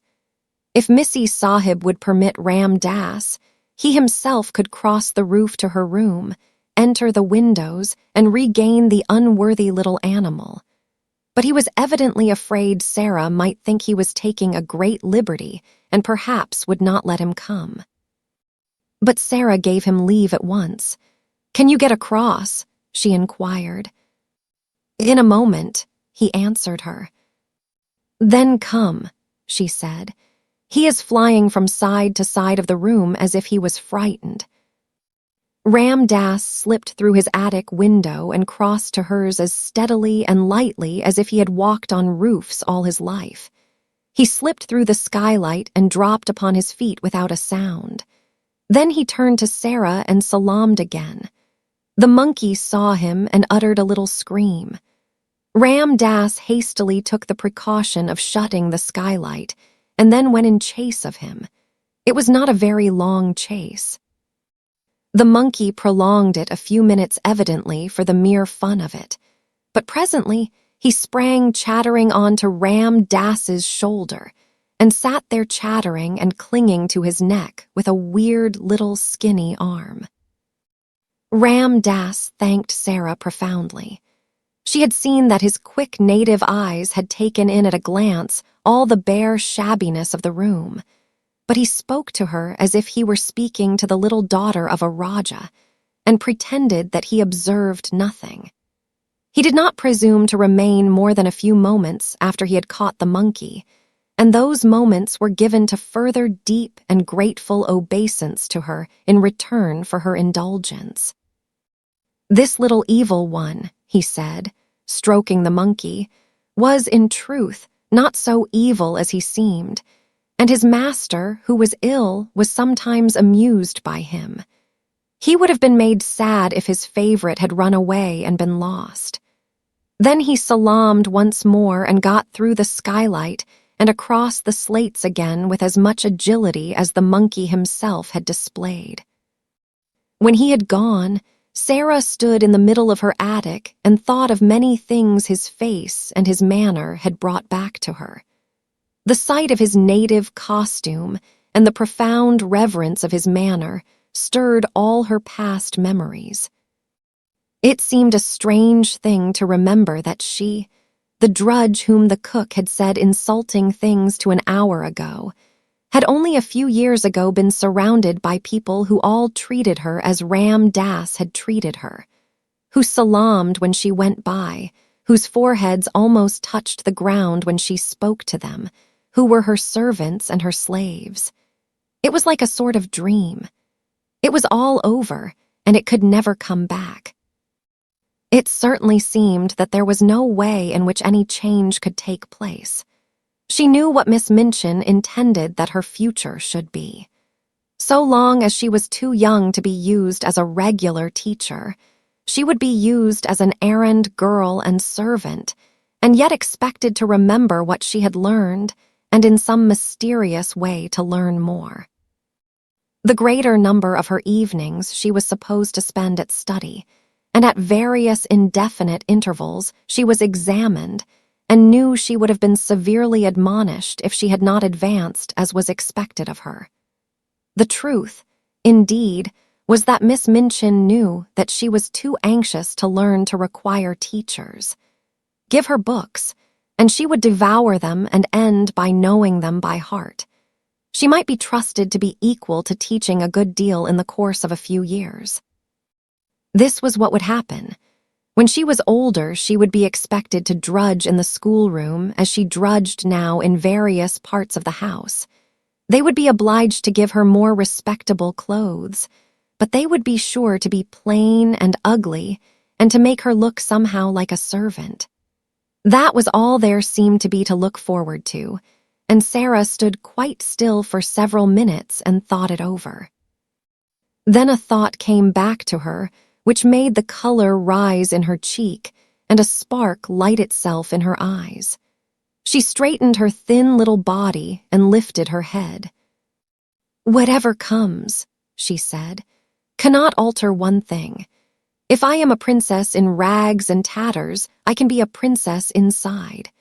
It would be easy to be a princess if I were dressed in cloth of gold, but it is a great deal more of a triumph to be one all the time when no one knows it. There was Marie Antoinette when she was in prison and her throne was gone, and she had only a black gown on, and her hair was white, and they insulted her and called her Widow Capet. She was a great deal more like a queen then than when she was so gay and everything was so grand. I like her best then. Those howling mobs of people did not frighten her. She was stronger than they were, even when they cut her head off." This was not a new thought, but quite an old one by this time. It had consoled her through many a bitter day, and she had gone about the house with an expression in her face which Miss Minchin could not understand, and which was a source of great annoyance to her, as it seemed as if the child were mentally living a life which held her above the rest of the world. It was as if she scarcely heard the rude and acid things said to her, or, if she heard them, did not care for them at all.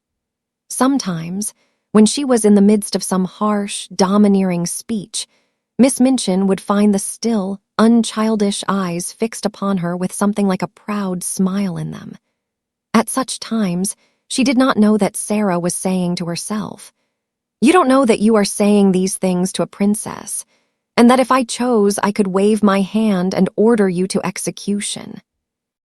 I only spare you because I am a princess, and you are a poor, stupid, unkind, vulgar old thing, and don't know any better." This used to interest and amuse her more than anything else, and queer and fanciful as it was, she found comfort in it, and it was a good thing for her. While the thought held possession of her, she could not be made rude and malicious by the rudeness and malice of those about her. A princess must be polite, she said to herself. And so when the servants, taking their tone from their mistress, were insolent and ordered her about, she would hold her head erect and reply to them with a quaint civility which often made them stare at her. "She's got more airs and graces than if she came from Buckingham Palace, that young one," said the cook, chuckling a little sometimes. "I lose my temper with her often enough, but I will say she never forgets her manners. If you please, cook. Will you be so kind, cook? I beg your pardon, cook. May I trouble you, cook?" She drops them about the kitchen as if they were nothing. The morning after the interview with Ram Dass and his monkey, Sara was in the schoolroom with her small pupils. Having finished giving them their lessons, she was putting the French exercise books together and thinking, as she did it, of the various things royal personages in disguise were called upon to do. Alfred the Great, for instance, burning the cakes and getting his ears boxed by the wife of the neat herd. How frightened she must have been when she found out what she had done. If Miss Minchin should find out that she, Sara, whose toes were almost sticking out of her boots, was a princess, a real one. The look in her eyes was exactly the look which Miss Minchin most disliked. She would not have it. She was quite near her and was so enraged that she actually flew at her and boxed her ears, exactly as the neat herd's wife had boxed King Alfred's. It made Sara start. She wakened from her dream at the shock and, catching her breath, stood still a second. Then, not knowing she was going to do it, she broke into a little laugh. "What are you laughing at, you bold, impudent child?" Miss Minchin exclaimed. It took Sara a few seconds to control herself sufficiently to remember that she was a princess. Her cheeks were red and smarting from the blows she had received. "I was thinking," she answered. "Beg my pardon immediately," said Miss Minchin. Sara hesitated a second before she replied. "I will beg your pardon for laughing if it was rude," she said then, "but I won't beg your pardon for thinking." "What were you thinking?" demanded Miss Minchin. "How dare you think? What were you thinking?" Jessie tittered, and she and Lavinia nudged each other in unison. All the girls looked up from their books to listen. Really, it always interested them a little when Miss Minchin attacked Sara. Sara always said something queer and never seemed the least bit frightened. She was not in the least frightened now, though her boxed ears were scarlet and her eyes were as bright as stars. "I was thinking," she answered grandly and politely, "that you did not know what you were doing." "That I did not know what I was doing?" Miss Minchin fairly gasped. "Yes," said Sara, "and I was thinking what would happen if I were a princess and you boxed my ears, what I should do to you. And I was thinking that if I were one, you would never dare to do it, whatever I said or did. And I was thinking how surprised and frightened you would be if you suddenly found out." She had the imagined future so clearly before her eyes that she spoke in a manner which had an effect even upon Miss Minchin. It almost seemed for the moment to her narrow, unimaginative mind that there must be some real power hidden behind this candid daring. "What?" she exclaimed. "Found out what?" "That I really was a princess," said Sara, "and could do anything I liked." Every pair of eyes in the room widened to its full limit. Lavinia leaned forward on her seat to look. "Go to your room," cried Miss Minchin, breathlessly. "This instant. Leave the schoolroom. Attend to your lessons, young ladies." Sara made a little bow. "Excuse me for laughing if it was impolite," she said, and walked out of the room, leaving Miss Minchin struggling with her rage and the girls whispering over their books. "Did you see her? Did you see how queer she looked?" Jessie broke out. "I shouldn't be at all surprised if she did turn out to be something. Suppose she should." Chapter 12. The Other Side of the Wall. When one lives in a row of houses, it is interesting to think of the things which are being done and said on the other side of the wall of the very rooms one is living in. Sara was fond of amusing herself by trying to imagine the things hidden by the wall which divided the select seminary from the Indian gentleman's house. She knew that the schoolroom was next to the Indian gentleman's study, and she hoped that the wall was thick so that the noise made sometimes after lesson hours would not disturb him. "I am growing quite fond of him," she said to Ermengarde. "I should not like him to be disturbed. I have adopted him for a friend. You can do that with people you never speak to at all.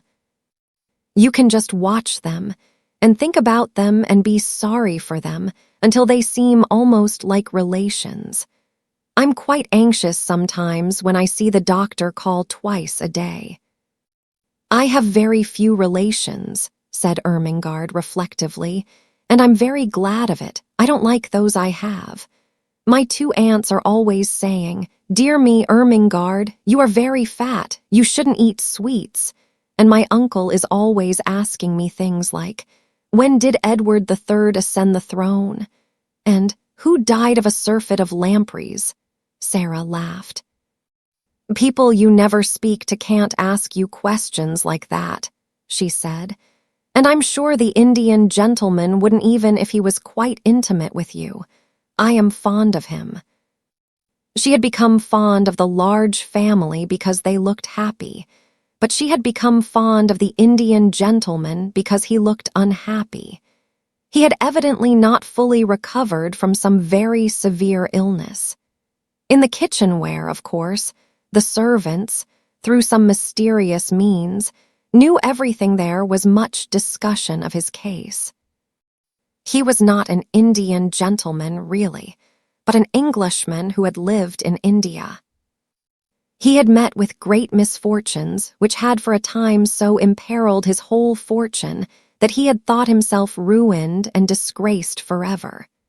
The shock had been so great that he had almost died of brain fever, and ever since he had been shattered in health, though his fortunes had changed and all his possessions had been restored to him.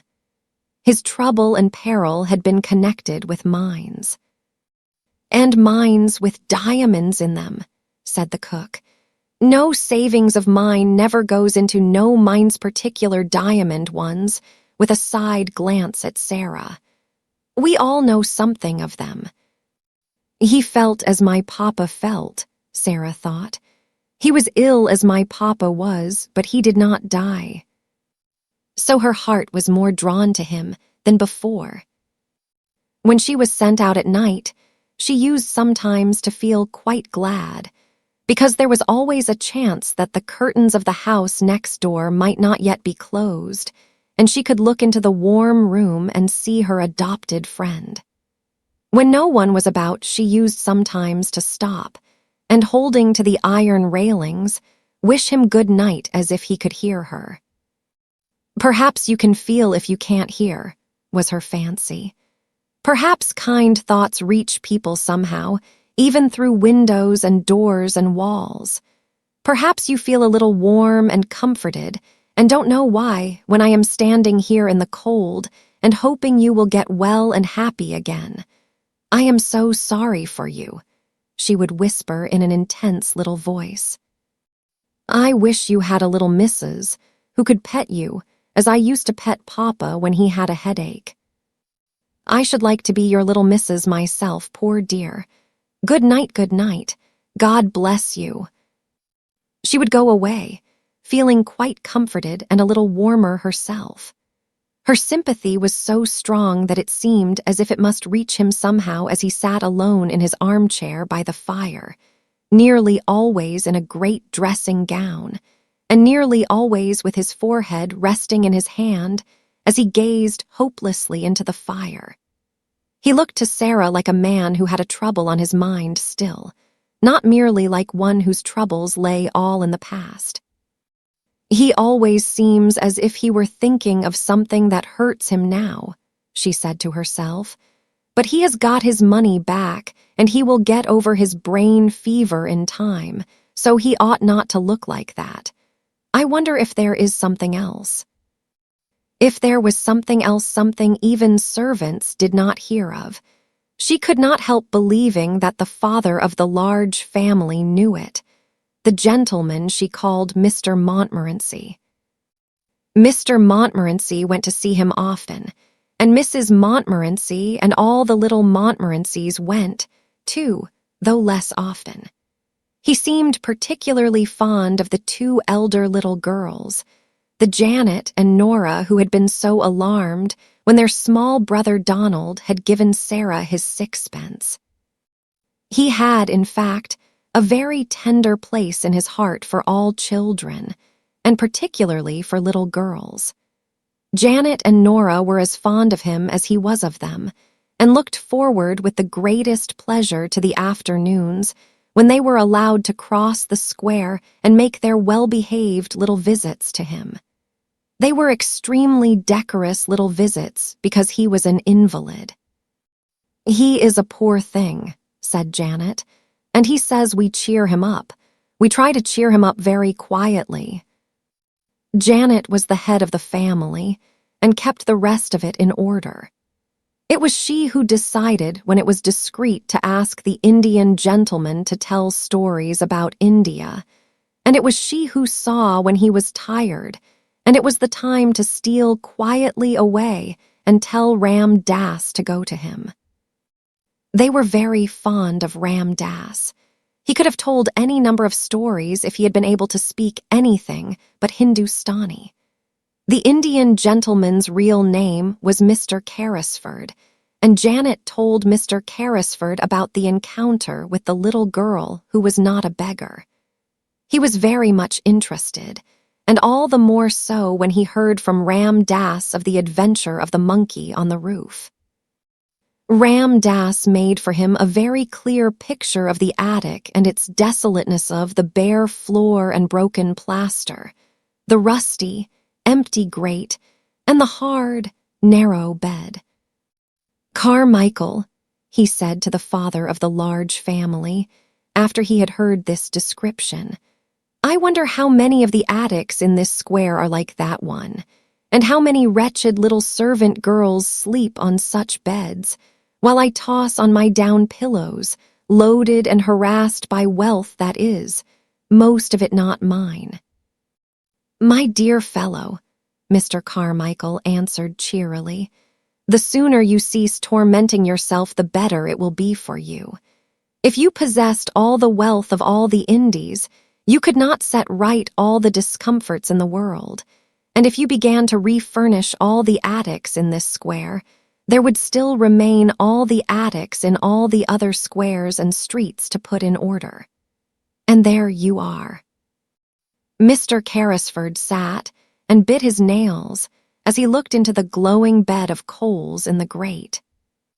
"Do you suppose," he said slowly, after a pause, Do you think it is possible that the other child, the child I never cease thinking of, I believe, could possibly be reduced to any such condition as the poor little soul next door?" Mr. Carmichael looked at him uneasily. He knew that the worst thing the man could do for himself, for his reason and his health, was to begin to think in the particular way of this particular subject. "If the child at Madame Pascal's school in Paris was the one you are in search of," he answered soothingly, "she would seem to be in the hands of people who can afford to take care of her. They adopted her because she had been the favorite companion of their little daughter who died. They had no other children, and Madame Pascal said that they were extremely well-to-do Russians. And the wretched woman actually did not know where they had taken her," exclaimed Mr. Carrisford. Mr. Carmichael shrugged his shoulders. She was a shrewd, worldly Frenchwoman, and was evidently only too glad to get the child so comfortably off her hands when the father's death left her totally unprovided for. Women of her type do not trouble themselves about the futures of children who might prove burdens. The adopted parents apparently disappeared and left no trace. But you say if the child was the one I am in search of. You say if. We are not sure. There was a difference in the name. Madame Pascal pronounced it as if it were Caro instead of Crewe, but that might be merely a matter of pronunciation. The circumstances were curiously similar. An English officer in India had placed his motherless little girl at the school. He had died suddenly after losing his fortune. Mr. Carmichael paused a moment, as if a new thought had occurred to him. "Are you sure the child was left at a school in Paris? Are you sure it was Paris?" "My dear fellow," broke forth Carrisford with restless bitterness, "I am sure of nothing. I never saw either the child or her mother. Ralph Crewe and I loved each other as boys, but we had not met since our school days until we met in India. I was absorbed in the magnificent promise of the mines. He became absorbed, too. The whole thing was so huge and glittering that we half lost our heads. When we met, we scarcely spoke of anything else. I only knew that the child had been sent to school somewhere. I do not even remember now how I knew it." He was beginning to be excited. He always became excited when his still weakened brain was stirred by memories of the catastrophes of the past. Mr. Carmichael watched him anxiously. It was necessary to ask some questions, but they must be put quietly and with caution. "But you had reason to think the school was in Paris." "Yes," was the answer, "because her mother was a Frenchwoman, and I had heard that she wished her child to be educated in Paris. It seemed only likely that she would be there." "Yes," Mr. Carmichael said, "it seems more than probable." The Indian gentleman leaned forward and struck the table with a long, wasted hand. "Carmichael," he said, "I must find her. If she is alive, she is somewhere. If she is friendless and penniless, it is through my fault. How is a man to get back his nerve with a thing like that on his mind? This sudden change of luck at the mines has made realities of all our most fantastic dreams, and poor Crewe's child may be begging in the street." "No, no," said Carmichael. "Try to be calm. Console yourself with the fact that when she is found, you have a fortune to hand over to her." "Why was I not man enough to stand my ground when things looked black?" Carrisford groaned in petulant misery. "I believe I should have stood my ground if I had not been responsible for other people's money as well as my own. Poor Crewe had put into the scheme every penny that he owned. He trusted me, he loved me, and he died thinking I had ruined him, Tom Carrisford, who played cricket at Eton with him. What a villain he must have thought me." "Don't reproach yourself so bitterly." I don't reproach myself because the speculation threatened to fail. I reproach myself for losing my courage. I ran away like a swindler and a thief because I could not face my best friend and tell him I had ruined him and his child. The good-hearted father of the large family put his hand on his shoulder comfortingly. You ran away because your brain had given way under the strain of mental torture, he said. You were half delirious already. If you had not been, you would have stayed and fought it out. You were in a hospital, strapped down in bed, raving with brain fever 2 days after you left the place. Remember that. Carrisford dropped his forehead in his hands. Good God, yes, he said. I was driven mad with dread and horror. I had not slept for weeks. The night I staggered out of my house, all the air seemed full of hideous things mocking and mouthing at me. That is explanation enough in itself, said Mr. Carmichael. How could a man on the verge of brain fever judge sanely? Carrisford shook his drooping head. And when I returned to consciousness, poor Crewe was dead and buried, and I seemed to remember nothing. I did not remember the child for months and months. Even when I began to recall her existence, everything seemed in a sort of haze. He stopped a moment and rubbed his forehead. It sometimes seems so now when I try to remember. Surely I must sometime have heard Crewe speak of the school she was sent to. Don't you think so? He might not have spoken of it definitely. You never seem even to have heard her real name. He used to call her by an odd pet name he had invented. He called her his little missus. But the wretched minds drove everything else out of our heads. We talked of nothing else.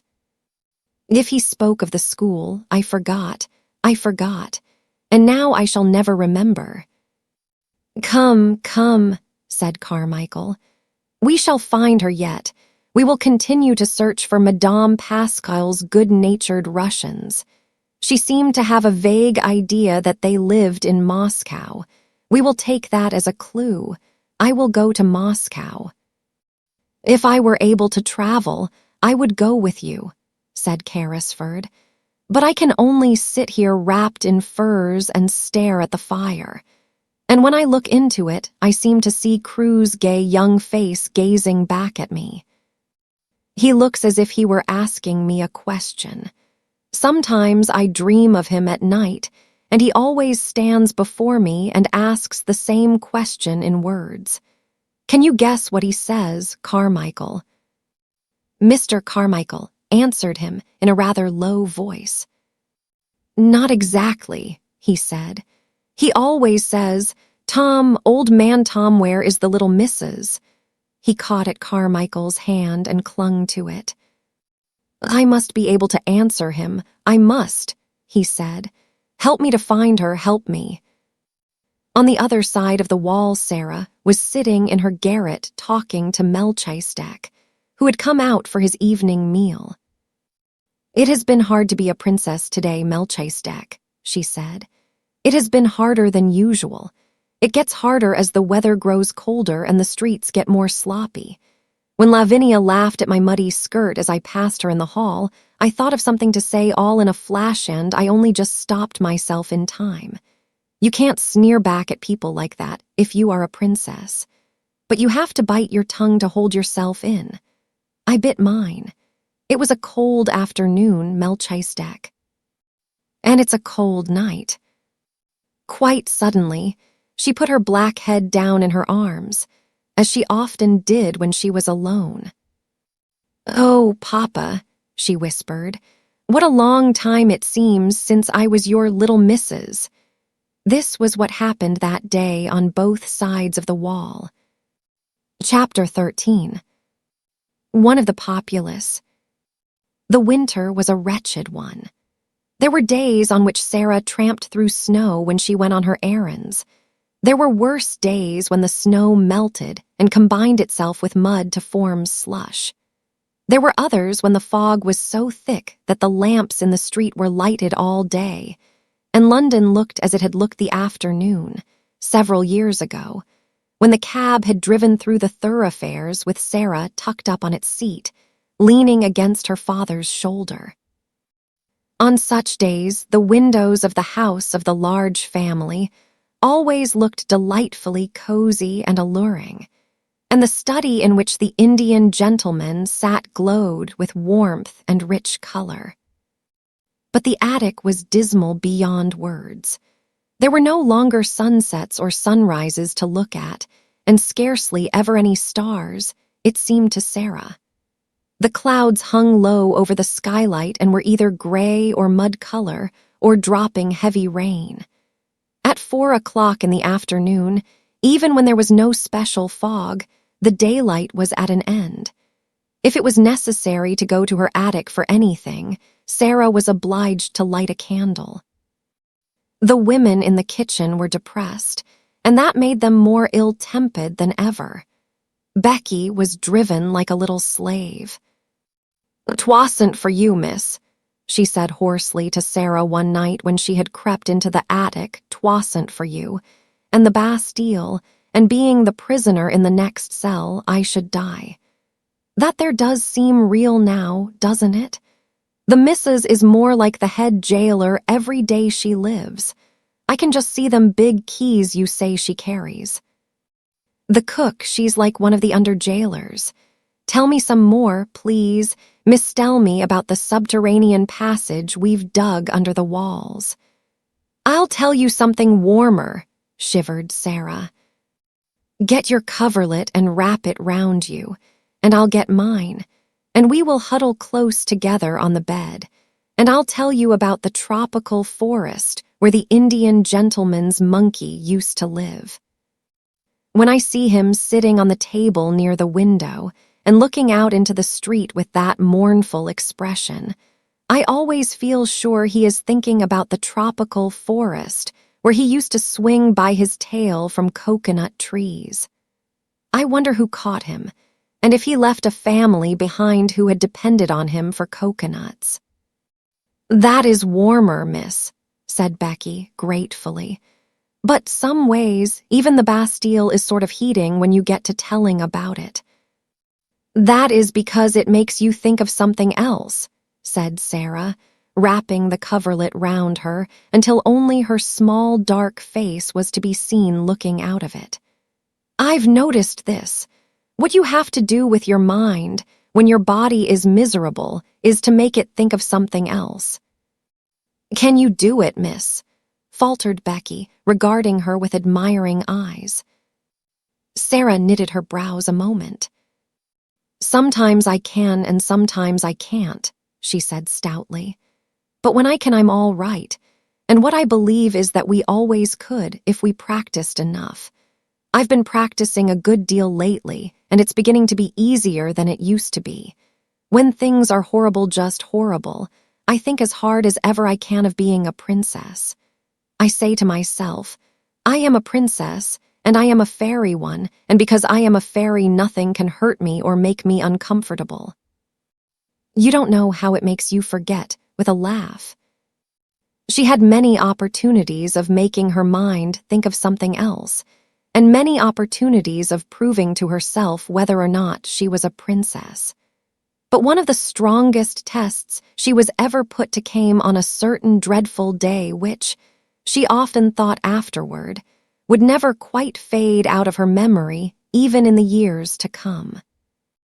For several days it had rained continuously. The streets were chilly and sloppy and full of dreary, cold mist. There was mud everywhere, sticky London mud, and over everything the pall of drizzle and fog. Of course, there were several long and tiresome errands to be done. There always were on days like this, and Sara was sent out again and again until her shabby clothes were damp through. The absurd old feathers on her forlorn hat were more draggled and absurd than ever, and her downtrodden shoes were so wet that they could not hold any more water. Added to this, she had been deprived of her dinner, because Miss Minchin had chosen to punish her. She was so cold and hungry and tired that her face began to have a pinched look, and now and then some kind-hearted person passing her in the street glanced at her with sudden sympathy. But she did not know that. She hurried on, trying to make her mind think of something else. It was really very necessary. Her way of doing it was to pretend and suppose with all the strength that was left in her. But really this time it was harder than she had ever found it, and once or twice she thought it almost made her more cold and hungry instead of less so. But she persevered obstinately, and as the muddy water squelched through her broken shoes and the wind seemed trying to drag her thin jacket from her, she talked to herself as she walked, though she did not speak aloud or even move her lips. Suppose I had dry clothes on, she thought. Suppose I had good shoes and a long, thick coat and merino stockings and a whole umbrella.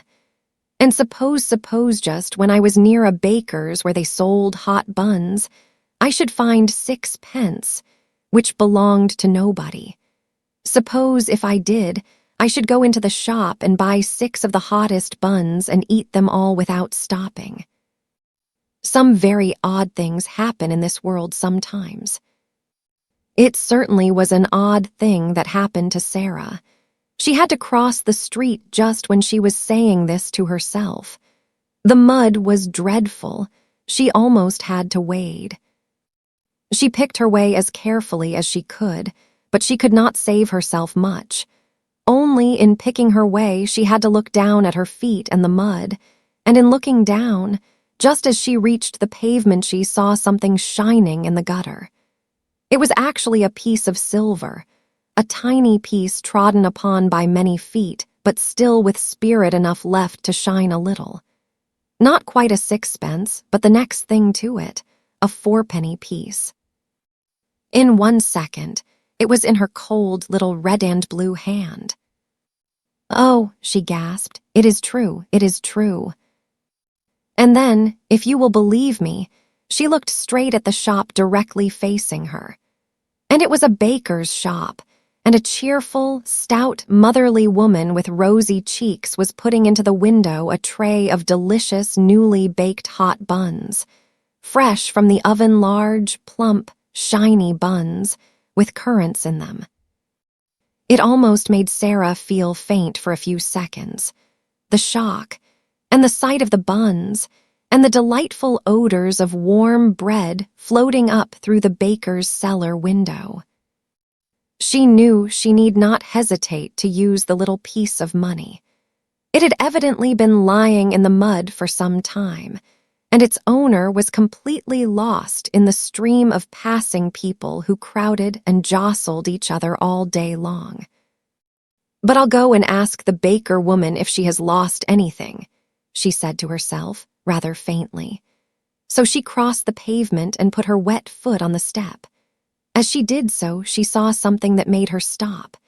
It was a little figure more forlorn even than herself, a little figure which was not much more than a bundle of rags, from which small, bare, red, muddy feet peeped out, only because the rags with which their owner was trying to cover them were not long enough. Above the rags appeared a shock head of tangled hair, and a dirty face with big, hollow, hungry eyes. Sara knew they were hungry eyes the moment she saw them, and she felt a sudden sympathy. "This," she said to herself with a little sigh, "is one of the populace, and she is hungrier than I am." The child, this one of the populace, stared up at Sara and shuffled herself aside a little, so as to give her room to pass. She was used to being made to give room to everybody. She knew that if a policeman chanced to see her, he would tell her to move on. Sara clutched her little 4-penny piece and hesitated for a few seconds. Then she spoke to her. "Are you hungry?" she asked. The child shuffled herself, and her rags a little more. "Ain't I just?" she said in a hoarse voice. Just ain't I." "Haven't you had any dinner?" said Sara. "No dinner," more hoarsely still and with more shuffling. "Nor yet no breakfast, nor yet no supper, no nothing." "Since when?" asked Sara. "Dunno. Never got nothing today nowhere. I've asked and asked." Just to look at her made Sara more hungry and faint. But those queer little thoughts were at work in her brain, and she was talking to herself, though she was sick at heart. "If I'm a princess," she was saying, "if I'm a princess, when they were poor and driven from their thrones, they always shared with the populace if they met one poorer and hungrier than themselves. They always shared. Buns are a penny each. If it had been 6 pence, I could have eaten 6. It won't be enough for either of us, but it will be better than nothing." "Wait a minute," she said to the beggar child. She went into the shop. It was warm and smelled deliciously. The woman was just going to put some more hot buns into the window. "If you please," said Sara, "have you lost 4 pence, a silver 4 pence?" And she held the forlorn little piece of money out to her. The woman looked at it and then at her intense little face and draggled, once fine clothes. "Bless us, no," she answered. "Did you find it?" "Yes," said Sara, "in the gutter." "Keep it, then," said the woman. "It may have been there for a week, and goodness knows who lost it. You could never find out." "I know that," said Sara, "but I thought I would ask you." "Not many would," said the woman, looking puzzled and interested and good-natured all at once. "Do you want to buy something?" she added, as she saw Sara glance at the buns. "4 buns, if you please," said Sara. "Those at a penny each." The woman went to the window and put some in a paper bag. Sara noticed that she put in 6.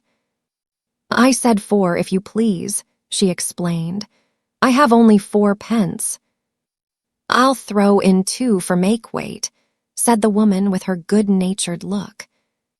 "I dare say you can eat them sometime. Aren't you hungry?" A mist rose before Sara's eyes. "Yes," she answered.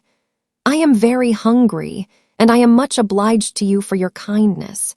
And she was going to add, "There is a child outside who is hungrier than I am." But just at that moment, 2 or 3 customers came in at once, and each one seemed in a hurry, so she could only thank the woman again and go out. The beggar girl was still huddled up in the corner of the step. She looked frightful in her wet and dirty rags. She was staring straight before her with a stupid look of suffering, and Sara saw her suddenly draw the back of her roughened black hand across her eyes to rub away the tears which seemed to have surprised her by forcing their way from under her lids. She was muttering to herself. Sara opened the paper bag and took out one of the hot buns, which had already warmed her own cold hands a little. "See," she said, putting the bun in the ragged lap, "this is nice and hot. Eat it, and you will not feel so hungry." The child started and stared up at her, as if such sudden, amazing good luck almost frightened her. Then she snatched up the bun and began to cram it into her mouth with great wolfish bites. "Oh my, Sara heard her say hoarsely in wild delight. "Oh my." Sara took out 3 more buns and put them down. The sound in the hoarse, ravenous voice was awful. "She is hungrier than I am," she said to herself. "She's starving." But her hand trembled when she put down the 4th bun. "I'm not starving," she said, and she put down the 5th. The little ravening London savage was still snatching and devouring when she turned away. She was too ravenous to give any thanks, even if she had ever been taught politeness, which she had not. She was only a poor little wild animal. "Goodbye," said Sara. When she reached the other side of the street, she looked back. The child had a bun in each hand and had stopped in the middle of a bite to watch her. Sara gave her a little nod, and the child, after another curious, lingering stare, jerked her shaggy head in response, and until Sara was out of sight, she did not take another bite or even finish the one she had begun. At that moment, the baker woman looked out of her shop window. "Well, I never," she exclaimed.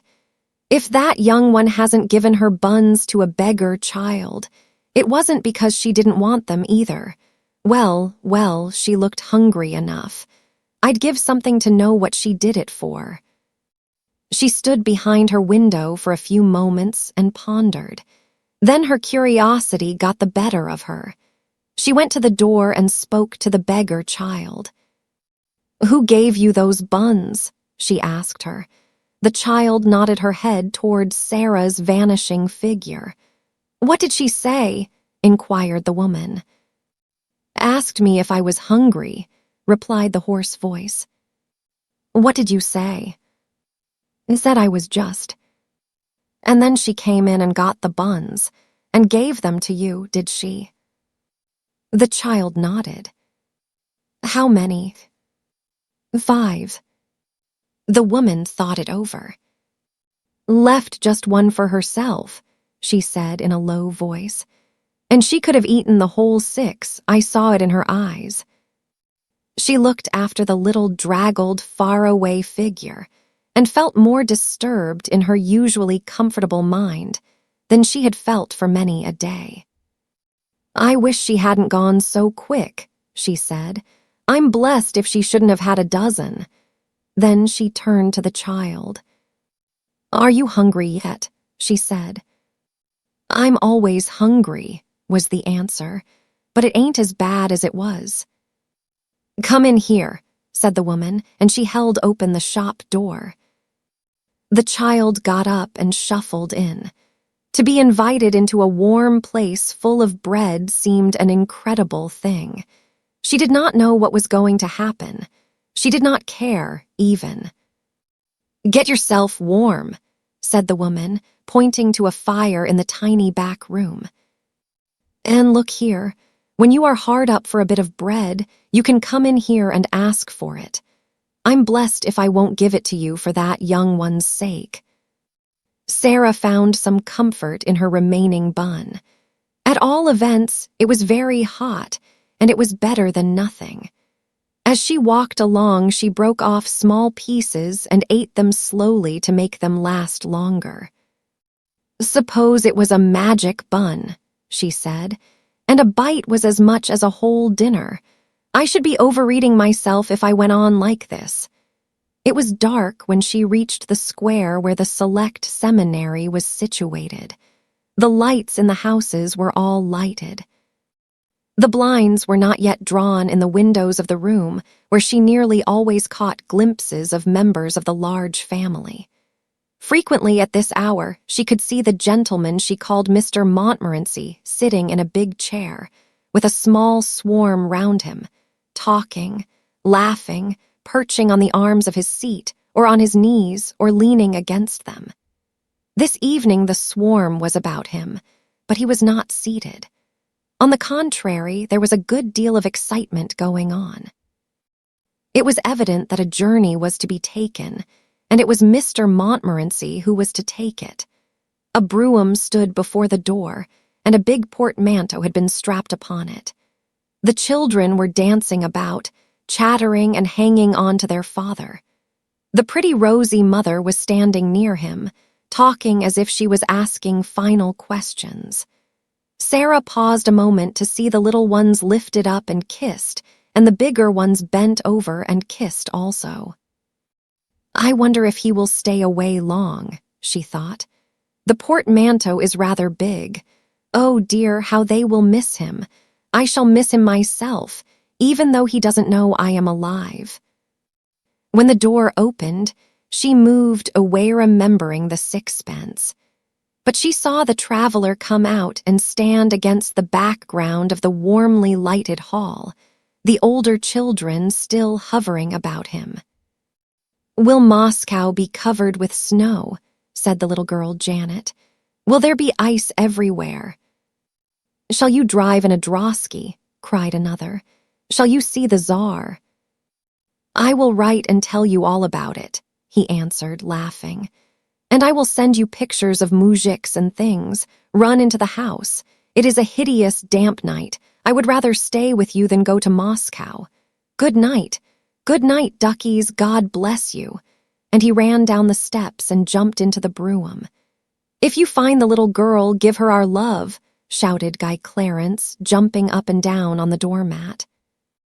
Then they went in and shut the door. "Did you see?" said Janet to Nora. As they went back to the room, the little girl who is not a beggar was passing. She looked all cold and wet, and I saw her turn her head over her shoulder and look at us. Mama says her clothes always look as if they had been given her by someone who was quite rich, someone who only let her have them because they were too shabby to wear. The people at the school always send her out on errands on the horridest days and nights there are. Sara crossed the square to Miss Minchin's area steps, feeling faint and shaky. "I wonder who the little girl is," she thought, "the little girl he is going to look for." And she went down the area steps, lugging her basket and finding it very heavy indeed, as the father of the large family drove quickly on his way to the station to take the train which was to carry him to Moscow, where he was to make his best efforts to search for the lost little daughter of Captain Crewe. Chapter 14. What Melchizedek Heard and Saw. On this very afternoon, while Sara was out, a strange thing happened in the attic. Only Melchizedek saw and heard it, and he was so much alarmed and mystified that he scuttled back to his hole and hid there, and really quaked and trembled as he peeped out furtively, and with great caution to watch what was going on. The attic had been very still all the day after Sara had left it in the early morning. The stillness had only been broken by the pattering of the rain upon the slates and the skylight.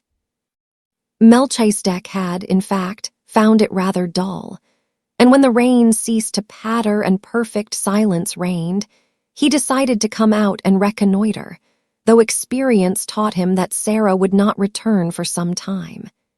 He had been rambling and sniffing about, and had just found a totally unexpected and unexplained crumb left from his last meal, when his attention was attracted by a sound on the roof.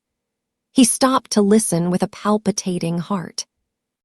The sound suggested that something was moving on the roof. It was approaching the skylight. It reached the skylight. The skylight was being mysteriously opened. A dark face peered into the attic, then another face appeared behind it, and both looked in with signs of caution and interest. Two men were outside on the roof and were making silent preparations to enter through the skylight itself. One was Ram Das, and the other was a young man who was the Indian gentleman's secretary. But of course, Melchizedek did not know this. He only knew that the men were invading the silence and privacy of the attic, and as the one with the dark face let himself down through the aperture with such lightness and dexterity that he did not make the slightest sound, Melchizedek turned tail and fled precipitately back to his hole. He was frightened to death. He had ceased to be timid with Sara, and knew she would never throw anything but crumbs, and would never make any sound other than the soft, low, coaxing whistling. But strange men were dangerous things to remain near. He lay close and flat near the entrance of his home, just managing to peep through the crack with a bright, alarmed eye. How much he understood of the talk he heard I am not in the least able to say, but even if he had understood it all, he would probably have remained greatly mystified. The secretary, who was light and young, slipped through the skylight as noiselessly as Ram Das had done, and he caught a last glimpse of Melchizedek's vanishing tail. Was that a rat? he asked Ram Das in a whisper. Yes, a rat, Sahib, answered Ram Das, also whispering. There are many in the walls. Ugh, exclaimed the young man. It is a wonder the child is not terrified of them. Ram Das made a gesture with his hands. He also smiled respectfully. He was in this place as the intimate exponent of Sara, though she had only spoken to him once. The child is the little friend of all things, Sahib, he answered. She is not like other children. I see her when she does not see me. I slip across the slates and look at her many nights to see that she is safe. I watch her from my window when she does not know I am near. She stands on the table there and looks out at the sky as if it spoke to her. The sparrows come at her call. The rat she has fed and tamed in her loneliness. The poor slave of the house comes to her for comfort. There is a little child who comes to her in secret. There is one older who worships her and would listen to her forever if she might. This I have seen when I have crept across the roof. By the mistress of the house, who is an evil woman, she is treated like a pariah, but she has the bearing of a child who is of the blood of kings. You seem to know a great deal about her, the secretary said. All her life each day I know, answered Ram Das. Her going out I know and her coming in, her sadness and her poor joys, her coldness and her hunger. I know when she is alone until midnight, learning from her books. I know when her secret friends steal to her, and she is happier as children can be, even in the midst of poverty. Because they come and she may laugh and talk with them in whispers. If she were ill, I should know, and I would come and serve her if it might be done. You are sure no one comes near this place but herself, and that she will not return and surprise us. She would be frightened if she found us here, and the Sahib Carrisford's plan would be spoiled. Ram Das crossed noiselessly to the door and stood close to it. None mount here but herself, Sahib, he said. She has gone out with her basket and may be gone for hours. If I stand here, I can hear any step before it reaches the last flight of the stairs.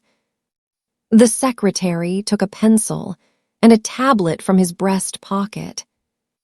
Keep your ears open, he said, and he began to walk slowly and softly round the miserable little room, making rapid notes on his tablet as he looked at things. First, he went to the narrow bed. He pressed his hand upon the mattress and uttered an exclamation. As hard as a stone, he said. That will have to be altered someday when she is out. A special journey can be made to bring it across. It cannot be done tonight. He lifted the covering and examined the one thin pillow. Coverlet dingy and worn, blanket thin, sheets patched and ragged, he said. What a bed for a child to sleep in, and in a house which calls itself respectable. There has not been a fire in that grate for many a day, glancing at the rusty fireplace. Never since I have seen it, said Ram Das. The mistress of the house is not one who remembers that another than herself may be cold. The secretary was writing quickly on his tablet. He looked up from it as he tore off a leaf and slipped it into his breast pocket. It is a strange way of doing the thing, he said. Who planned it? Ram Das made a modestly apologetic obeisance. It is true that the first thought was mine, Sahib, he said, though it was not but a fancy. I am fond of this child. We are both lonely. It is her way to relate her visions to her secret friends. Being sad one night, I lay close to the open skylight and listened. The vision she related told what this miserable room might be if it had comforts in it. She seemed to see it as she talked, and she grew cheered and warmed as she spoke. Then she came to this fancy, and the next day, the Sahib being ill and wretched, I told him of the thing to amuse him. It seemed then but a dream, but it pleased the Sahib.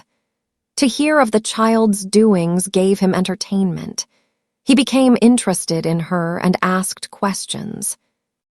At last, he began to please himself with the thought of making her visions real things.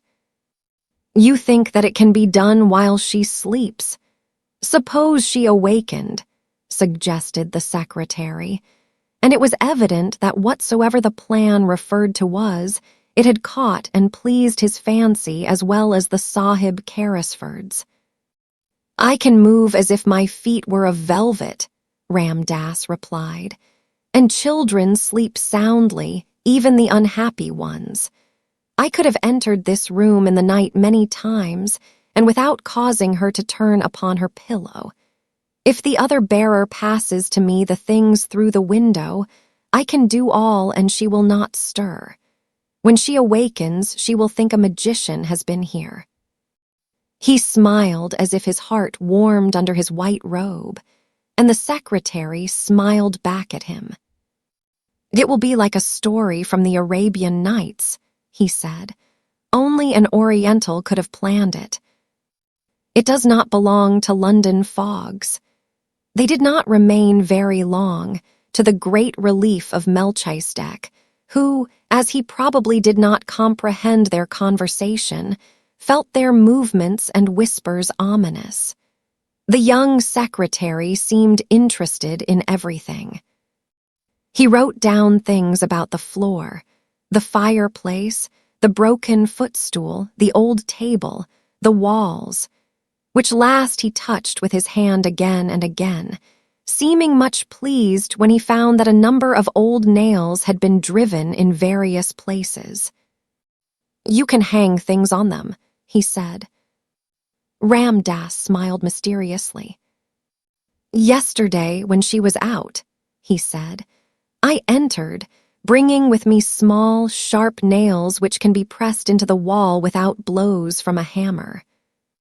I placed many in the plaster where I may need them. They are ready." The Indian gentleman's secretary stood still and looked round him as he thrust his tablets back into his pocket.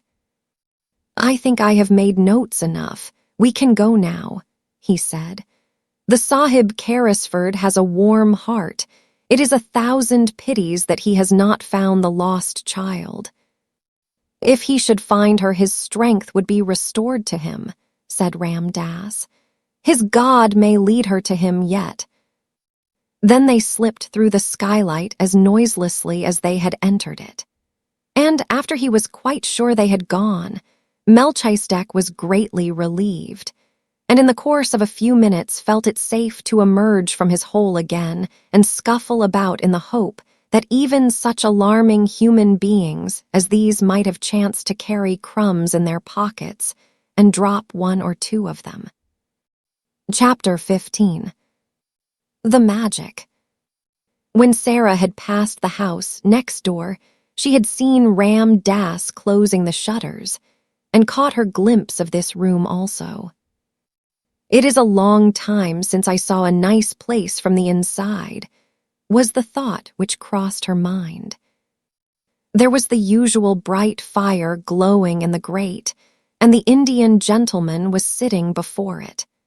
His head was resting in his hand, and he looked as lonely and unhappy as ever. "Poor man," said Sara, "I wonder what you are supposing." And this was what he was supposing at that very moment.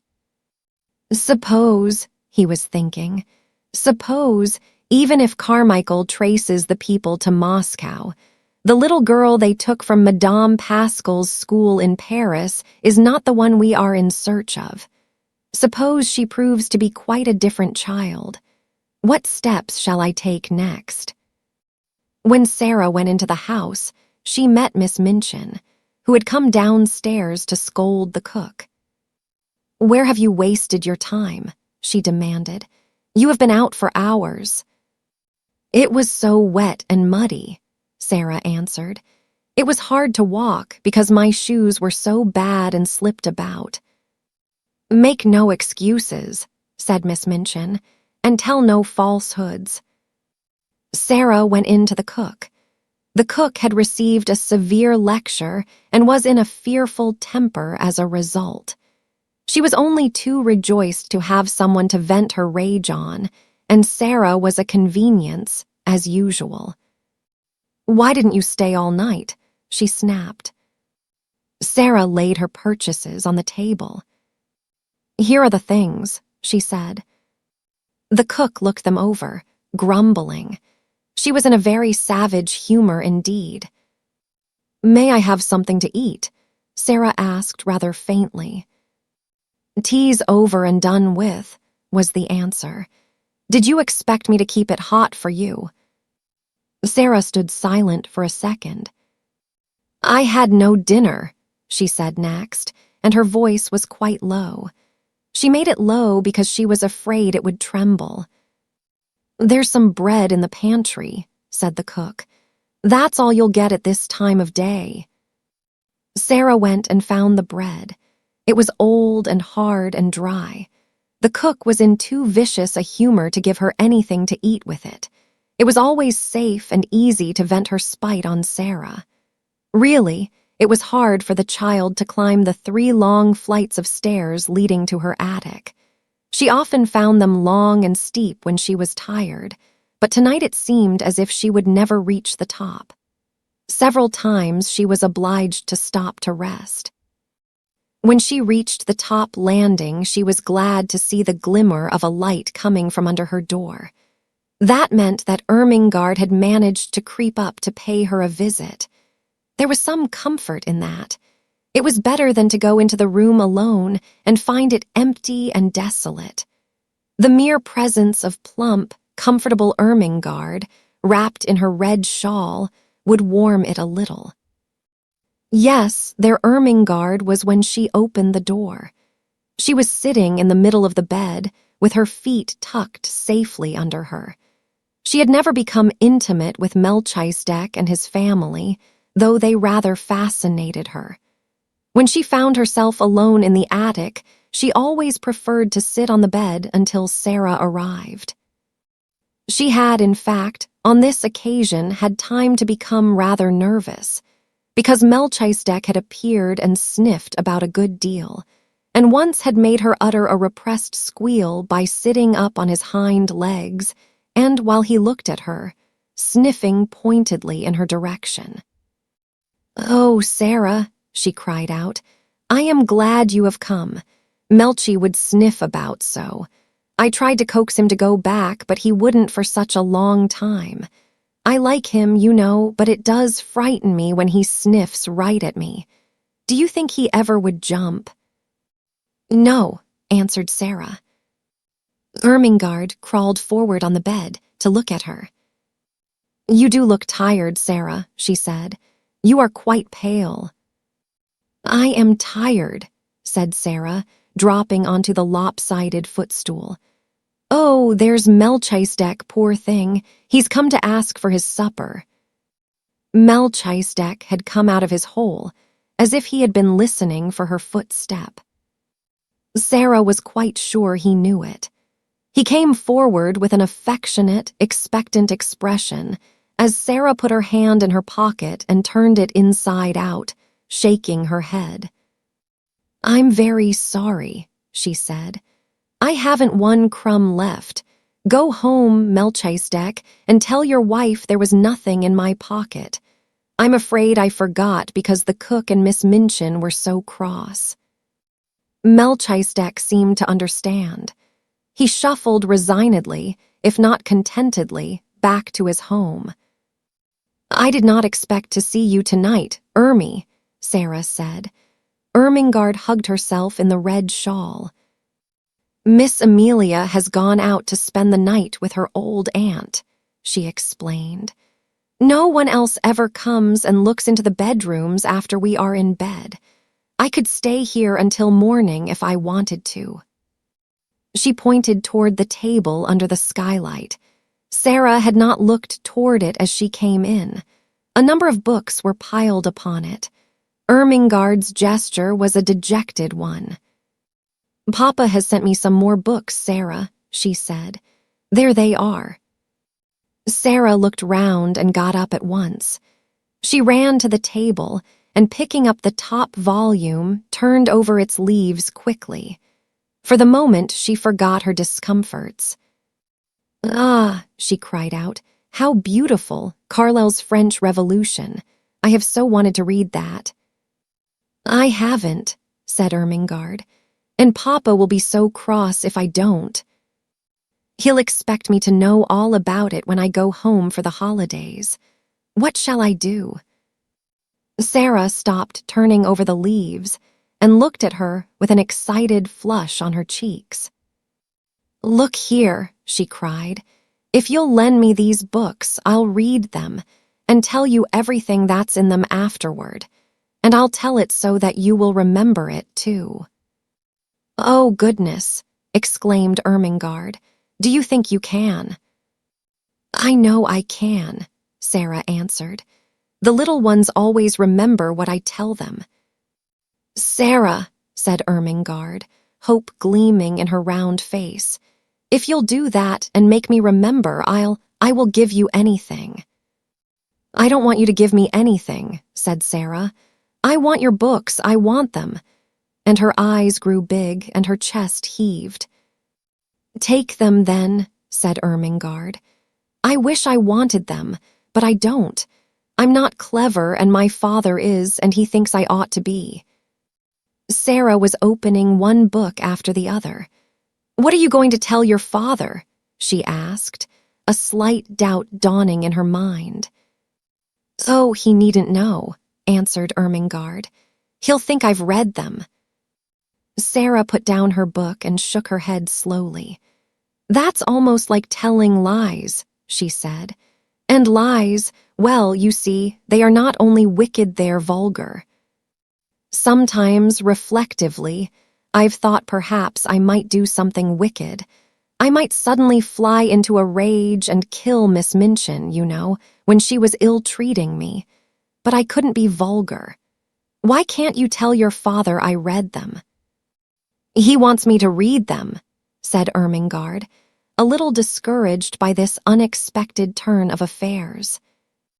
"He wants you to know what is in them," said Sara. "And if I can tell it to you in an easy way and make you remember it, I should think he would like that." "He'll like it if I learn anything in any way," said rueful Ermengarde. "You would if you were my father." "It's not your fault that," began Sara. She pulled herself up and stopped rather suddenly.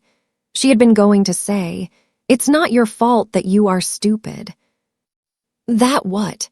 Ermengarde asked. "That you can't learn things quickly," amended Sara. "If you can't, you can't. If I can, why, I can, that's all." She always felt very tender of Ermengarde, and tried not to let her feel too strongly the difference between being able to learn anything at once and not being able to learn anything at all.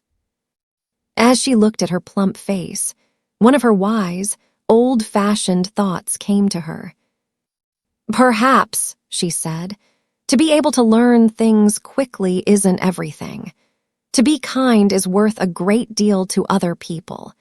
If Miss Minchin knew everything on earth and was like what she is now, she'd still be a detestable thing, and everybody would hate her. Lots of clever people have done harm and have been wicked. Look at Robespierre."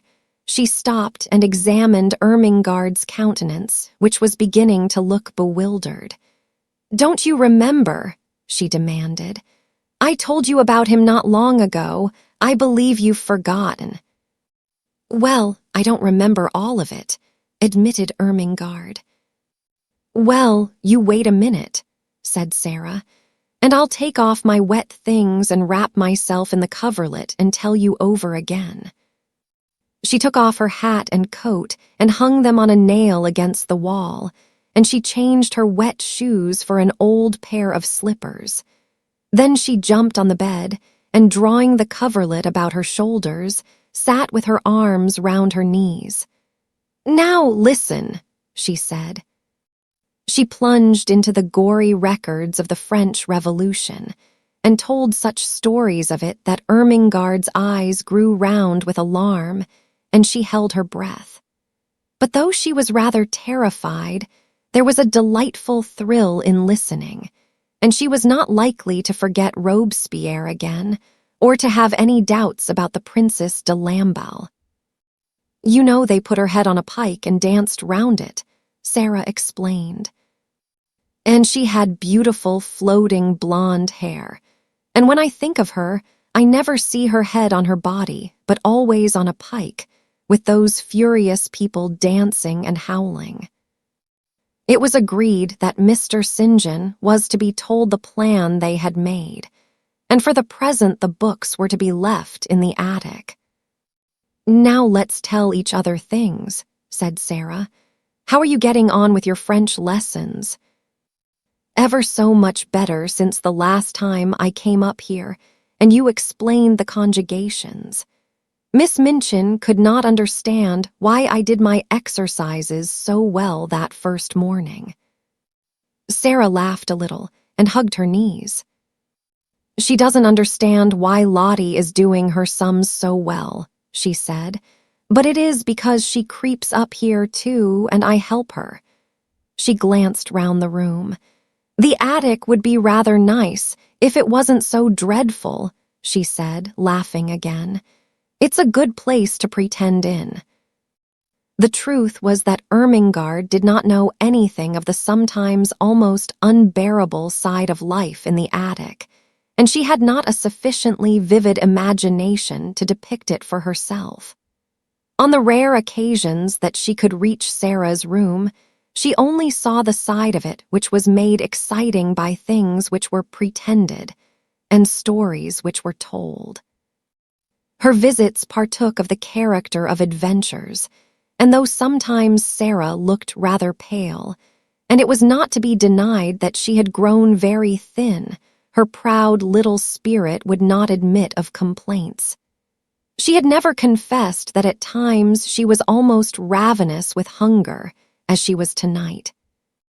She was growing rapidly, and her constant walking and running about would have given her a keen appetite even if she had had abundant and regular meals of a much more nourishing nature than the unappetizing, inferior food snatched at such odd times as suited the kitchen convenience. She was growing used to a certain gnawing feeling in her young stomach. "I suppose soldiers feel like this when they are on a long and weary march," she often said to herself. She liked the sound of the phrase, "long and weary march." It made her feel rather like a soldier. She had also a quaint sense of being a hostess in the attic. "If I lived in a castle," she argued, "and Ermengarde was the lady of another castle, and came to see me, with knights and squires and vassals riding with her, and pennons flying. When I heard the clarions sounding outside the drawbridge, I should go down to receive her, and I should spread feasts in the banquet hall and call in minstrels to sing and play and relate romances. When she comes into the attic, I can't spread feasts, but I can tell stories, and not let her know disagreeable things. I dare say poor chatelaines had to do that in time of famine, when their lands had been pillaged. She was a proud, brave little chatelaine, and dispensed generously the one hospitality she could offer, the dreams she dreamed, the visions she saw, the imaginings which were her joy and comfort. So, as they sat together, Ermengarde did not know that she was faint as well as ravenous, and that while she talked she now and then wondered if her hunger would let her sleep when she was left alone. She felt as if she had never been quite so hungry before. "I wish I was as thin as you, Sara," Ermengarde said suddenly. "I believe you are thinner than you used to be. Your eyes look so big, and look at the sharp little bones sticking out of your elbow." Sara pulled down her sleeve, which had pushed itself up. "I always was a thin child," she said bravely, "and I always had big green eyes." "I love your queer eyes," said Ermengarde, looking into them with affectionate admiration. They always look as if they saw such a long way. I love them, and I love them to be green, though they look black generally. They are cat's eyes, laughed Sara, but I can't see in the dark with them, because I have tried, and I couldn't. I wish I could. It was just at this minute that something happened at the skylight which neither of them saw. If either of them had chanced to turn and look, she would have been startled by the sight of a dark face which peered cautiously into the room and disappeared as quickly and almost as silently as it had appeared. Not quite as silently, however. Sara, who had keen ears, suddenly turned a little and looked up at the roof. "That didn't sound like Melchizedek," she said. "It wasn't scratchy enough." "What?" said Ermengarde, a little startled. "Didn't you think you heard something?" asked Sara. "No," Ermengarde faltered. "Did you?" "Perhaps I didn't," said Sara, "but I thought I did. It sounded as if something was on the slate, something that dragged softly." "What could it be?" said Ermengarde. "Could it be robbers?" "No," Sara began cheerfully. "There is nothing to steal," she broke off in the middle of her words. They both heard the sound that checked her. It was not on the slates, but on the stairs below, and it was Miss Minchin's angry voice. Sara sprang off the bed and put out the candle. "She is scolding Becky," she whispered as she stood in the darkness. "She is making her cry." "Will she come in here?" Ermengarde whispered back, panic-stricken. "No, she will think I am in bed. Don't stir." It was very seldom that Miss Minchin mounted the last flight of stairs. Sara could only remember that she had done it once before, but now she was angry enough to be coming at least part of the way up, and it sounded as if she was driving Becky before her. "You impudent, dishonest child." They heard her say, "Cook tells me she has missed things repeatedly." "It wasn't me, ma'am," said Becky, sobbing. "I was hungry enough, but it wasn't me, never." "You deserve to be sent to prison," said Miss Minchin's voice. "Picking and stealing, half a meat pie indeed." "It wasn't me," wept Becky. "I could have eaten a whole one, but I never laid a finger on it." Miss Minchin was out of breath between temper and mounting the stairs. The meat pie had been intended for her special late supper. It became apparent that she boxed Becky's ears. "Don't tell falsehoods," she said. "Go to your room this instant." Both Sara and Ermengarde heard the slap, and then heard Becky run in her slipshod shoes up the stairs and into her attic. They heard her door shut and knew that she threw herself upon her bed. "I could have eaten 2 of them," they heard her cry into her pillow. "And I never took a bite. It was Cook give it to her policeman." Sara stood in the middle of the room in the darkness. She was clenching her little teeth and opening and shutting fiercely her outstretched hands. She could scarcely stand still, but she dared not move until Miss Minchin had gone down the stairs and all was still. "The wicked, cruel thing," she burst forth. "The cook takes things herself and then says Becky steals them. She doesn't. She's so hungry sometimes that she eats crusts out of the ash barrel." She pressed her hands hard against her face and burst into passionate little sobs, and Ermengarde, hearing this unusual thing, was overawed by it. Sara was crying, the unconquerable Sara. It seemed to denote something new, some mood she had never known. Suppose a new dread possibility presented itself to her kind, slow, little mind all at once. She crept off the bed in the dark and found her way to the table where the candle stood. She struck a match and lit the candle. When she had lighted it, she bent forward and looked at Sara, with her new thought growing to definite fear in her eyes. "Sara," she said in a timid, almost awe-stricken voice. Are you never told me? I don't want to be rude, but are you ever hungry? It was too much just at that moment. The barrier broke down. Sara lifted her face from her hands. Yes, she said in a new passionate way. Yes, I am. I'm so hungry now that I could almost eat you. And it makes it worse to hear poor Becky. She's hungrier than I am. Ermengarde gasped. Oh, she cried woefully, and I never knew. I didn't want you to know, Sara said. It would have made me feel like a street beggar. I know I look like a street beggar. No, you don't, Ermengarde broke in. Your clothes are a little queer, but you couldn't look like a street beggar. You haven't a street beggar face. A little boy once gave me a 6pence for charity, said Sara, with a short little laugh in spite of herself. Here it is. And she pulled out the thin ribbon from her neck. He wouldn't have given me his Christmas 6pence if I hadn't looked as if I needed it. Somehow the sight of the dear little 6pence was good for both of them. It made them laugh a little, though they both had tears in their eyes. Who was he?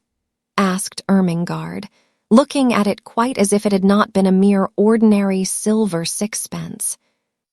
He was a darling little thing going to a party, said Sara. He was one of the large family, the little one with the round legs, the one I call Guy Clarence. I suppose his nursery was crammed with Christmas presents and hampers full of cakes and things, and he could see I had nothing. Ermengarde gave a little jump backward. The last sentences had recalled something to her troubled mind and given her a sudden inspiration. Oh, Sara, she cried, what a silly thing I am not to have thought of it. Of what? Something splendid, said Ermengarde in an excited hurry. This very afternoon my nicest aunt sent me a box. It is full of good things. I never touched it. I had so much pudding at dinner, and I was so bothered about Papa's books. Her words began to tumble over each other. It's got cake in it, and little meat pies, and jam tarts and buns, and oranges and red currant wine, and figs and chocolate. I'll creep back to my room and get it this minute, and we'll eat it now. Sara almost reeled. When one is faint with hunger, the mention of food has sometimes a curious effect. She clutched Ermengarde's arm. Do you think you could? She ejaculated. I know I could, answered Ermengarde, and she ran to the door opened. It softly put her head out into the darkness and listened. Then she went back to Sara. The lights are out. Everybody's in bed. I can creep and creep, and no one will hear. It was so delightful that they caught each other's hands, and a sudden light sprang into Sara's eyes. Ermy, she said, let us pretend. Let us pretend it's a party, and oh, won't you invite the prisoner in the next cell? Yes, let us knock on the wall now. The jailer won't hear. Sara went to the wall. Through it she could hear poor Becky crying more softly. She knocked 4 times. That means, come to me through the secret passage under the wall, she explained. I have something to communicate. 5 quick knocks answered her. She is coming, she said.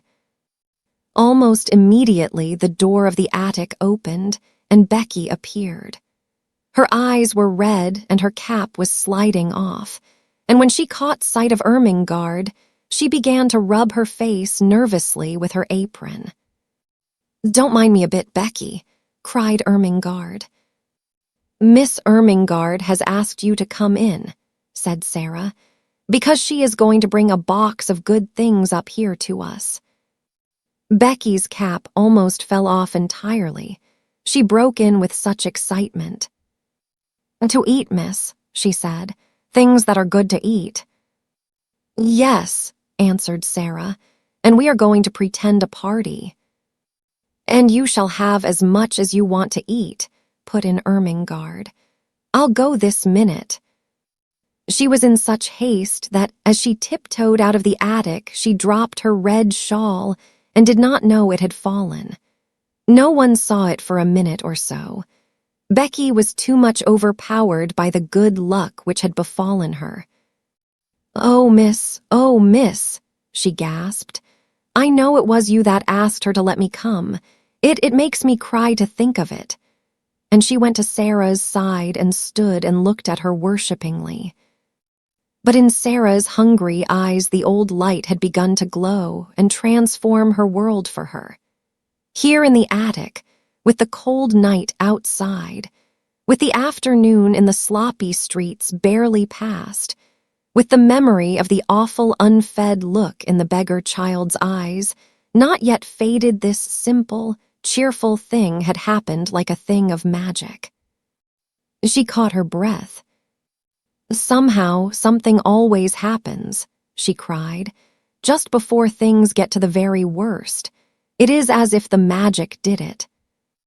If I could only just remember that always. The worst thing never quite comes." She gave Becky a little cheerful shake. No, you mustn't cry," she said. "We must make haste and set the table." "Set the table, miss," said Becky, gazing round the room. "What'll we set it with?" Sara looked round the attic, too. "There doesn't seem to be much," she answered, half laughing. That moment she saw something and pounced upon it. It was Ermengarde's red shawl which lay upon the floor. "Here's the shawl," she cried. "I know she won't mind it. It will make such a nice red tablecloth." They pulled the old table forward and threw the shawl over it. Red is a wonderfully kind and comfortable color. It began to make the room look furnished directly. "How nice a red rug would look on the floor," exclaimed Sara. "We must pretend there is one." Her eye swept the bare boards with a swift glance of admiration. The rug was laid down already. "How soft and thick it is," she said, with the little laugh which Becky knew the meaning of, and she raised and set her foot down again delicately, as if she felt something under it. "Yes, miss," answered Becky, watching her with serious rapture. She was always quite serious. "What next, now?" said Sara, and she stood still and put her hands over her eyes. "Something will come if I think and wait a little in a soft, expectant voice. The magic will tell me." One of her favorite fancies was that on the outside, as she called it, thoughts were waiting for people to call them. Becky had seen her stand and wait many a time before, and knew that in a few seconds she would uncover an enlightened, laughing face. In a moment she did. "There," she cried. "It has come. I know now. I must look among the things in the old trunk I had when I was a princess." She flew to its corner and kneeled down. It had not been put in the attic for her benefit, but because there was no room for it elsewhere. Nothing had been left in it but rubbish, but she knew she should find something. The magic always arranged that kind of thing in one way or another. In a corner lay a package so insignificant-looking that it had been overlooked, and when she herself had found it, she had kept it as a relic. It contained a dozen small white handkerchiefs. She seized them joyfully and ran to the table. She began to arrange them upon the red table cover, patting and coaxing them into shape with the narrow lace edge curling outward, her magic working its spells for her as she did it. "These are the plates," she said. "They are golden plates. These are the richly embroidered napkins. Nuns worked them in convents in Spain." "Did they, miss?" breathed Becky, her very soul uplifted by the information. "You must pretend it," said Sara. "If you pretend it enough, you will see them." "Yes, miss," said Becky. And as Sara returned to the trunk, she devoted herself to the effort of accomplishing an end so much to be desired. Sara turned suddenly to find her standing by the table, looking very queer indeed. She had shut her eyes and was twisting her face in strange, convulsive contortions, her hands hanging stiffly clenched at her sides.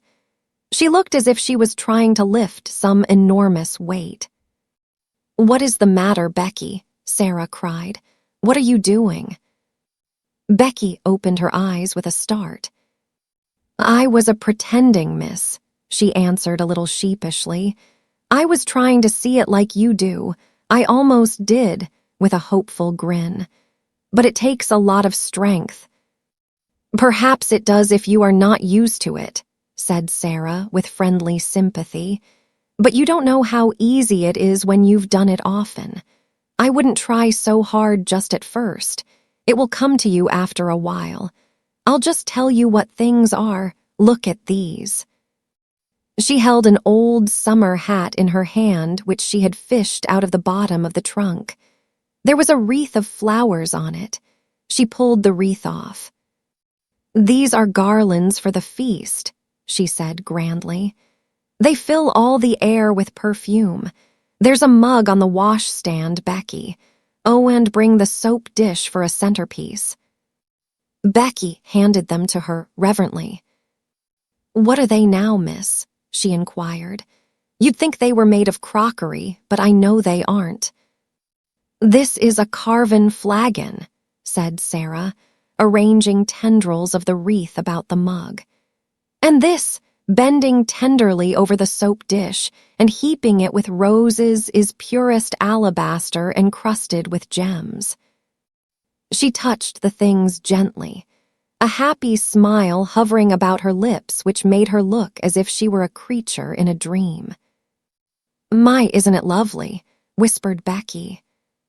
"If we just had something for bonbon dishes," Sara murmured. "There!" darting to the trunk again. "I remember I saw something this minute." It was only a bundle of wool wrapped in red and white tissue paper, but the tissue paper was soon twisted into the form of little dishes and was combined with the remaining flowers to ornament the candlestick which was to light the feast. Only the magic could have made it more than an old table covered with a red shawl and set with rubbish from a long unopened trunk. But Sara drew back and gazed at it, seeing wonders, and Becky, after staring in delight, spoke with bated breath. "This here," she suggested, with a glance round the attic. "Is it the Bastille now, or has it turned into something different?" "Oh, yes, yes," said Sara. "Quite different. It is a banquet hall." "My eye, miss," ejaculated Becky.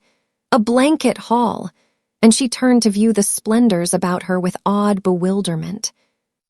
"A banquet hall," said Sara. "A vast chamber where feasts are given. It has a vaulted roof and a minstrel's gallery and a huge chimney filled with blazing oaken logs, and it is brilliant with waxen tapers twinkling on every side." "My eye, Miss Sara," gasped Becky again. Then the door opened, and Ermengarde came in, rather staggering under the weight of her hamper. She started back with an exclamation of joy. To enter from the chill darkness outside and find oneself confronted by a totally unanticipated festal board, draped with red, adorned with white napery, and wreathed with flowers, was to feel that the preparations were brilliant indeed. "Oh, Sara," she cried out, "you are the cleverest girl I ever saw." "Isn't it nice?" said Sara. "They are things out of my old trunk. I asked my magic and it told me to go and look." "But oh, miss," cried Becky, "wait till she's told you what they are. They ain't just, oh, miss, please tell her," appealing to Sara. So Sara told her, and because her magic helped her, she made her almost see it all. The golden platters, the vaulted spaces, the blazing logs, the twinkling waxen tapers. As the things were taken out of the hamper, the frosted cakes, the fruits, the bonbons, and the wine, the feast became a splendid thing. "It's like a real party," cried Ermengarde. "It's like a queen's table," sighed Becky. Then Ermengarde had a sudden brilliant thought. "I'll tell you what, Sara," she said. "Pretend you are a princess now, and this is a royal feast." "But it's your feast," said Sara. "You must be the princess, and we will be your maids of honor." "Oh, I can't," said Ermengarde. "I'm too fat, and I don't know how. You be her." "Well, if you want me to," said Sara. But suddenly, she thought of something else and ran to the rusty grate. "There is a lot of paper and rubbish stuffed in here," she exclaimed. "If we light it, there will be a bright blaze for a few minutes, and we shall feel as if it was a real fire." She struck a match and lighted it up with a great specious glow, which illuminated the room. "By the time it stops blazing," Sara said, "we shall forget about its not being real." She stood in the dancing glow and smiled. "Doesn't it look real?" she said. "Now we will begin the party." She led the way to the table. She waved her hand graciously to Ermengarde and Becky. She was in the midst of her dream. "Advance, fair damsels," she said in her happy dream voice, "and be seated at the banquet table. My noble father, the king, who is absent on a long journey, has commanded me to feast you." She turned her head slightly toward the corner of the room. "What ho there, minstrels! Strike up with your viols and bassoons. Princesses," she explained rapidly to Ermengarde and Becky, "always had minstrels to play at their feasts. Pretend there is a minstrel gallery up there in the corner. Now we will begin." They had barely had time to take their pieces of cake into their hands, not one of them had time to do more, when they all three sprang to their feet and turned pale faces toward the door, listening. Someone was coming up the stairs. There was no mistake about it. Each of them recognized the angry, mounting tread and knew that the end of all things had come. "It's the missus," choked Becky and dropped her piece of cake upon the floor. "Yes," said Sara, her eyes growing shocked and large in her small white face. "Miss Minchin has found us out." Miss Minchin struck the door open with a blow of her hand. She was pale herself, but it was with rage. She looked from the frightened faces to the banquet table, and from the banquet table to the last flicker of the burnt paper in the grate. "I have been suspecting something of this sort," she exclaimed, "but I did not dream of such audacity. Lavinia was telling the truth." So they knew that it was Lavinia who had somehow guessed their secret and had betrayed them. Miss Minchin strode over to Becky and boxed her ears for a second time. "You impudent creature," she said. "You leave the house in the morning." Sara stood quite still, her eyes growing larger, her face paler. Ermengarde burst into tears. "Oh, don't send her away," she sobbed. "My aunt sent me the hamper. We're only having a party." "So I see," said Miss Minchin witheringly, "with the Princess Sara at the head of the table." She turned fiercely on Sara. "It is your doing, I know," she cried. "Ermengarde would never have thought of such a thing. You decorated the table, I suppose, with this rubbish." She stamped her foot at Becky. "Go to your attic," she commanded, and Becky stole away, her face hidden in her apron, her shoulders shaking. Then it was Sara's turn again. "I will attend to you tomorrow. You shall have neither breakfast, dinner, nor supper." "I have not had either dinner or supper today, Miss Minchin," said Sara rather faintly. "Then all the better. You will have something to remember. Don't stand there. Put those things into the hamper again." She began to sweep them off the table into the hamper herself, and caught sight of Ermengarde's new books. "And you, to Ermengarde, have brought your beautiful new books into this dirty attic.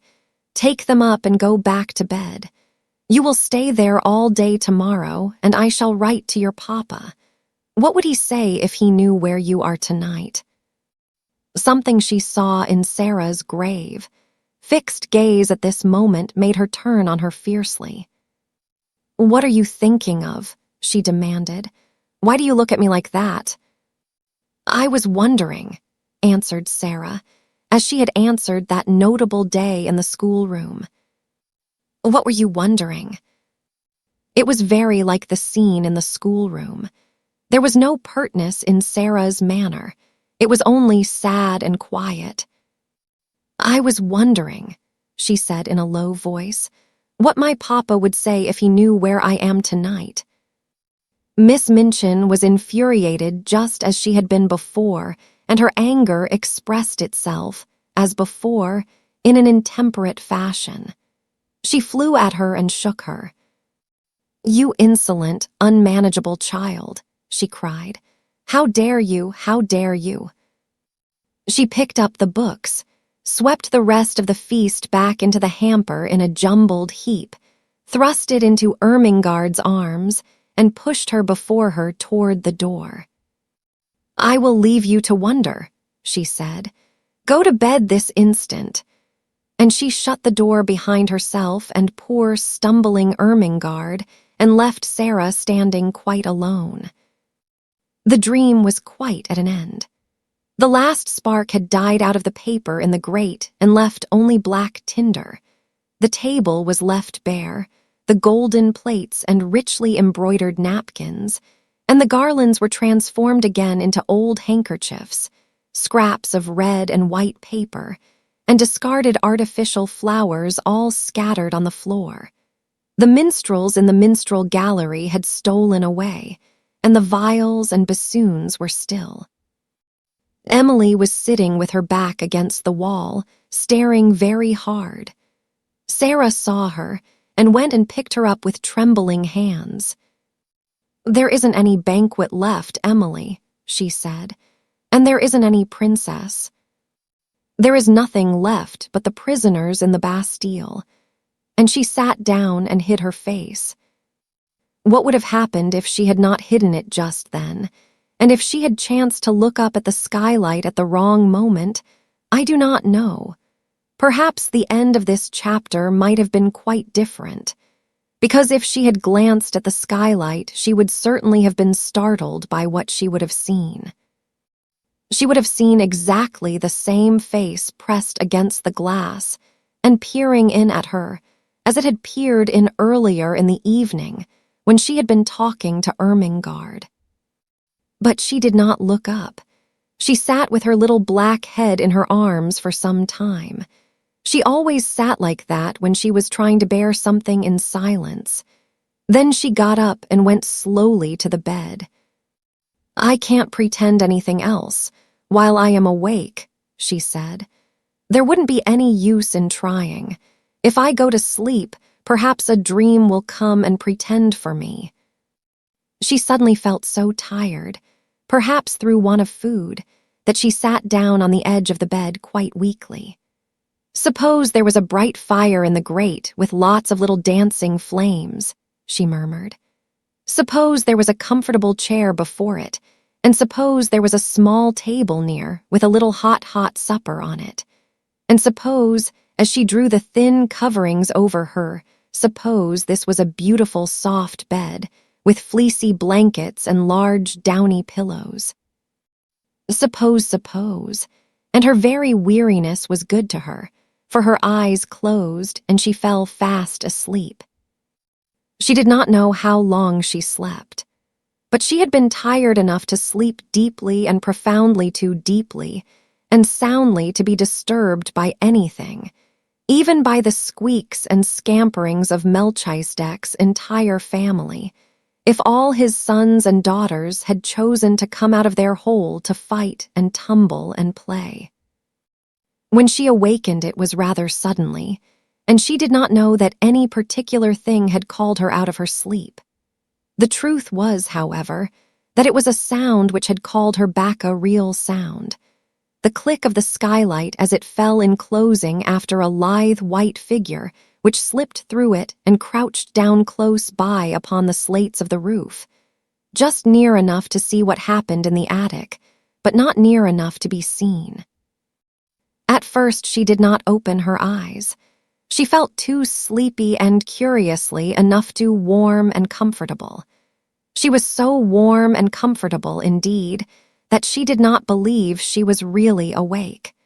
She never was as warm and cozy as this except in some lovely vision. "What a nice dream," she murmured. "I feel quite warm. I don't want to wake up."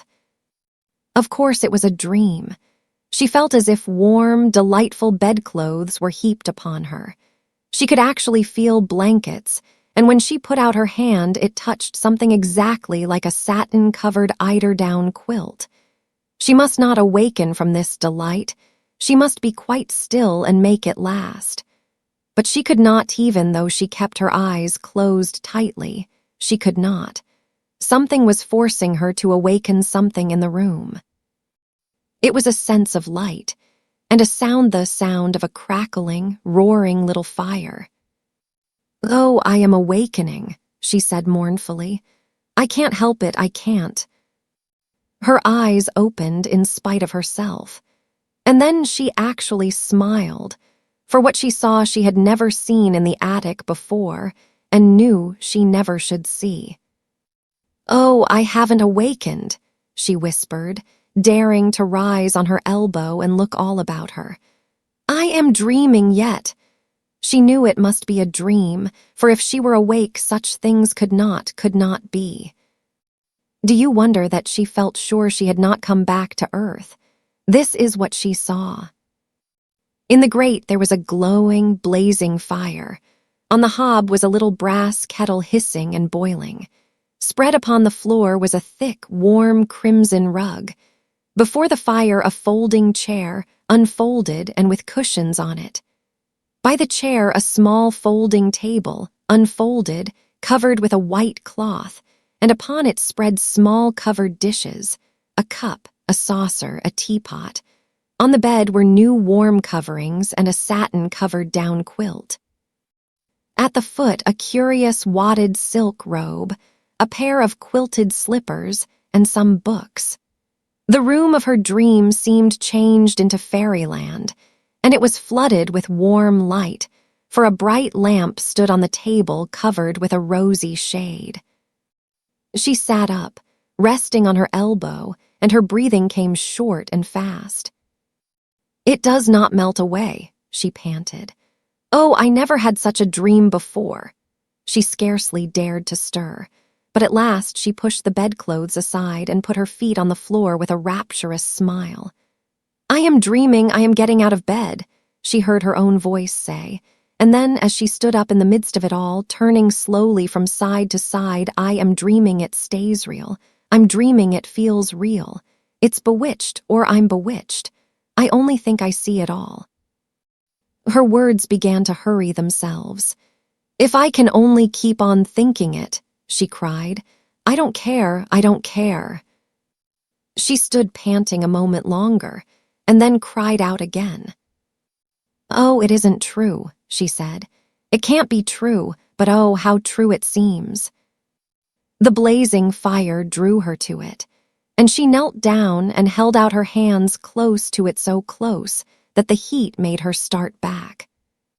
"The fire I only dreamed wouldn't be hot," she cried. She sprang up, touched the table, the dishes, the rug. She went to the bed and touched the blankets.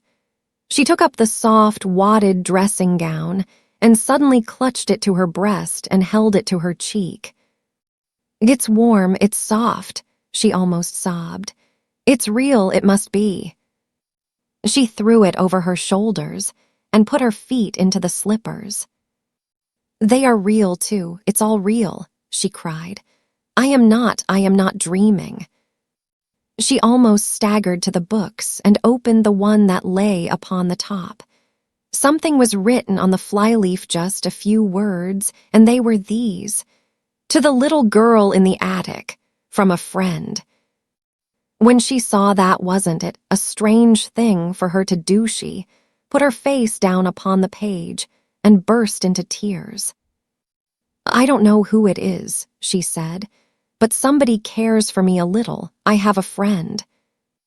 She took her candle and stole out of her own room and into Becky's, and stood by her bedside. "Becky, Becky," she whispered as loudly as she dared, "wake up." When Becky wakened, and she sat upright, staring aghast, her face still smudged with traces of tears, beside her stood a little figure in a luxurious wadded robe of crimson silk.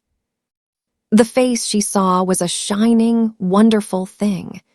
The Princess Sara, as she remembered her, stood at her very bedside, holding a candle in her hand. "Come," she said. "Oh, Becky, come." Becky was too frightened to speak. She simply got up and followed her, with her mouth and eyes open, and without a word. And when they crossed the threshold, Sara shut the door gently and drew her into the warm, glowing midst of things which made her brain reel and her hungry senses faint. "It's true. It's true," she cried. "I've touched them all. They are as real as we are. The magic has come and done it, Becky, while we were asleep. The magic that won't let those worst things ever quite happen." Chapter 16. The Visitor. Imagine, if you can, what the rest of the evening was like. How they crouched by the fire which blazed and leaped and made so much of itself in the little grate. How they removed the covers of the dishes and found rich, hot, savory soup, which was a meal in itself, and sandwiches and toast and muffins enough for both of them. The mug from the washstand was used as Becky's teacup, and the tea was so delicious that it was not necessary to pretend that it was anything but tea. They were warm and full-fed and happy, and it was just like Sara that, having found her strange good fortune real, she should give herself up to the enjoyment of it to the utmost. She had lived such a life of imaginings that she was quite equal to accepting any wonderful thing that happened, and almost to cease, in a short time, to find it bewildering. "I don't know anyone in the world who could have done it," she said, "but there has been someone, and here we are sitting by their fire and it's true, and whoever it is, wherever they are, I have a friend, Becky, someone is my friend." It cannot be denied that as they sat before the blazing fire and ate the nourishing, comfortable food, they felt a kind of rapturous awe and looked into each other's eyes with something like doubt. "Do you think," Becky faltered once, in a whisper, "do you think it could melt away, miss? Hadn't we better be quick?" And she hastily crammed her sandwich into her mouth. If it was only a dream, kitchen manners would be overlooked. "No, it won't melt away," said Sara. "I am eating this muffin, and I can taste it. You never really eat things in dreams. You only think you are going to eat them. Besides, I keep giving myself pinches, and I touched a hot piece of coal just now on purpose." The sleepy comfort which at length almost overpowered them was a heavenly thing. It was the drowsiness of happy, well-fed childhood, and they sat in the fire glow and luxuriated in it until Sara found herself turning to look at her transformed bed. There were even blankets enough to share with Becky. The narrow couch in the next attic was more comfortable that night than its occupant had ever dreamed that it could be. As she went out of the room, Becky turned upon the threshold and looked about her with devouring eyes. "If it isn't here in the morning, miss," she said, "it's been here tonight anyways, and I shan't never forget it." She looked at each particular thing, as if to commit it to memory. The fire was there, pointing with her finger, and the table was before it, and the lamp was there, and the light looked rosy red, and there was a satin cover on your bed, and a warm rug on the floor, and everything looked beautiful. And she paused a second and laid her hand on her stomach tenderly. There was soup and sandwiches and muffins there was. And with this conviction a reality at least, she went away. Through the mysterious agency which works in schools and among servants, it was quite well known in the morning that Sara Crewe was in horrible disgrace, that Ermengarde was under punishment, and that Becky would have been packed out of the house before breakfast, but that a scullery maid could not be dispensed with at once. The servants knew that she was allowed to stay, because Miss Minchin could not easily find another creature helpless and humble enough to work like a bounden slave for so few shillings a week. The elder girls in the schoolroom knew that if Miss Minchin did not send Sara away, it was for practical reasons of her own.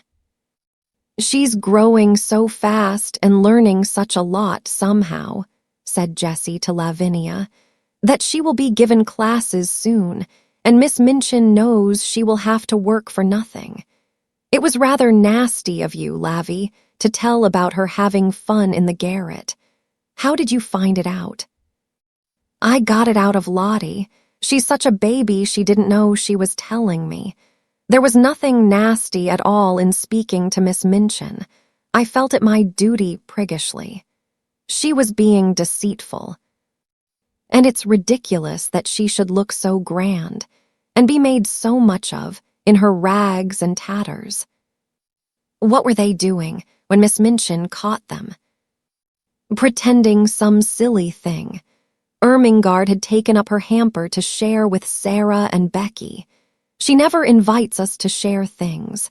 Not that I care, but it's rather vulgar of her to share with servant girls in attics. I wonder Miss Minchin didn't turn Sara out, even if she does want her for a teacher." "If she was turned out, where would she go?" inquired Jessie, a trifle anxiously. "How do I know?" snapped Lavinia. "She'll look rather queer when she comes into the schoolroom this morning, I should think, after what's happened. She had no dinner yesterday, and she's not to have any today." Jessie was not as ill-natured as she was silly. She picked up her book with a little jerk. "Well, I think it's horrid," she said. "They've no right to starve her to death." When Sara went into the kitchen that morning, the cook looked askance at her, and so did the housemaids, but she passed them hurriedly. She had, in fact, overslept herself a little, and as Becky had done the same, neither had had time to see the other, and each had come downstairs in haste. Sara went into the scullery. Becky was violently scrubbing a kettle, and was actually gurgling a little song in her throat. She looked up with a wildly elated face. "It was there when I wakened, Miss the Blanket," she whispered excitedly. "It was as real as it was last night." "So was mine," said Sara. "It is all there now, all of it. While I was dressing, I ate some of the cold things we left." "Oh, laws! Oh, laws!" Becky uttered the exclamation in a sort of rapturous groan, and ducked her head over her kettle just in time, as the cook came in from the kitchen. Miss Minchin had expected to see in Sara, when she appeared in the schoolroom, very much what Lavinia had expected to see. Sara had always been an annoying puzzle to her, because severity never made her cry or look frightened. When she was scolded, she stood still and listened politely with a grave face. When she was punished, she performed her extra tasks or went without her meals, making no complaint or outward sign of rebellion. The very fact that she never made an impudent answer, seemed to Miss Minchin a kind of impudence in itself. But after yesterday's deprivation of meals, the violent scene of last night, the prospect of hunger today, she must surely have broken down. It would be strange indeed if she did not come downstairs with pale cheeks and red eyes and an unhappy, humbled face. Miss Minchin saw her for the first time when she entered the schoolroom to hear the little French class recite its lessons and superintend its exercises.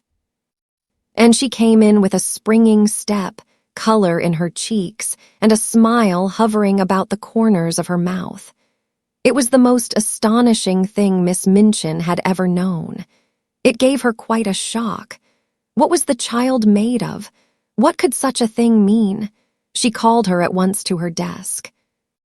"You do not look as if you realize that you are in disgrace," she said. "Are you absolutely hardened? The truth is that when one is still a child, or even if one is grown up, and has been well fed, and has slept long and softly and warm, when one has gone to sleep in the midst of a fairy story, and has wakened to find it real, one cannot be unhappy or even look as if one were. And one could not, if one tried, keep a glow of joy out of one's eyes." Miss Minchin was almost struck dumb by the look of Sara's eyes when she made her perfectly respectful answer. "I beg your pardon, Miss Minchin," she said. "I know that I am in disgrace. Be good enough not to forget it, and look as if you had come into a fortune. It is an impertinence, and remember you are to have no food today." "Yes, Miss Minchin," Sara answered, but as she turned away her heart leaped with the memory of what yesterday had been. "If the magic had not saved me just in time," she thought, "how horrible it would have been." "She can't be very hungry," whispered Lavinia. "Just look at her. Perhaps she is pretending she has had a good breakfast," with a spiteful laugh. "She's different from other people," said Jessie, watching Sara with her class. "Sometimes I'm a bit frightened of her." "Ridiculous thing," ejaculated Lavinia. All through the day the light was in Sara's face, and the color in her cheek. The servants cast puzzled glances at her, and whispered to each other, and Miss Amelia's small blue eyes wore an expression of bewilderment. What such an audacious look of well-being, under august displeasure, could mean she could not understand. It was, however, just like Sara's singular, obstinate way. She was probably determined to brave the matter out. One thing Sara had resolved upon as she thought things over. The wonders which had happened must be kept a secret, if such a thing were possible. If Miss Minchin should choose to mount to the attic again, of course all would be discovered. But it did not seem likely that she would do so for some time at least, unless she was led by suspicion. Ermengarde and Lottie would be watched with such strictness that they would not dare to steal out of their beds again. Ermengarde could be told the story and trusted to keep it secret. If Lottie made any discoveries, she could be bound to secrecy also. Perhaps the magic itself would help to hide its own marvels. "But whatever happens," Sara kept saying to herself all day, "whatever happens, somewhere in the world there is a heavenly kind person who is my friend. If I never know who it is, if I never can even thank him, I shall never feel quite so lonely. Oh, the magic was good to me." If it was possible for weather to be worse than it had been the day before, it was worse this day, wetter, muddier, colder. There were more errands to be done, the cook was more irritable, and knowing that Sara was in disgrace, she was more savage. But what does anything matter when one's magic has just proved itself one's friend? Sara's supper of the night before had given her strength. She knew that she should sleep well and warmly. And even though she had naturally begun to be hungry again before evening, she felt that she could bear it until breakfast time on the following day, when her meals would surely be given to her again. It was quite late when she was at last allowed to go upstairs. She had been told to go into the schoolroom and study until 10 o'clock, and she had become interested in her work and remained over her books later. When she reached the top flight of stairs and stood before the attic door, it must be confessed that her heart beat rather fast. "Of course, it might all have been taken away," she whispered, trying to be brave. "It might only have been lent to me for just that one awful night, but it was lent to me. I had it. It was real." She pushed the door open and went in. Once inside, she gasped slightly, shut the door, and stood with her back against it, looking from side to side. The magic had been there again. It actually had, and it had done even more than before. The fire was blazing, in lovely leaping flames, more merrily than ever. A number of new things had been brought into the attic which so altered the look of it that if she had not been past doubting, she would have rubbed her eyes. Upon the low table another supper stood, this time with cups and plates for Becky as well as herself. A piece of bright, heavy, strange embroidery covered the battered mantel, and on it some ornaments had been placed.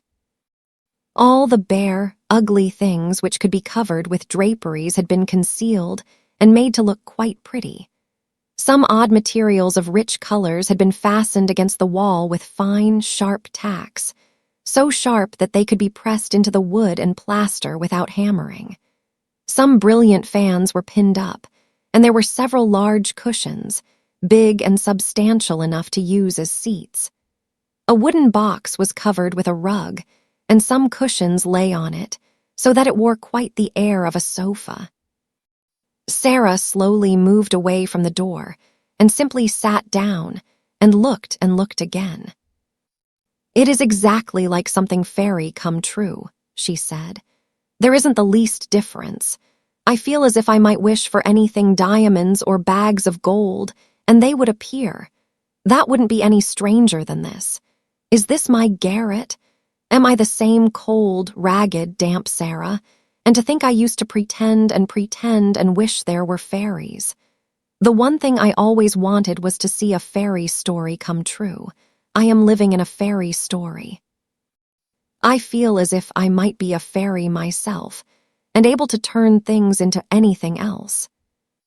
She rose and knocked upon the wall for the prisoner in the next cell, and the prisoner came. When she entered, she almost dropped in a heap upon the floor. For a few seconds she quite lost her breath. "Oh, laws," she gasped. "Oh, laws, miss." "You see," said Sara. On this night, Becky sat on a cushion upon the hearth rug and had a cup and saucer of her own. When Sara went to bed, she found that she had a new thick mattress and big downy pillows. Her old mattress and pillow had been removed to Becky's bedstead, and consequently, with these additions Becky had been supplied with unheard-of comfort. "Where does it all come from?" Becky broke forth once. "Laws, who does it, miss?" "Don't let us even ask," said Sara. "If it were not that I want to say, 'Oh, thank you,' I would rather not know. It makes it more beautiful." From that time, life became more wonderful day by day. The fairy story continued. Almost every day something new was done. Some new comfort or ornament appeared each time Sara opened the door at night, until in a short time the attic was a beautiful little room full of all sorts of odd and luxurious things. The ugly walls were gradually entirely covered with pictures and draperies. Ingenious pieces of folding furniture appeared. A bookshelf was hung up and filled with books. New comforts and conveniences appeared one by one, until there seemed nothing left to be desired.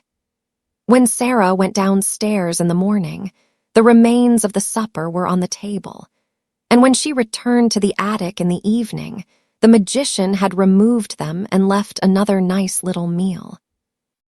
Miss Minchin was as harsh and insulting as ever, Miss Amelia as peevish, and the servants were as vulgar and rude.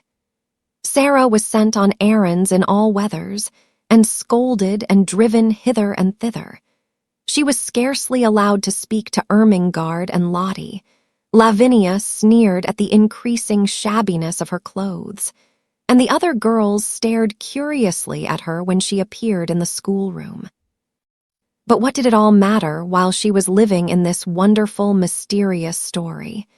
It was more romantic and delightful than anything she had ever invented to comfort her starved young soul and save herself from despair. Sometimes, when she was scolded, she could scarcely keep from smiling. "If you only knew," she was saying to herself, "if you only knew." The comfort and happiness she enjoyed were making her stronger, and she had them always to look forward to. If she came home from her errands wet and tired and hungry, she knew she would soon be warm and well fed after she had climbed the stairs. During the hardest day, she could occupy herself blissfully by thinking of what she should see when she opened the attic door, and wondering what new delight had been prepared for her. In a very short time, she began to look less thin. Color came into her cheeks, and her eyes did not seem so much too big for her face. "Sara Crewe looks wonderfully well," Miss Minchin remarked disapprovingly to her sister. "Yes," answered poor, silly Miss Amelia. "She is absolutely fattening. She was beginning to look like a little starved crow." "Starved," exclaimed Miss Minchin angrily. There was no reason why she should look starved. She always had plenty to eat. "Of course," agreed Miss Amelia, humbly, alarmed to find that she had, as usual, said the wrong thing. "There is something very disagreeable in seeing that sort of thing in a child of her age," said Miss Minchin, with haughty vagueness. "What sort of thing?" Miss Amelia ventured. "It might almost be called defiance," answered Miss Minchin, feeling annoyed because she knew the thing she resented was nothing like defiance, and she did not know what other unpleasant term to use. The spirit and will of any other child would have been entirely humbled and broken by the changes she has had to submit to. But upon my word, she seems as little subdued as if she were a princess. "Do you remember," put in the unwise Miss Amelia, "what she said to you that day in the schoolroom about what you would do if you found out that she was—" "No, I don't," said Miss Minchin. "Don't talk nonsense." But she remembered very clearly indeed. Very naturally, even Becky was beginning to look plumper and less frightened. She could not help it. She had her share in the secret fairy story, too. She had 2 mattresses, 2 pillows, plenty of bed covering, and every night a hot supper and a seat on the cushions by the fire. The Bastille had melted away. The prisoners no longer existed. 2 comforted children sat in the midst of delights. Sometimes Sara read aloud from her books. Sometimes she learned her own lessons. Sometimes she sat and looked into the fire and tried to imagine who her friend could be, and wished she could say to him some of the things in her heart. Then it came about that another wonderful thing happened. A man came to the door and left several parcels. All were addressed in large letters to the little girl in the right-hand attic. Sara herself was sent to open the door and take them in. She laid the 2 largest parcels on the hall table and was looking at the address when Miss Minchin came down the stairs and saw her. "Take the things to the young lady to whom they belong," she said severely. "Don't stand there staring at them." "They belong to me," answered Sara quietly. "To you," exclaimed Miss Minchin. "What do you mean?" "I don't know where they come from," said Sara, "but they are addressed to me. I sleep in the right-hand attic. Becky has the other one." Miss Minchin came to her side and looked at the parcels with an excited expression. "What is in them?" she demanded. "I don't know," replied Sara. "Open them," she ordered. Sara did as she was told. When the packages were unfolded, Miss Minchin's countenance wore suddenly a singular expression. What she saw was pretty and comfortable clothing of different kinds, shoes, stockings, and gloves, and a warm and beautiful coat. There were even a nice hat and an umbrella. They were all good and expensive things, and on the pocket of the coat was pinned a paper on which were written these words: "To be worn every day, will be replaced by others when necessary." Miss Minchin was quite agitated. This was an incident which suggested strange things to her sordid mind. Could it be that she had made a mistake, after all, and that the neglected child had some powerful though eccentric friend in the background, perhaps some previously unknown relation, who had suddenly traced her whereabouts and chose to provide for her in this mysterious and fantastic way? Relations were sometimes very odd, particularly rich old bachelor uncles, who did not care for having children near them. A man of that sort might prefer to overlook his young relations' welfare at a distance. Such a person, however, would be sure to be crotchety and hot-tempered enough to be easily offended.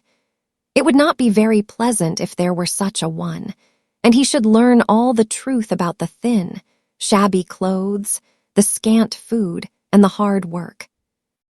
She felt very queer indeed, and very uncertain, and she gave a side glance at Sara.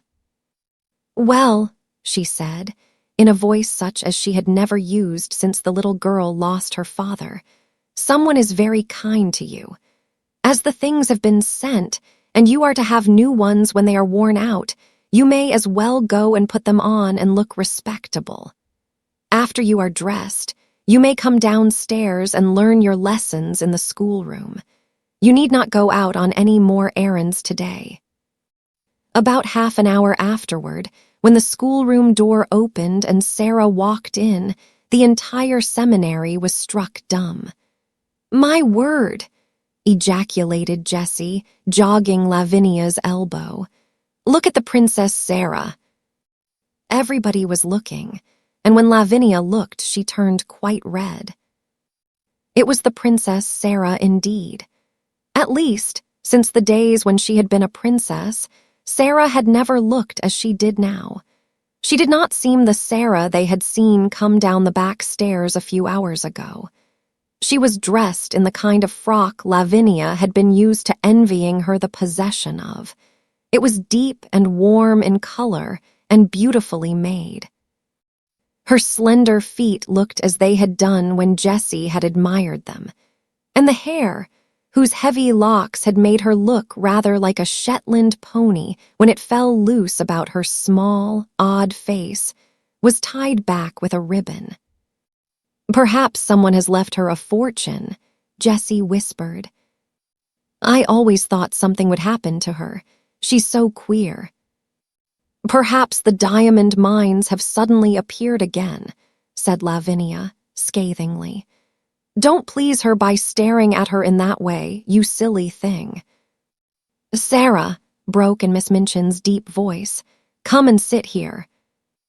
And while the whole schoolroom stared and pushed with elbows, and scarcely made any effort to conceal its excited curiosity, Sara went to her old seat of honor and bent her head over her books.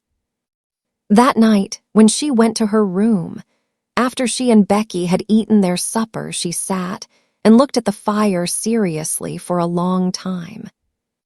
"Are you making something up in your head, miss?" Becky inquired with respectful softness. When Sara sat in silence and looked into the coals with dreaming eyes, it generally meant that she was making a new story. But this time she was not, and she shook her head. "No," she answered. "I am wondering what I ought to do." Becky stared still respectfully.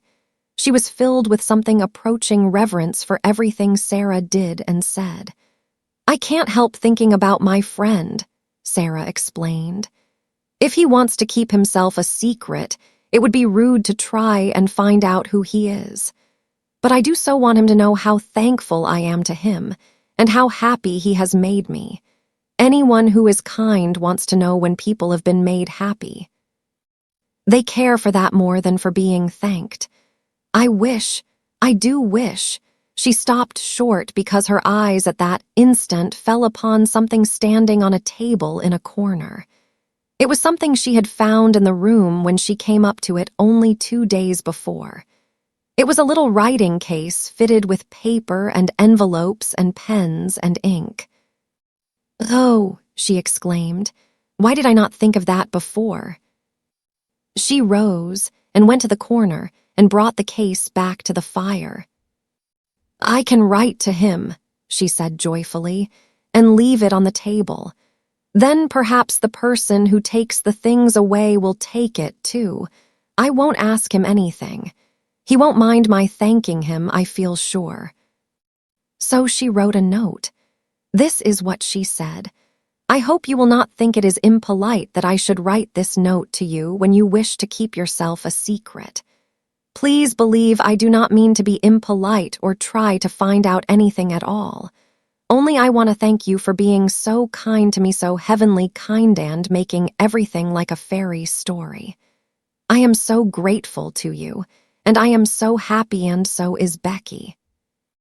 Becky feels just as thankful as I do. It is all just as beautiful and wonderful to her as it is to me. We used to be so lonely and cold and hungry, and now, oh, just think what you have done for us. Please let me say just these words. It seems as if I ought to say them. Thank you, thank you, thank you." The little girl in the attic. The next morning she left this on the little table, and in the evening it had been taken away with the other things. So she knew the magician had received it, and she was happier for the thought. She was reading one of her new books to Becky just before they went to their respective beds, when her attention was attracted by a sound at the skylight. When she looked up from her page, she saw that Becky had heard the sound also, as she had turned her head to look and was listening rather nervously. "Something's there, miss," she whispered. "Yes," said Sara slowly. "It sounds rather like a cat trying to get in." She left her chair and went to the skylight. It was a queer little sound she heard, like a soft scratching. She suddenly remembered something and laughed. She remembered a quaint little intruder who had made his way into the attic once before.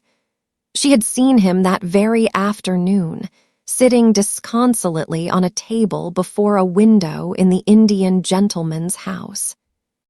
"Suppose," she whispered in pleased excitement, "just suppose it was the monkey who got away again. Oh, I wish it was." She climbed on a chair, very cautiously raised the skylight and peeped out. It had been snowing all day, and on the snow, quite near her, crouched a tiny, shivering figure whose small black face wrinkled itself piteously at sight of her. "It is the monkey," she cried out. "He has crept out of the Lasker's attic, and he saw the light." Becky ran to her side. "Are you going to let him in, miss?" she said. "Yes," Sara answered joyfully. "It's too cold for monkeys to be out. They're delicate. I'll coax him in." She put a hand out delicately, speaking in a coaxing voice, as she spoke to the sparrows and to Melchizedek as if she were some friendly little animal herself. "Come along, monkey darling," she said. "I won't hurt you." He knew she would not hurt him. He knew it before she laid her soft, caressing little paw on him, and drew him towards her. He had felt human love in the slim brown hands of Ram Dass, and he felt it in hers. He let her lift him through the skylight, and when he found himself in her arms, he cuddled up to her breast and looked up into her face. Nice monkey," she crooned, kissing his funny head. "Oh, I do love little animal things." He was evidently glad to get to the fire, and when she sat down and held him on her knee, he looked from her to Becky with mingled interest and appreciation. "He is plain-looking, miss, ain't he?" said Becky. "He looks like a very ugly baby," laughed Sara. "I beg your pardon, monkey, but I'm glad you are not a baby. Your mother couldn't be proud of you, and no one would dare to say you looked like any of your relations. Oh, I do like you." She leaned back in her chair and reflected. "Perhaps he's sorry he's so ugly," she said, "and it's always on his mind. I wonder if he has a mind. Monkey, my love, have you a mind?" But the monkey only put up a tiny paw and scratched his head. "What shall you do with him?" Becky asked. "I shall let him sleep with me tonight, and then take him back to the Indian gentleman tomorrow. I am sorry to take you back, monkey, but you must go. You ought to be fondest of your own family, and I'm not a real relation." And when she went to bed, she made him a nest at her feet, and he curled up and slept there as if he were a baby and much pleased with his quarters. Chapter 17. It is the child. The next afternoon, 3 members of the large family sat in the Indian gentleman's library, doing their best to cheer him up. They had been allowed to come in to perform this office because he had specially invited them. He had been living in a state of suspense for some time, and today he was waiting for a certain event very anxiously. This event was the return of Mr. Carmichael from Moscow. His stay there had been prolonged from week to week. On his first arrival there, he had not been able satisfactorily to trace the family he had gone in search of. When he felt at last sure that he had found them and had gone to their house, he had been told that they were absent on a journey. His efforts to reach them had been unavailing, so he had decided to remain in Moscow until their return.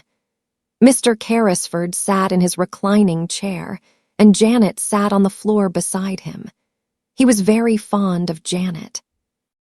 Nora had found a footstool, and Donald was astride the tiger's head, which ornamented the rug made of the animal's skin. It must be owned that he was riding it rather violently.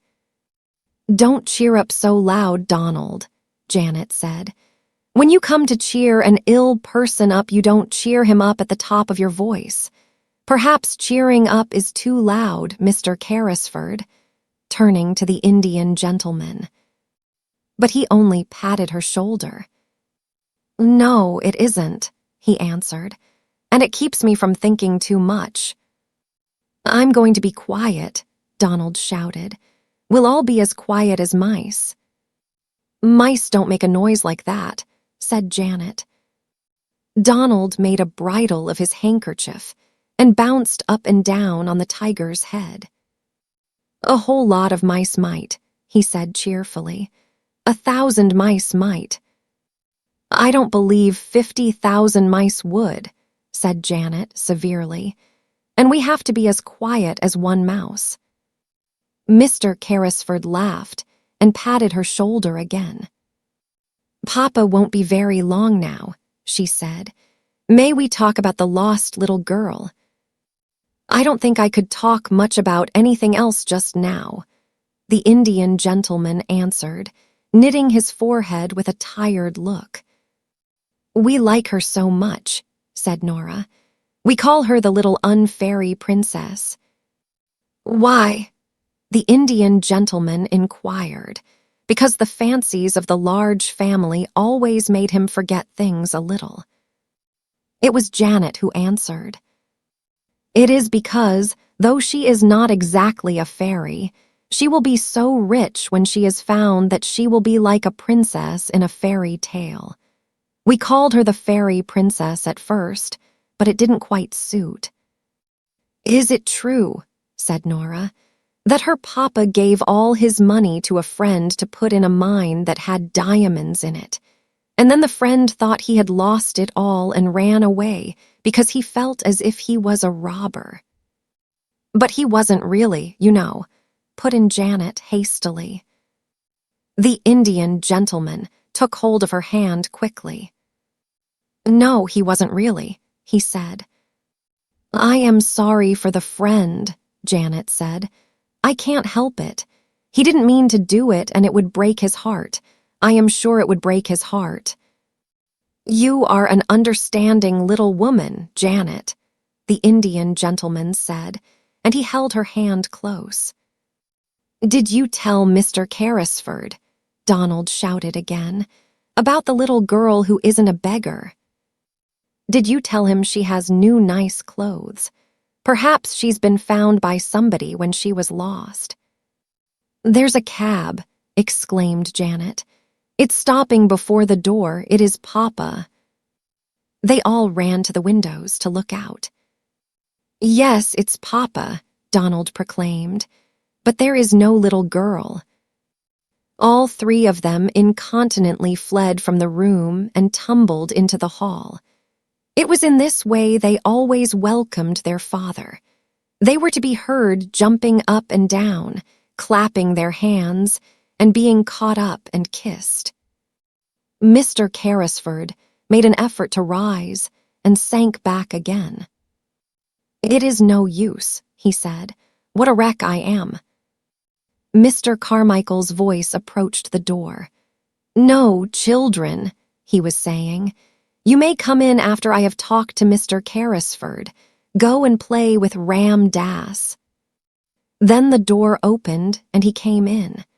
He looked rosier than ever and brought an atmosphere of freshness and health with him. But his eyes were disappointed and anxious as they met the invalid's look of eager question even as they grasped each other's hands. "What news?" Mr. Carrisford asked. "The child the Russian people adopted." "She is not the child we are looking for," was Mr. Carmichael's answer. "She is much younger than Captain Crewe's little girl. Her name is Emily Caro. I have seen and talked to her. The Russians were able to give me every detail." How wearied and miserable the Indian gentleman looked. His hand dropped from Mr. Carmichael's. "Then the search has to be begun over again," he said. "That is all. Please sit down." Mr. Carmichael took a seat. Somehow, he had gradually grown fond of this unhappy man. He was himself so well and happy, and so surrounded by cheerfulness and love, that desolation and broken health seemed pitifully unbearable things. If there had been the sound of just one gay little high-pitched voice in the house, it would have been so much less forlorn. And that a man should be compelled to carry about in his breast the thought that he had seemed to wrong and desert a child was not a thing one could face. "Come, come," he said in his cheery voice. "We'll find her yet." "We must begin at once. No time must be lost, Mr. Carrisford fretted. "Have you any new suggestion to make any whatsoever?" Mr. Carmichael felt rather restless, and he rose and began to pace the room with a thoughtful, though uncertain face. "Well, perhaps," he said. "I don't know what it may be worth. The fact is, an idea occurred to me as I was thinking the thing over in the train on the journey from Dover." "What was it? If she is alive, she is somewhere." "Yes, she is somewhere. We have searched the schools in Paris. Let us give up Paris and begin in London. That was my idea, to search London." "There are schools enough in London," said Mr. Carrisford. Then he slightly started, roused by a recollection. "By the way, there is one next door." "Then we will begin there. We cannot begin nearer the next door." "No," said Carrisford. "There is a child there who interests me, but she is not a pupil. And she is a little dark, forlorn creature, as unlike poor Crewe as a child could be." Perhaps the magic was at work again at that very moment, the beautiful magic. It really seemed as if it might be so. What was it that brought Ram Dass into the room, even as his master spoke salaaming respectfully, but with a scarcely concealed touch of excitement in his dark, flashing eyes? "Sahib," he said, "the child herself has come, the child the Sahib felt pity for. She brings back the monkey who had again run away to her attic under the roof. I have asked that she remain. It was my thought that it would please the Sahib to see and speak with her." "Who is she?" inquired Mr. Carmichael. "God knows," Mr. Carrisford answered. "She is the child I spoke of, a little drudge at the school." He waved his hand to Ram Dass and addressed him. "Yes, I should like to see her. Go and bring her in."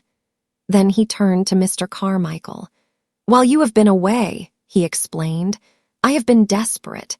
The days were so dark and long. Ram Dass told me of this child's miseries, and together we invented a romantic plan to help her. I suppose it was a childish thing to do, but it gave me something to plan and think of. Without the help of an agile, soft-footed Oriental like Ram Dass, however, it could not have been done." Then Sara came into the room. She carried the monkey in her arms, and he evidently did not intend to part from her, if it could be helped. He was clinging to her and chattering, and the interesting excitement of finding herself in the Indian gentleman's room had brought a flush to Sara's cheeks. "Your monkey ran away again," she said, in her pretty voice. "He came to my garret window last night, and I took him in because it was so cold. I would have brought him back if it had not been so late. I knew you were ill and might not like to be disturbed." The Indian gentleman's hollow eyes dwelt on her with curious interest. "That was very thoughtful of you," he said. Sara looked toward Ram Dass, who stood near the door. "Shall I give him to the Lascar?" she asked. "How do you know he is a Lascar?" said the Indian gentleman, smiling a little. "Oh, I know Lascars," Sara said, handing over the reluctant monkey. "I was born in India." The Indian gentleman sat upright so suddenly, and with such a change of expression, that she was for a moment quite startled. "You were born in India," he exclaimed. "Were you? Come here." And he held out his hand. Sara went to him and laid her hand in his, as he seemed to want to take it. She stood still, and her green-gray eyes met his wonderingly. Something seemed to be the matter with him. "You live next door?" he demanded. "Yes, I live at Miss Minchin's seminary." "But you are not one of her pupils." A strange little smile hovered about Sara's mouth. She hesitated a moment. "I don't think I know exactly what I am," she replied. "Why not?" "At first I was a pupil and a parlor boarder, but now, you were a pupil, what are you now?" The queer little sad smile was on Sara's lips again. "I sleep in the attic next to the scullery maid," she said. "I run errands for the cook, I do anything she tells me, and I teach the little ones their lessons." "Question her, Carmichael," said Mr. Carrisford, sinking back as if he had lost his strength. "Question her, I cannot." The big, kind father of the large family knew how to question little girls. Sara realized how much practice he had had when he spoke to her in his nice, encouraging voice. "What do you mean by at first, my child?" he inquired. "When I was first taken there by my papa." "Where is your papa?" "He died," said Sara very quietly. "He lost all his money and there was none left for me. There was no one to take care of me or to pay Miss Minchin." "Carmichael," the Indian gentleman cried out loudly. "Carmichael." "We must not frighten her," Mr. Carmichael said aside to him in a quick, low voice. And he added aloud to Sara, "So you were sent up into the attic and made into a little drudge. That was about it, wasn't it?" "There was no one to take care of me," said Sara. "There was no money. I belonged to nobody." "How did your father lose his money?" The Indian gentleman broke in breathlessly. "He did not lose it himself," Sara answered, wondering still more each moment. "He had a friend he was very fond of. He was very fond of him. It was his friend who took his money. He trusted his friend too much." The Indian gentleman's breath came more quickly. "The friend might have meant to do no harm," he said. "It might have happened through a mistake." Sara did not know how unrelenting her quiet young voice sounded as she answered. If she had known, she would surely have tried to soften it for the Indian gentleman's sake. "The suffering was just as bad for my papa," she said. "It killed him." "What was your father's name?" the Indian gentleman said. "Tell me." "His name was Ralph Crewe," Sara answered, feeling startled. "Captain Crewe. He died in India." The haggard face contracted, and Ram Dass sprang to his master's side. "Carmichael," the invalid gasped. "It is the child, the child." For a moment, Sara thought he was going to die. Ram Dass poured out drops from a bottle and held them to his lips. Sara stood near, trembling a little. She looked in a bewildered way at Mr. Carmichael. "What child am I?" she faltered. "He was your father's friend," Mr. Carmichael answered her. "Don't be frightened. We have been looking for you for 2 years."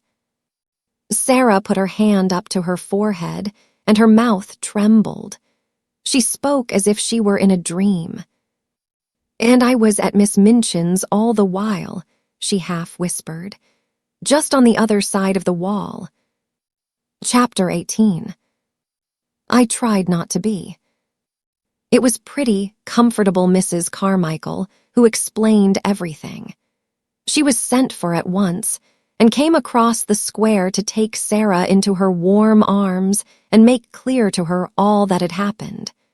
The excitement of the totally unexpected discovery had been temporarily almost overpowering to Mr. Carrisford in his weak condition. "Upon my word," he said faintly to Mr. Carmichael, when it was suggested that the little girl should go into another room, "I feel as if I do not want to lose sight of her." "I will take care of her," Janet said, "and Mama will come in a few minutes." And it was Janet who led her away. "We're so glad you are found," she said. "You don't know how glad we are that you are found." Donald stood with his hands in his pockets and gazed at Sara with reflecting and self-reproachful eyes.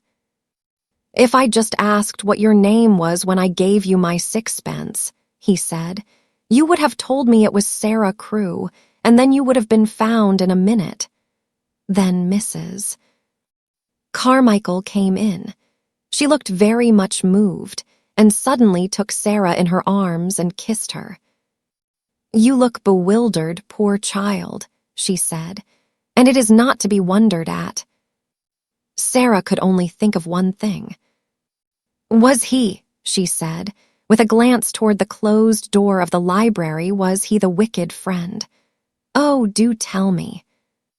Mrs. Carmichael was crying as she kissed her again. She felt as if she ought to be kissed very often because she had not been kissed for so long. "He was not wicked, my dear," she answered. "He did not really lose your papa's money. He only thought he had lost it, and because he loved him so much his grief made him so ill that for a time he was not in his right mind.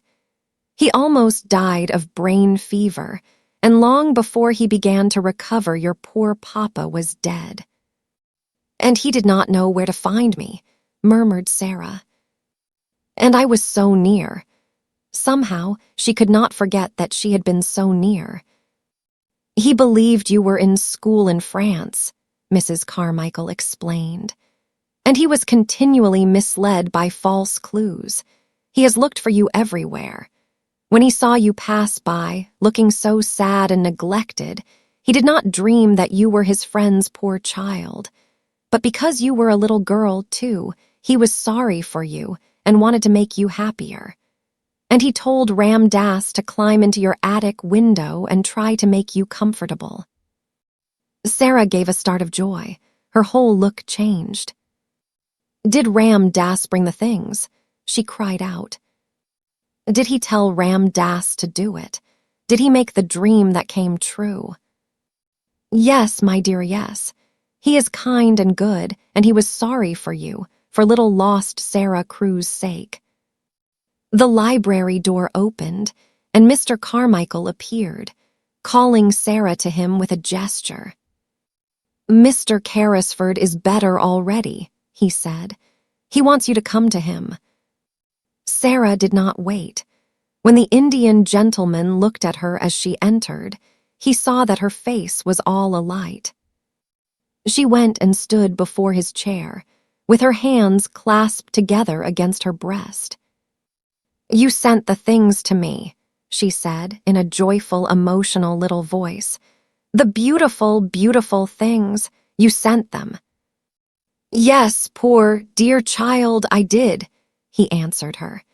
He was weak and broken with long illness and trouble, but he looked at her with the look she remembered in her father's eyes, that look of loving her and wanting to take her in his arms.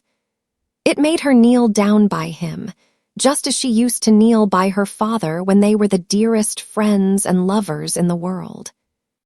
"Then it is you who are my friend," she said. "It is you who are my friend." And she dropped her face on his thin hand and kissed it again and again.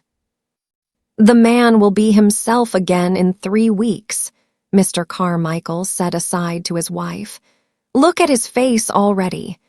In fact, he did look changed. Here was the little Mrs., and he had new things to think of and plan for already. In the first place, there was Miss Minchin. She must be interviewed and told of the change which had taken place in the fortunes of her pupil. Sara was not to return to the seminary at all. The Indian gentleman was very determined upon that point. She must remain where she was, and Mr. Carmichael should go and see Miss Minchin himself. "I am glad I need not go back," said Sara. "She will be very angry." "She does not like me, though perhaps it is my fault because I do not like her." But oddly enough, Miss Minchin made it unnecessary for Mr. Carmichael to go to her, by actually coming in search of her pupil herself. She had wanted Sara for something, and on inquiry had heard an astonishing thing. One of the housemaids had seen her steal out of the area with something hidden under her cloak, and had also seen her go up the steps of the next door and enter the house. "What does she mean?" cried Miss Minchin to Miss Amelia. "I don't know, I'm sure, sister," answered Miss Amelia. "Unless she has made friends with him because he has lived in India. It would be just like her to thrust herself upon him and try to gain his sympathies in some such impertinent fashion," said Miss Minchin. "She must have been in the house for 2 hours. I will not allow such presumption. I shall go and inquire into the matter and apologize for her intrusion." Sara was sitting on a footstool close to Mr. Carrisford's knee, and listening to some of the many things he felt it necessary to try to explain to her when Ram Dass announced the visitor's arrival. Sara rose involuntarily and became rather pale, but Mr. Carrisford saw that she stood quietly and showed none of the ordinary signs of child terror. Miss Minchin entered the room with a sternly dignified manner. She was correctly and well-dressed and rigidly polite. "I am sorry to disturb Mr. Carrisford," she said, "but I have explanations to make. I am Miss Minchin, the proprietress of the young ladies' seminary next door." The Indian gentleman looked at her for a moment in silent scrutiny. He was a man who had naturally a rather hot temper, and he did not wish it to get too much the better of him. "So you are Miss Minchin," he said. "I am, sir." "In that case," the Indian gentleman replied, "you have arrived at the right time. My solicitor, Mr. Carmichael, was just on the point of going to see you." Mr. Carmichael bowed slightly, and Miss Minchin looked from him to Mr. Carrisford in amazement. "Your solicitor," she said. "I do not understand. I have come here as a matter of duty. I have just discovered that you have been intruded upon through the forwardness of one of my pupils, a charity pupil. I came to explain that she intruded without my knowledge." She turned upon Sara. "Go home at once," she commanded indignantly. "You shall be severely punished. Go home at once." The Indian gentleman drew Sara to his side and patted her hand. "She is not going." Miss Minchin felt rather as if she must be losing her senses. "Not going," she repeated. "No," said Mr. Carrisford. "She is not going home. If you give your house that name, her home for the future will be with me." Miss Minchin fell back in amazed indignation. With you, sir, what does this mean?" "Kindly explain the matter, Carmichael," said the Indian gentleman, "and get it over as quickly as possible." And he made Sara sit down again and held her hands in his, which was another trick of her papa's. Then Mr. Carmichael explained, in the quiet, level-toned, steady manner of a man who knew his subject, and all its legal significance, which was a thing Miss Minchin understood as a business woman, and did not enjoy. "Mr. Carrisford, madam," he said, "was an intimate friend of the late Captain Crewe. He was his partner in certain large investments. The fortune which Captain Crewe supposed he had lost has been recovered, and is now in Mr. Carrisford's hands."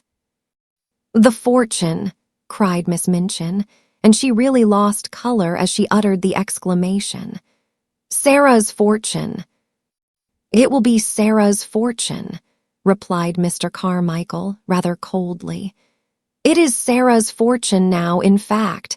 Certain events have increased it enormously. The diamond mines have retrieved themselves." "The diamond mines!" Miss Minchin gasped out. If this was true, nothing so horrible, she felt, had ever happened to her since she was born. "The diamond mines," Mr. Carmichael repeated, and he could not help adding, with a rather sly, unlawyer-like smile, "There are not many princesses, Miss Minchin, who are richer than your little charity pupil, Sara Crewe, will be. Mr. Carrisford has been searching for her for nearly 2 years. He has found her at last, and he will keep her."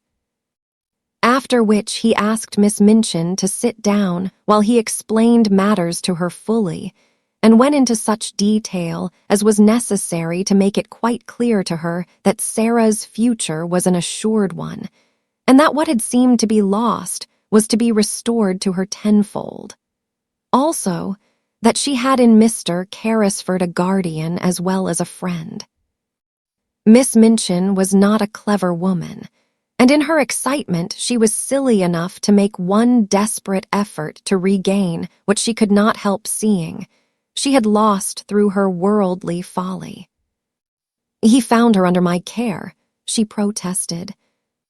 "I have done everything for her, but for me she should have starved in the streets." Here the Indian gentleman lost his temper. "As to starving in the streets," he said, "she might have starved more comfortably there than in your attic." "Captain Crewe left her in my charge," Miss Minchin argued. "She must return to it until she is of age. She can be a parlor boarder again. She must finish her education. The law will interfere in my behalf." "Come, come, Miss Minchin," Mr. Carmichael interposed. "The law will do nothing of the sort. If Sara herself wishes to return to you, I dare say Mr. Carrisford might not refuse to allow it. But that rests with Sara." "Then," said Miss Minchin, "I appeal to Sara. I have not spoiled you, perhaps," she said awkwardly to the little girl, "but you know that your papa was pleased with your progress. And I have always been fond of you." Sara's green-gray eyes fixed themselves on her, with the quiet, clear look Miss Minchin particularly disliked. "Have you, Miss Minchin?" she said. "I did not know that." Miss Minchin reddened and drew herself up. "You ought to have known it," said she.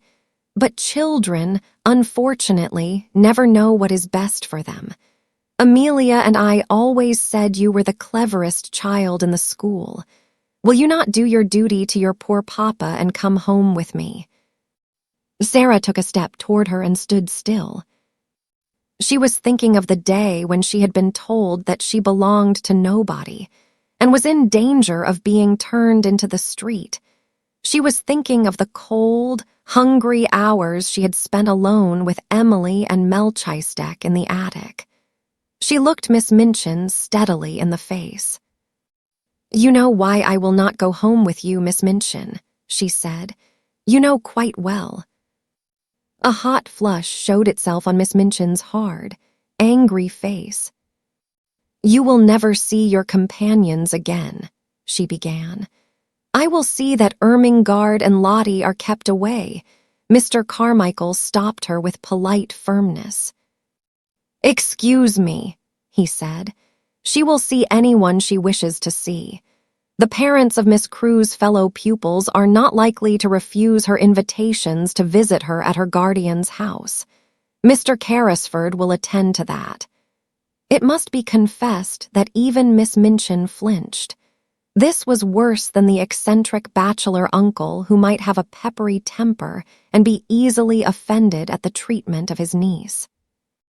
A woman of sordid mind could easily believe that most people would not refuse to allow their children to remain friends with a little heiress of diamond mines. And if Mr. Carrisford chose to tell certain of her patrons how unhappy Sara Crewe had been made, many unpleasant things might happen. "You have not undertaken an easy charge," she said to the Indian gentleman as she turned to leave the room. "You will discover that very soon. The child is neither truthful nor grateful. I suppose, to Sara, that you feel now that you are a princess again." Sara looked down and flushed a little, because she thought her pet fancy might not be easy for strangers, even nice ones, to understand at first.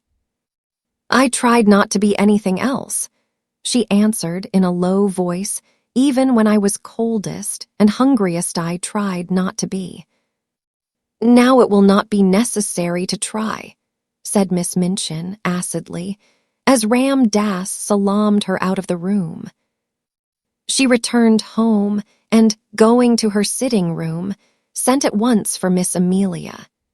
She sat closeted with her all the rest of the afternoon, and it must be admitted that poor Miss Amelia passed through more than one bad quarter of an hour. She shed a good many tears and mopped her eyes a good deal. One of her unfortunate remarks almost caused her sister to snap her head entirely off, but it resulted in an unusual manner. "I'm not as clever as you, sister," she said, "and I am always afraid to say things to you for fear of making you angry. Perhaps if I were not so timid, it would be better for the school and for both of us. I must say I've often thought it would have been better if you had been less severe on Sara Crewe, and had seen that she was decently dressed and more comfortable. I know she was worked too hard for a child of her age, and I know she was only half fed. How dare you say such a thing?" exclaimed Miss Minchin. "I don't know how I dare," Miss Amelia answered with a kind of reckless courage.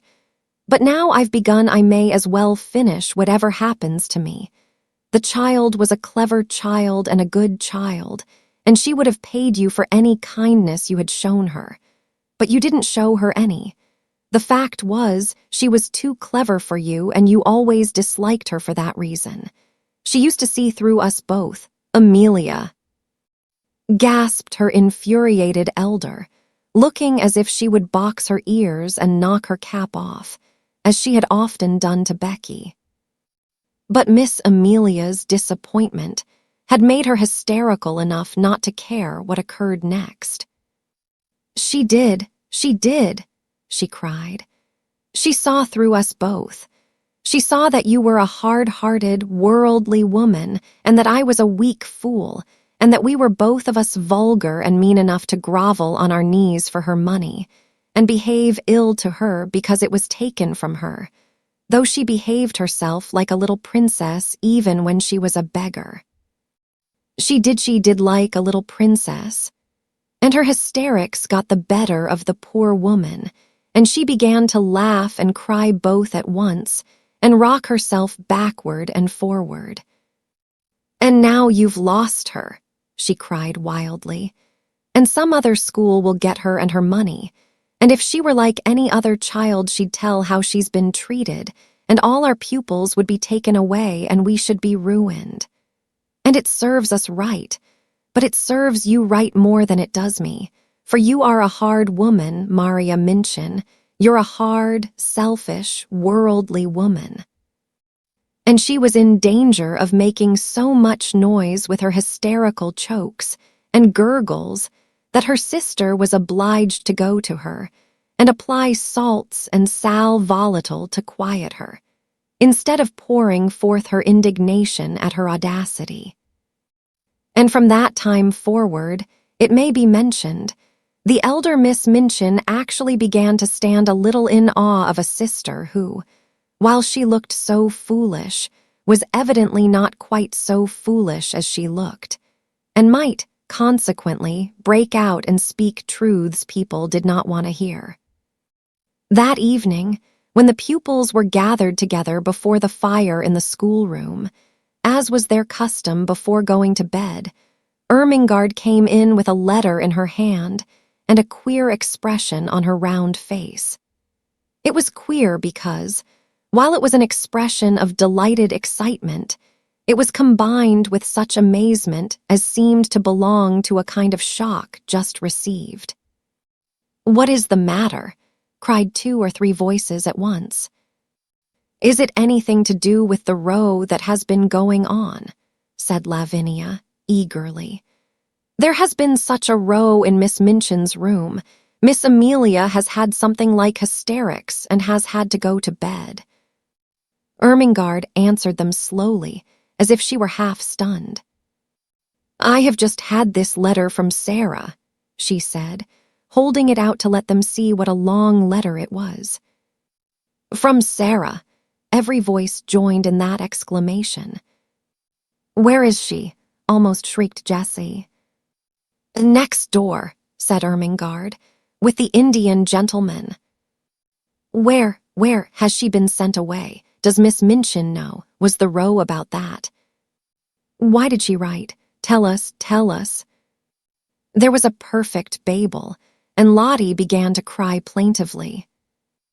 Ermengarde answered them slowly, as if she were half plunged out into what, at the moment, seemed the most important and self-explaining thing. There were diamond mines, she said stoutly. There were. Open mouths and open eyes confronted her. They were real, she hurried on. It was all a mistake about them. Something happened for a time, and Mr. Carrisford thought they were ruined. Who is Mr. Carrisford? Shouted Jessie. The Indian gentleman. And Captain Crewe thought so, too, and he died. And Mr. Carrisford had brain fever and ran away, and he almost died. And he did not know where Sara was. And it turned out that there were millions and millions of diamonds in the mines, and half of them belonged to Sara, and they belonged to her when she was living in the attic with no one but Melchizedek for a friend, and the cook ordering her about. And Mr. Carrisford found her this afternoon, and he has got her in his home, and she will never come back, and she will be more a princess than she ever was, 150,000 times more. And I am going to see her tomorrow afternoon. There. Even Miss Minchin herself could scarcely have controlled the uproar after this, and though she heard the noise, she did not try.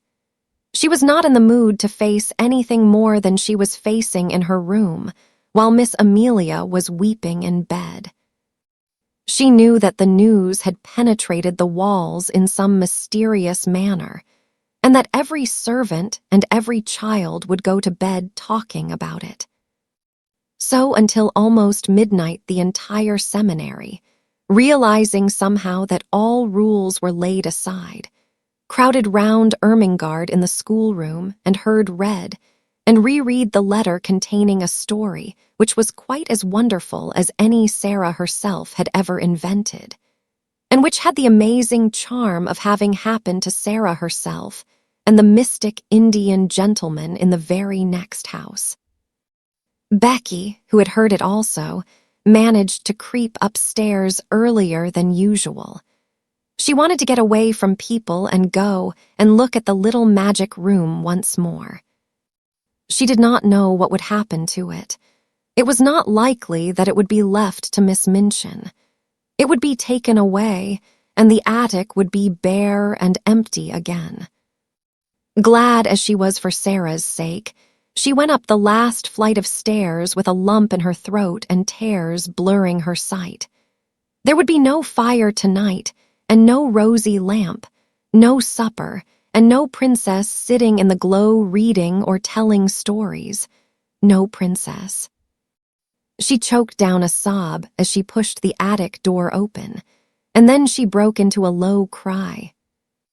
The lamp was flushing the room, the fire was blazing, the supper was waiting, and Ram Das was standing smiling into her startled face. Missy Sahib remembered, he said. She told the Sahib all. She wished you to know the good fortune which has befallen her. Behold a letter on the tray. She has written. She did not wish that you should go to sleep unhappy. The Sahib commands you to come to him tomorrow. You are to be the attendant of Missy Sahib. Tonight I take these things back over the roof. And having said this with a beaming face, he made a little salaam and slipped through the skylight with an agile silentness of movement, which showed Becky how easily he had done it before. Chapter 19. Zan. Never had such joy reigned in the nursery of the large family. Never had they dreamed of such delights as resulted from an intimate acquaintance with the little girl who was not a beggar. The mere fact of her sufferings and adventures made her a priceless possession. Everybody wanted to be told, over and over again, the things which had happened to her. When one was sitting by a warm fire in a big, glowing room, it was quite delightful to hear how cold it could be in an attic. It must be admitted that the attic was rather delighted in, and that its coldness and bareness quite sank into insignificance when Melchizedek was remembered, and one heard about the sparrows and things one could see if one climbed on the table and stuck one's head and shoulders out of the skylight. Of course, the thing loved best was the story of the banquet and the dream which was true. Sara told it for the first time the day after she had been found. Several members of the large family came to take tea with her, and as they sat or curled up on the hearthrug, she told the story in her own way, and the Indian gentleman listened and watched her. When she had finished, she looked up at him and put her hand on his knee. "That is my part," she said. "Now won't you tell your part of it, Uncle Tom?" He had asked her to call him always Uncle Tom. "I don't know your part yet, and it must be beautiful." So he told them how, when he sat alone, ill and dull and irritable, Ram Dass had tried to distract him by describing the passers-by, and there was one child who passed oftener than anyone else. He had begun to be interested in her, partly perhaps because he was thinking a great deal of a little girl, and partly because Ram Dass had been able to relate the incident of his visit to the attic in chase of the monkey. He had described its cheerless look and the bearing of the child, who seemed as if she was not of the class of those who were treated as drudges and servants. Bit by bit, Ram Dass had made discoveries concerning the wretchedness of her life.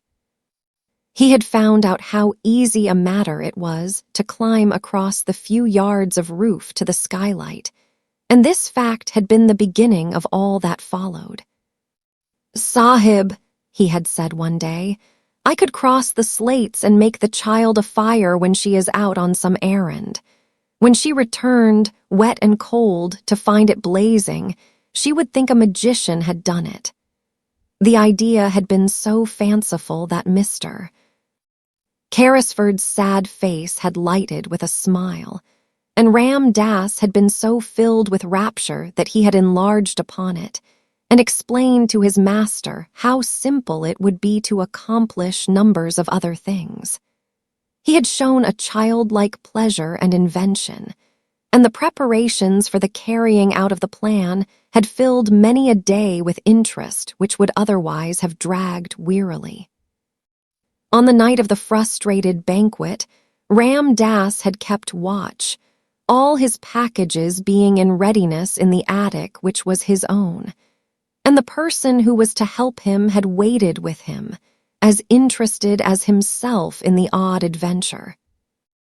Ram Dass had been lying flat upon the slates, looking in at the skylight, when the banquet had come to its disastrous conclusion. He had been sure of the profoundness of Sara's wearied sleep, and then, with a dark lantern, he had crept into the room while his companion remained outside and handed the things to him. When Sara had stirred ever so faintly, Ram Dass had closed the lantern slide and lain flat upon the floor. These and many other exciting things the children found out by asking 1,000 questions. "I am so glad," Sara said. "I am so glad it was you who were my friend." There never were such friends as these two became. Somehow, they seemed to suit each other in a wonderful way. The Indian gentleman had never had a companion he liked quite as much as he liked Sara. In a month's time he was, as Mr. Carmichael had prophesied he would be, a new man. He was always amused and interested, and he began to find an actual pleasure in the possession of the wealth he had imagined that he loathed the burden of. There were so many charming things to plan for Sara. There was a little joke between them that he was a magician, and it was one of his pleasures to invent things to surprise her. She found beautiful new flowers growing in her room, whimsical little gifts tucked under pillows, and once, as they sat together in the evening, they heard the scratch of a heavy paw on the door, and when Sara went to find out what it was, there stood a great dog, a splendid Russian boarhound, with a grand silver and gold collar bearing an inscription. "I am Boris," it read. "I serve the Princess Sara."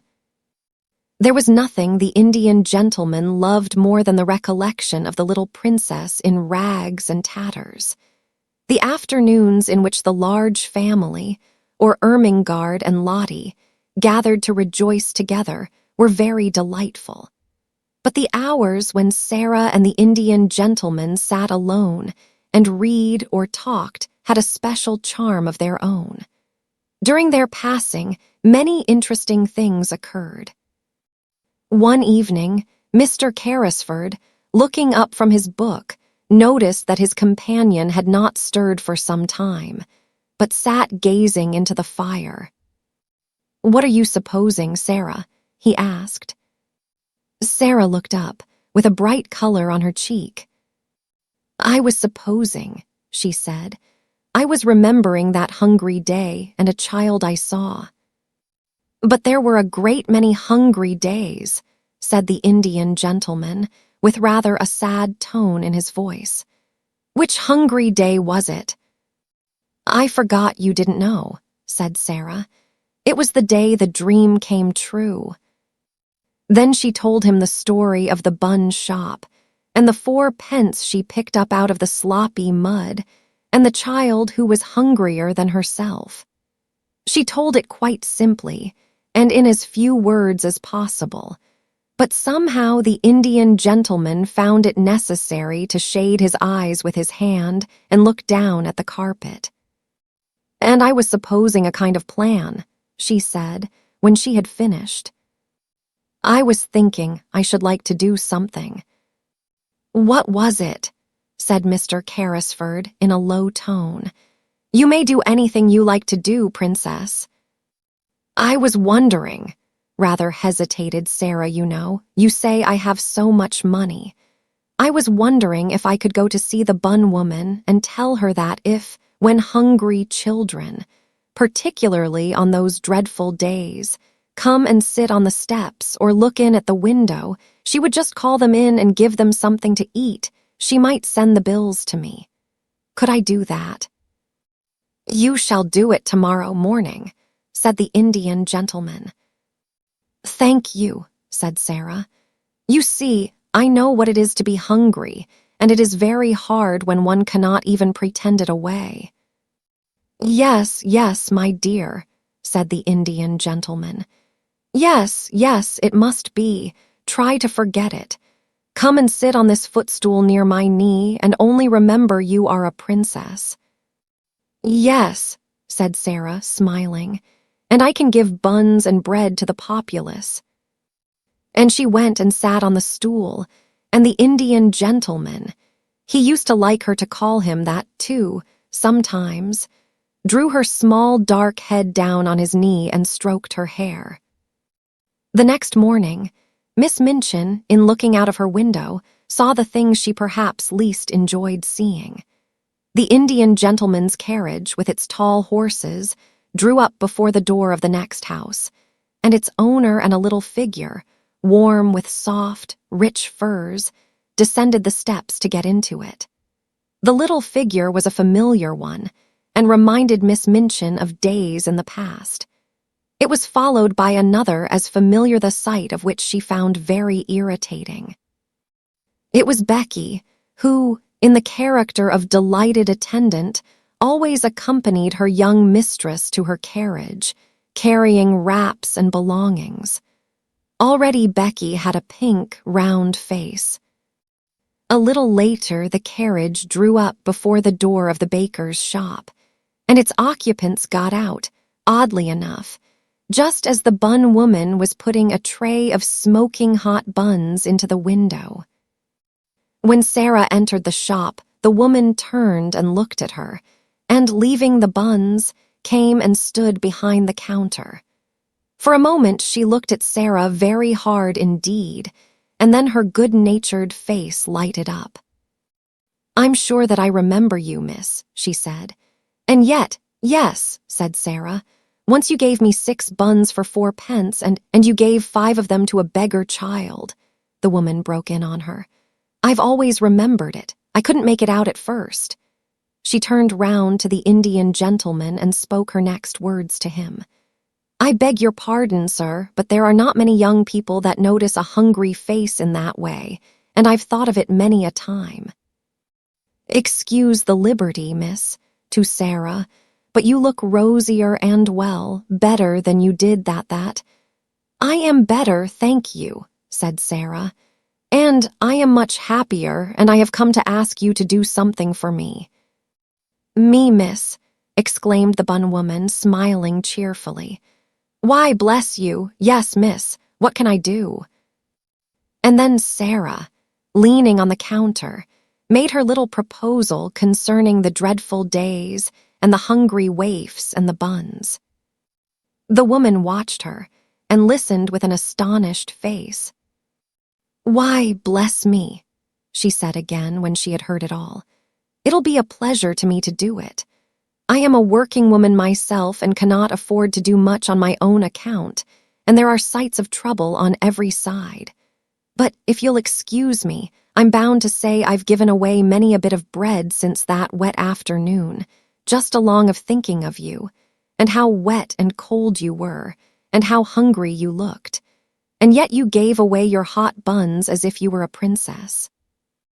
The Indian gentleman smiled involuntarily at this, and Sara smiled a little, too, remembering what she had said to herself when she put the buns down on the ravenous child's ragged lap. "She looked so hungry," she said. "She was even hungrier than I was." "She was starving," said the woman. "Many's the time she's told me of it since, how she sat there in the wet and felt as if a wolf was a-tearing at her poor young insides." "Oh, have you seen her since then?" exclaimed Sara. "Do you know where she is?" "Yes, I do," answered the woman, smiling more good-naturedly than ever. "Why, she's in that back room, miss, and has been for a month.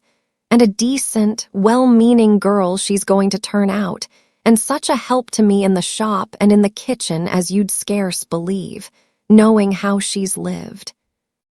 She stepped to the door of the little back parlor and spoke, and the next minute a girl came out and followed her behind the counter. And actually it was the beggar child, clean and neatly clothed, and looking as if she had not been hungry for a long time. She looked shy, but she had a nice face, now that she was no longer a savage, and the wild look had gone from her eyes. She knew Sara in an instant, and stood and looked at her as if she could never look enough. "You see," said the woman, "I told her to come when she was hungry, and when she had come I would give her odd jobs to do, and I found she was willing, and somehow I got to like her. And the end of it was I have given her a place and a home, and she helps me and behaves well and is as thankful as a girl can be. Her name is Anne. She has no other."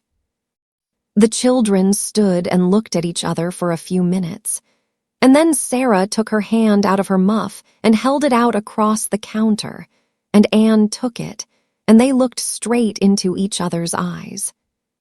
"I am so glad," Sara said, "and I have just thought of something, perhaps Mrs. Brown will let you be the one to give the buns and bread to the children. Perhaps you would like to do it, because you know what it is to be hungry, too." "Yes, miss," said the girl. And somehow Sara felt as if she understood her, though she said so little, and only stood still and looked after her as she went out of the shop with the Indian gentleman, and they got into the carriage and drove away.